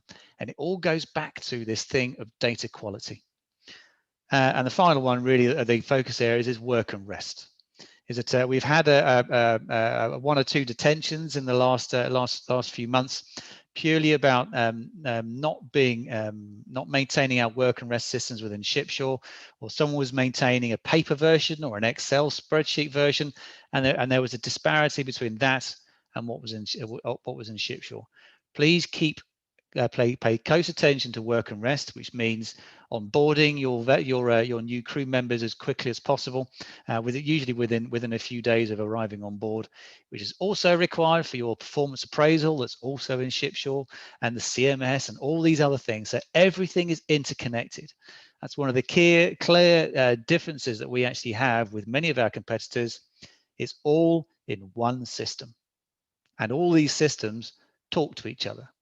Well, they should talk to each other. In 90% of cases, if you find an element where it doesn't talk to each other, please let us know, because there is no monopoly on being right. So if you've got something that you know isn't quite working properly, please report it. If it comes to through your superintendent, and if it's not being addressed through the IT support desk, please highlight it and escalate it through your superintendent. And the final thing I've got to say, because I'm almost finished, don't worry, you can get on to finish this one here, is that we actually have some new training just purely based on the crew called Shipshore Silver. Now, I know Rishi and several others have been absolutely key in this development of this particular training, and it allows you to go in and practice. And actually, one thing I'll do is I'll just give you a very quick, hopefully I'll be able to share my screen, and it is this one in here. So hopefully you can see this thing here. Now, what I'm sharing here is this is a new training instance that can be done by you sat on your sofa at home or in an internet cafe or your local Starbucks or McDonald's. It really makes no difference. You just need a laptop, and it can be a very basic laptop. It's very difficult to do it on an iPad or anything like that, but you can do it on a basic laptop with a basic internet connection. And what you're looking at here is an instance of a training vessel. You can see the KinderGuard training and a whole bunch of exercises that you can actually go through. Now, at the minute, we are running these focused on new entrants to the V group who don't really understand, have never seen Shipshore, and don't really understand VMS either. But you can request to get this yourself, and just do it yourself if you wish. And it's a playground. It's a sandpit for you to go and do as much damage as you like, because you cannot create any harm. And you'll notice down at the bottom, it's always the 2nd of June 2020, because that way we know the vessel it looks good and the data looks good within this particular vessel, and it allows you to play. We don't have the capacity to do this on board yet. That may be something in the future, but this is principally this is hosted in the cloud and can be done anywhere on the planet. All you need is a basic laptop and a basic internet connection, and one of these sessions can be set up for you or anybody else. So if you want to do something like this, then please talk to your to the crew trainers who can set something up for you to actually do this, or groups of individuals. But if you've got other people who are new to V Group, they should be receiving this before they join their first vessels, because as I said before, Shipshore is the center of how we run our business, whether that's crewing, it's been on board, it's the procurement, all elements of how we run our business. So we must make sure the critical elements of this, which is all of you, know how to use it. And that has been a challenge in the past, but this new tool that's been available for the last month or so is now trying to resolve that particular issue. Now, I've spoken enough, so I'll hand back to Karen and Rishi. Absolutely fantastic, Mark. Yes, fully agree. Shipshore Silver has been a blessing in disguise for, at least for new entrants, and definitely gives an opportunity for existing people who would like to try their hands when they are ashore. So as Mark mentioned to all my seafarer colleagues, in case you want to go through various scenarios in Shipshore, there is a trial version. Please contact your crewing, please contact the training team, and we would assist you in giving an access, play around, see around, any queries. We're always there to assist you. Thank you, Mark. Thanks once again. Short session, but very, very interesting and informative. So after this, probably we have come to an end of our very, very interesting session still. As we promised, we have the final Q&A. Anything what we have discussed today, or any suggestions from you, any advice, any queries, this forum is open for that. From the previous pending question, there was a question from Sergey saying, any plan or intention for company regarding seamen vaccination of COVID-19? Can I ask the CMPs in this call, Marlena or anyone would like to take this? I'm not sure if Marlena or George. Yes. Hi, Rishi. Actually, we have already also replied to Captain Sergey. My best regards, Captain Sergey, to you also. Yes, just to make it open now, visible for everybody. We are complying with the governmental actually instructions are for the vaccination. The seafarers are vaccinated in according to their home country government regulations. However, in V-ships here, we are in communication with the maritime associations actually to put priorities for seafarers. So this is a kind of campaign also that we are running here in V Group to support the local governments to put priorities on seafarers to be vaccinated faster in the nearest groups. But everything, as I said, this is regulated by the government. Fully agree. Thank you so very much. So this was a pending question. Apart from that, when we started, Captain Seth came with a comment that he would like to share his experience. If Captain Seth, yes, he's on the call. Captain Seth has some experience in AMSA, with AMSA in Australian waters. Captain Seth, would you like to unmute and share your experience with all our colleagues over here on this call?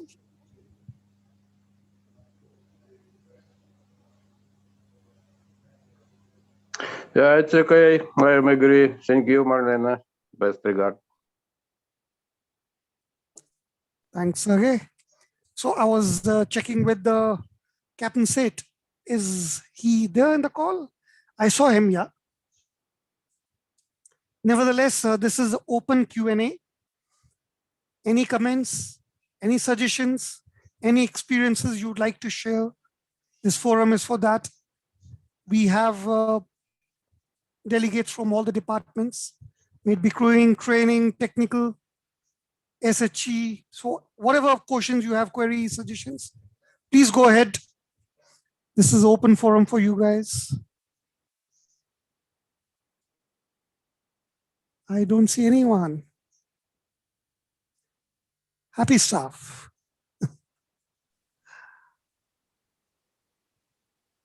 Hello to everybody. Hi. Gustavo.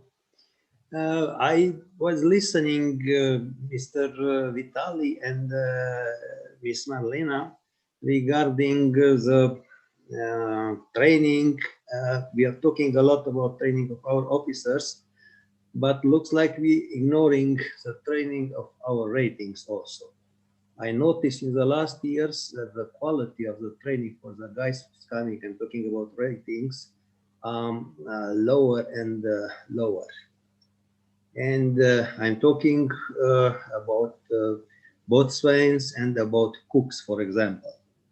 On my last contract, I sent home, let's call like this, is not nice, but this will happen, 2 cooks which came on board and have no idea that they have to make, for example, an inventory of the stock, or have no knowledge about this catering grease programs or something like that, and how they have to deal with that. And when we discussed with seamen from Manila, they said that they make the training, or the crew and came on board, they have no idea even how to open the program. So we have to focus, my opinion is also on the training of the rating, not only of the officers. Okay, I agree, the officers have to be aware and have to be well trained and prepared. And also, I encountered some issues regarding this modeling we had on board. We are specialized in a lot of programs over there and a lot of trainings dealing with polar navigation and so on. But this kind of trainings, video trainings I'm talking about, they are very long. It took to me more than 6 hours to finish one module of this Marlin training. So if you consider that we are 20 persons on board, and the number of computers are limited, how can all the crew pass these common trainings on board? I'm talking about this, which is compulsory to have it on board. So this is my questions. Finally, what we do is ratings training, and now because we talk also about these appraisals, anybody read these appraisals which we issue? Because my opinion is that not very often, because you make an appraisal, you send it to the company, you receive no feedback, and also you have no methods to impose some decisions. My cook, which I'm talking about, for example, in 3 months, he didn't make any inventory. The chief officer and myself had to make the inventory instead of him, because he refused. He was singing the karaoke in the officers and the crew recreation, and the captain and the chief officer making inventory instead of him and filling up the papers. And what I can do? I complain to the company. They call the Siemens. I invite him in my cabin. He calls the office. The result was the same. Nothing to do. And to dealing with this midterm appraisal, they have 9 months contract. I'm going home and I'm still don't making any appraisal for him, because he stay even after me 5 months more. So what can be the solution for this kind of issues? I'm not saying to punish them, but at least to take some administrative measures or something to motivate them, because just to say, hey, my friend, look, you have to do the inventory and that's it. He said, okay, yes, yes, yes. And the result is no, no, no. So how we can deal with these issues? Thank you. Thank you. Thank you. This is a valid point, and thank you for sharing this experience. As we know, we are dealing with different personalities. So this is also, I can say, this is also impact of the COVID, because especially last year, we had a big number of newcomers. When we are talking about cooks, there was also a big number that we had to take, introduce to our fleet cooks that they were not familiar yet, not experienced with the reporting system of the Oceanic. Yes, there are arranged trainings. All the ratings, they're also complying with the pre-joining training matrix, mandatory training matrix. Specifically for the cooks trainings, we have to commit to the fact that there are not, due to the COVID, we have to do online trainings. Before they were face-to-face, and maybe you can question this on the efficiency of such trainings. Now all trainings, they have been developed online, and our ratings, our cooks, they pass online and they are prepared basis this training. Now for the onboard, it is also the responsibility of the senior officers, master chief engineer, how to enhance and to encourage the performance of ratings. This new performance appraisal system, it is created in the way that we are not waiting till the end of the contract to value, to give feedback for the performance of the seafarer. That's why it is, the performance starts from the day that the seafarer actually is joining, when you are able to set the objectives.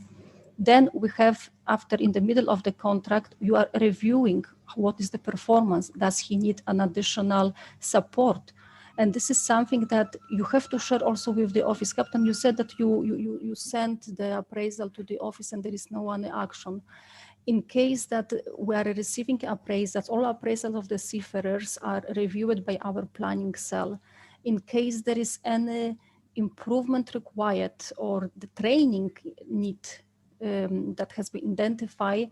We are taking actions here, and this is very important for the next joining, for the next vessel plan, to make sure that as long as the training is identified, the training is identified, the such seafarer must complete the training, must be properly prepared, and then we can assign him for the next vessel. I don't know, Rishi, if you would like to comment maybe for the length of the onboard CPTs or training. Yeah, sure. I think I agree with Captain Alexandru that the importance of having crew train, may it be rating or may it be an officer, is equal. Everyone have got their own roles to play on board a vessel, and the amount of training which is required for each rank is definitely appreciated. Captain Alexandru, just for information, we have come up with a revised matrix. A lot of concentration, apart from officers, have also been given to ratings. I fully agree. It's not that the ratings don't need training. I suppose they also need training as much as an officer need. So a lot of concentration has been put. The merger, what we were talking, what Vitaly has shared with Ocean Technologies, and we are talking of 130 titles available on board, is basically to enhance knowledge of a seafarer, and a lot of that kind of a training has been given. These ratings have been given priority on that. They also need the training as much as an officer need. So I'm sure once you go back on board and you have those OTG boxes, that will impress you. That amount of trainings which we are trying to impart to our officers and ratings is incredible, and we anticipate in near future the standards will surely go up of our crew who are sailing on board our vessels. So, but thank you very much for your feedback, and we look forward for your comments once you go back and you see the difference. We look forward for your reviews thereafter. And for Ms. Marlena, I saw for this appraisal system that we have to make a joining meeting or something like that. My suggestion is, if it's possible, when the crew, doesn't matter who is, what rank it has, or if it's rating or officer or something like that, if can, together with the papers which he joined, to have a background paper, because it's more easy to see which vessel he'd been before, what kind of jobs he did, or how much he stayed on board or something like that, to have a general overview of him. Because when you have, for example, 10 people joining the vessel, like was now with this COVID, it's very difficult to stay to discuss with everybody, to see what they know, to have a, how to say, an impression about him, and to start to build up your trust in his abilities, or like this. Because most of the time, when we make, at least I'm from bulk areas, when somebody come on board, immediately he start to perform his duty, and sometimes you have unpleasant surprise that he never been on this kind of vessel, or have no idea where is a forecastle, or where he have to make some soundings or something like that. Talking about the rating, was a bosun or something. And it is, how to say, good to have a possibility to know how far you can go with your trust in these guys. Thank you.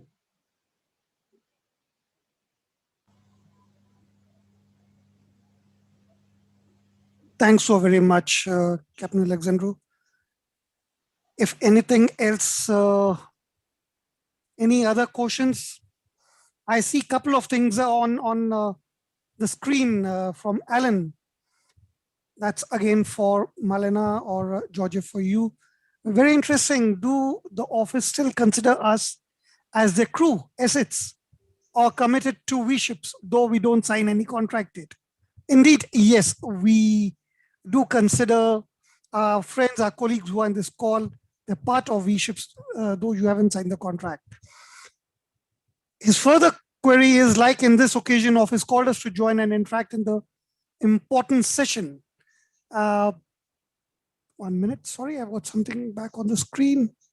If the office does, do they have any plans for those crew that affected by pandemic, specifically financial assistance? Though we like to join the vessel according to the plan, there are restrictions like lockdown that hinder our actions. So anybody from Kring, Georgia, Marlena, would you like to take this?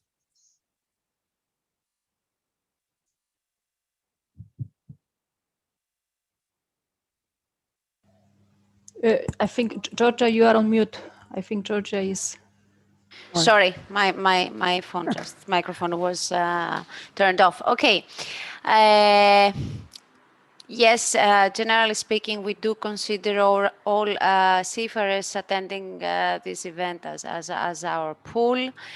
As long we maintain a contact and we maintain a rotation plan with all the seafarers ashore, we keep them active in our pool, so we consider them as our pool. Financial impact, it's well understood. It's the challenge for all of us this period.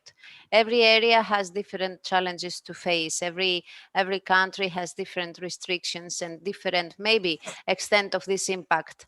There is no any straight answer on this. There is no any straight answer on this. There is no any specific decision taken by V Group at this stage that I can officially announce to every one of you. I can just say that every fleet, every planning cell, every owner will do, let's say, review a finance support request.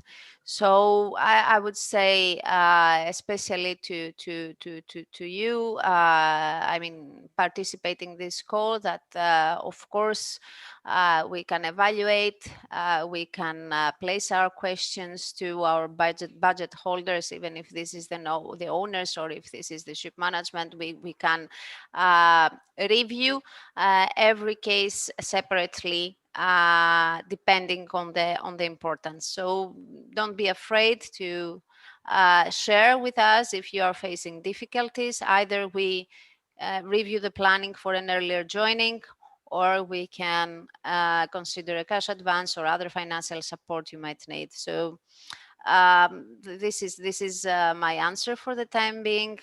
And let's all hope that we will have a better development soon from this situation. Thanks, Georgia. That's a very positive reply. Yeah. I'm sure, Alan, this seems to be giving a certain positive and a feedback to you that ES company is concerned, and we would consider. For any further information, may I request you can directly be in touch with Kring for any assistance or any more queries. We will move on. Glenn has a query. Thanks, Ellen, for your reply. Why the CBT on board is not accepted by Manila office? I had to take the CBT ashore again because the office require me to take it again. Glenn, there is no such requirement. If we are talking of wells, you have done any training on wells, the data is indeed pushed back to shipshore. And if data is pushed back to shipshore, definitely that would be reflected to all the colleagues sitting in office. Would you like to elaborate a little bit more? What training are we talking over here? Glenn, if you'd like to unmute and speak to us. Yes, good evening again. Hi. We have a CBT on board that we receive, like Marlins and Seagull, which I already take. But sad to say, when I submitted the certificate in the office, Manila office, the same CBT that I take on board ship, they want me to take again in the Manila office because I have already It was already expired, like already 2 or 3 years ago. So I said, why they will not honor my CBT certificate? They do not answer me directly, but they say I'll have to take the CBT on board or shore because it was not in their system. And I have no idea why the CBT on board was not in the system.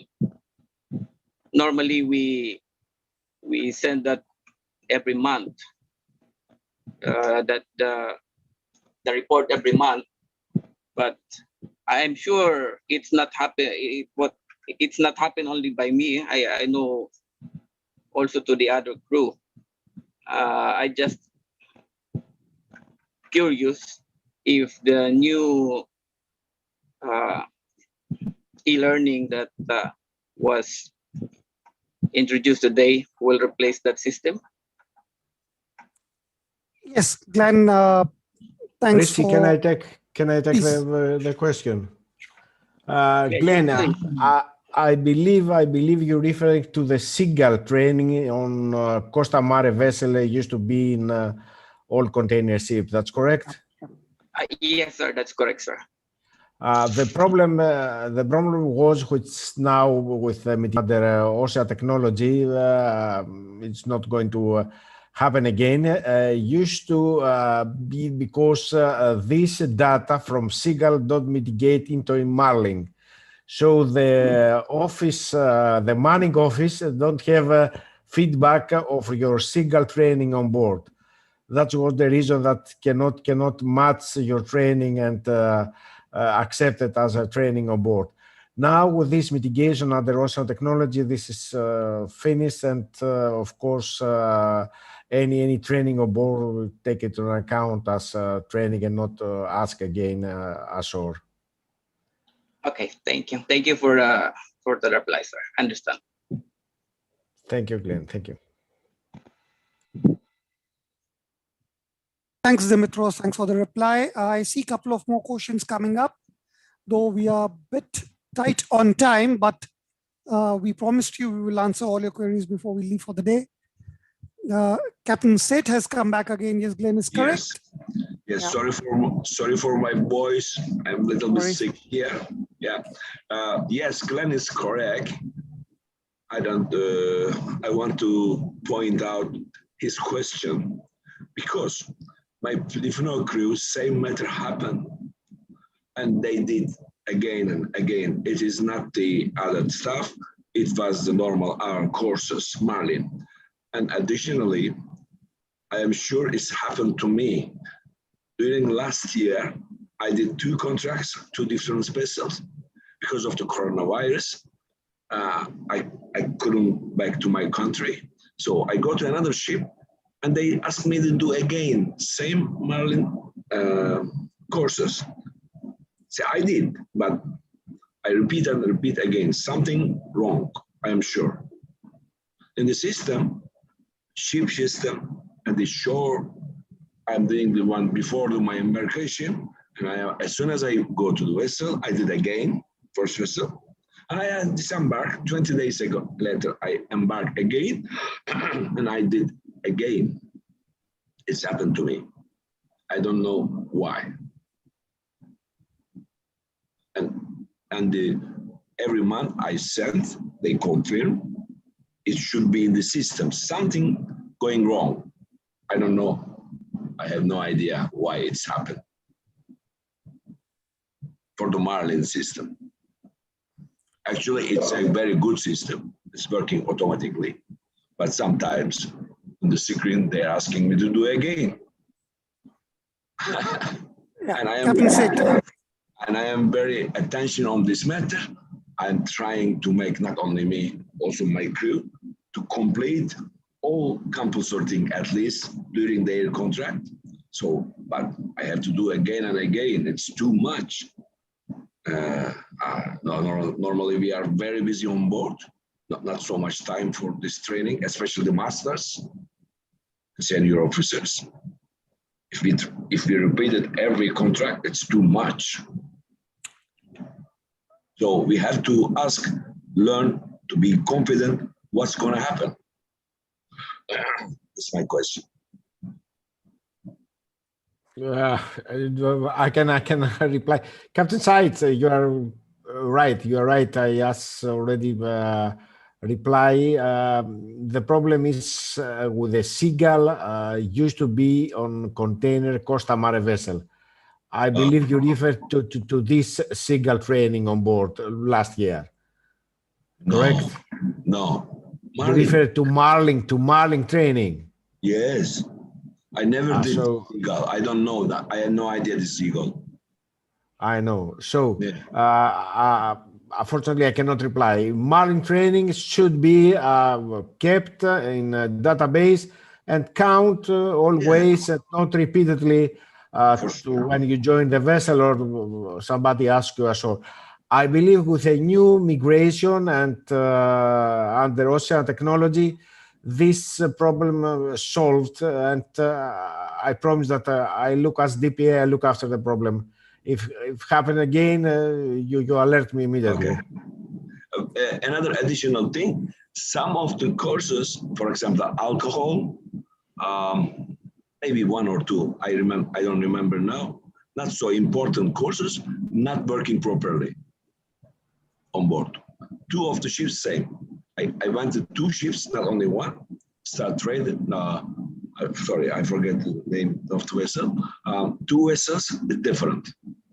Same alcohol courses. Oh, I don't remember now. 2 courses or 3 courses, and the screen frozen, not working properly. It's not so important once, but it's not working.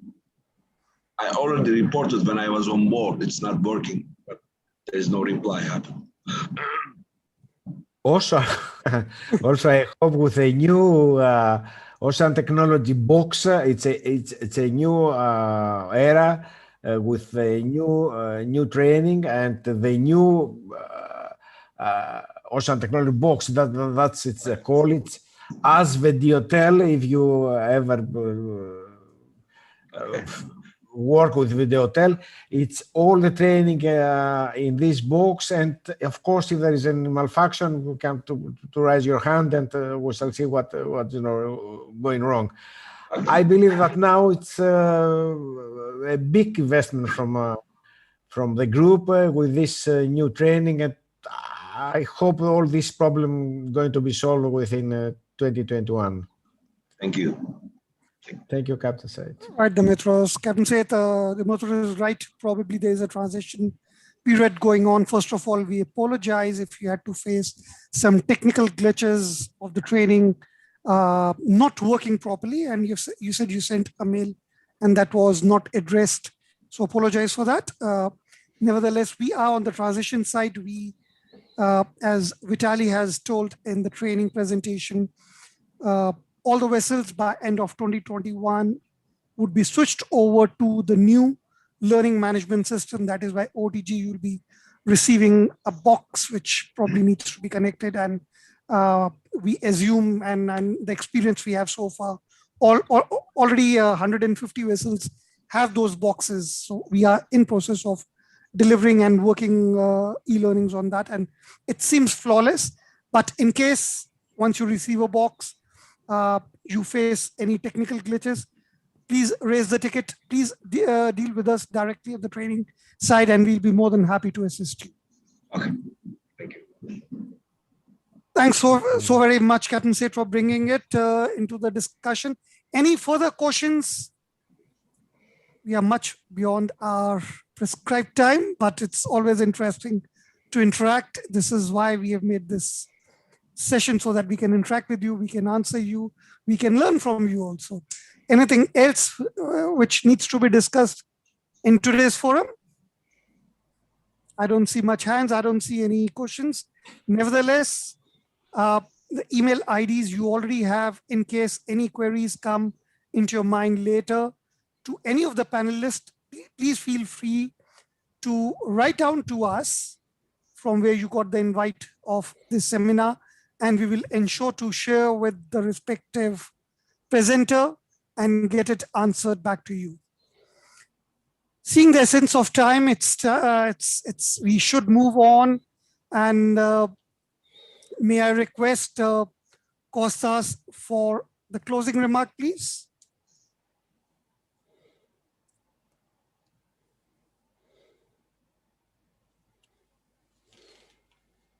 Hi, Kostas, you there? I'm sorry? I wish it's Stella. Well, Kostas, as we are behind the schedule, obviously, he had another urgent conference call, so he cannot attend at the moment. Okay. We can have George Benedos. George, are you listening to me? George? Let me find George. Because both Zafiri Siras and Kostas Gomes are on the other Stella. call. Okay. George, Stella, can you do it, please? Great. Yes, Thanks. of course. Bye. Sorry for that, but we're much No behind the worries. schedule. The work Thank you goes all. on. Bye-bye. Thanks, bye. So I don't want to keep the participant for long. We are already how many hours in this crew seminar?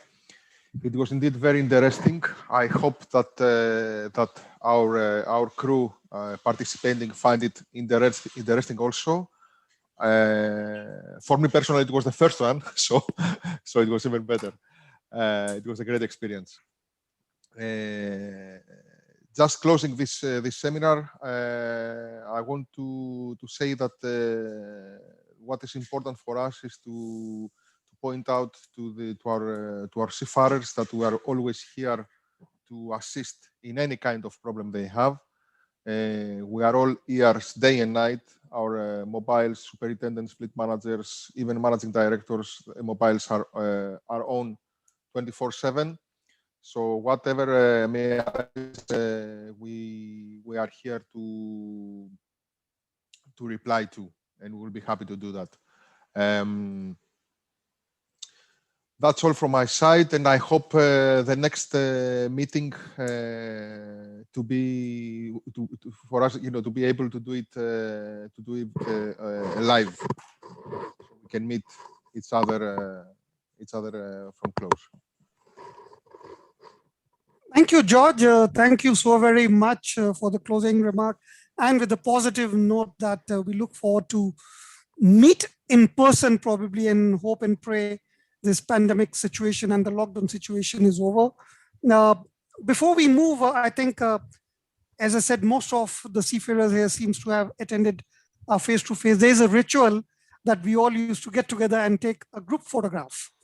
So here that may not be that practical, but nevertheless, we can take a screenshot, which we have been doing it for our past webinars also. So if I may request everyone in this call to switch on the cameras, face it, and Karen, may I request a quick screenshot for everyone? And let us know once you are done, because you all are smiling now.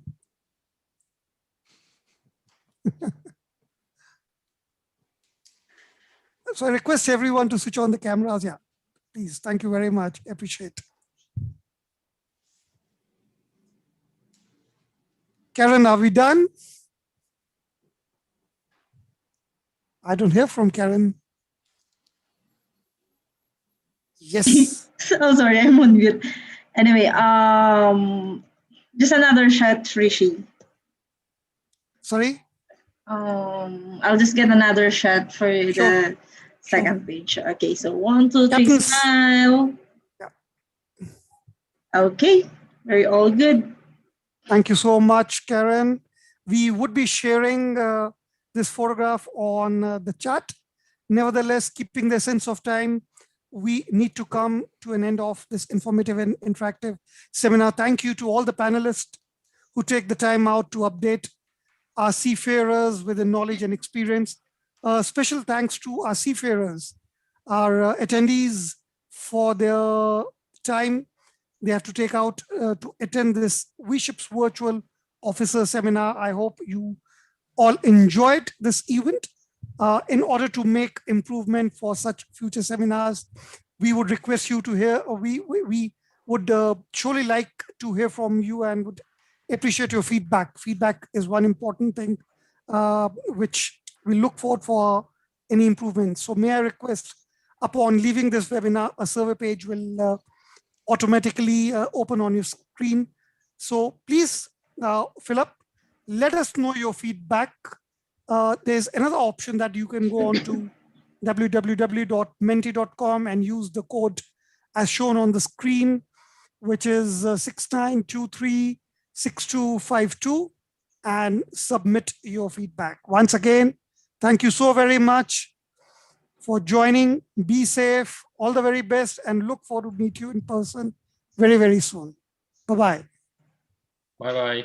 Goodbye, sir. Thank you. Bye bye, Thank you all very much. Bye, everyone. Have a good day. Goodbye. Bye. Good evening. Thank you. Bye-bye. Bye. Take care. Bye. Stay safe. Goodbye. Thank you.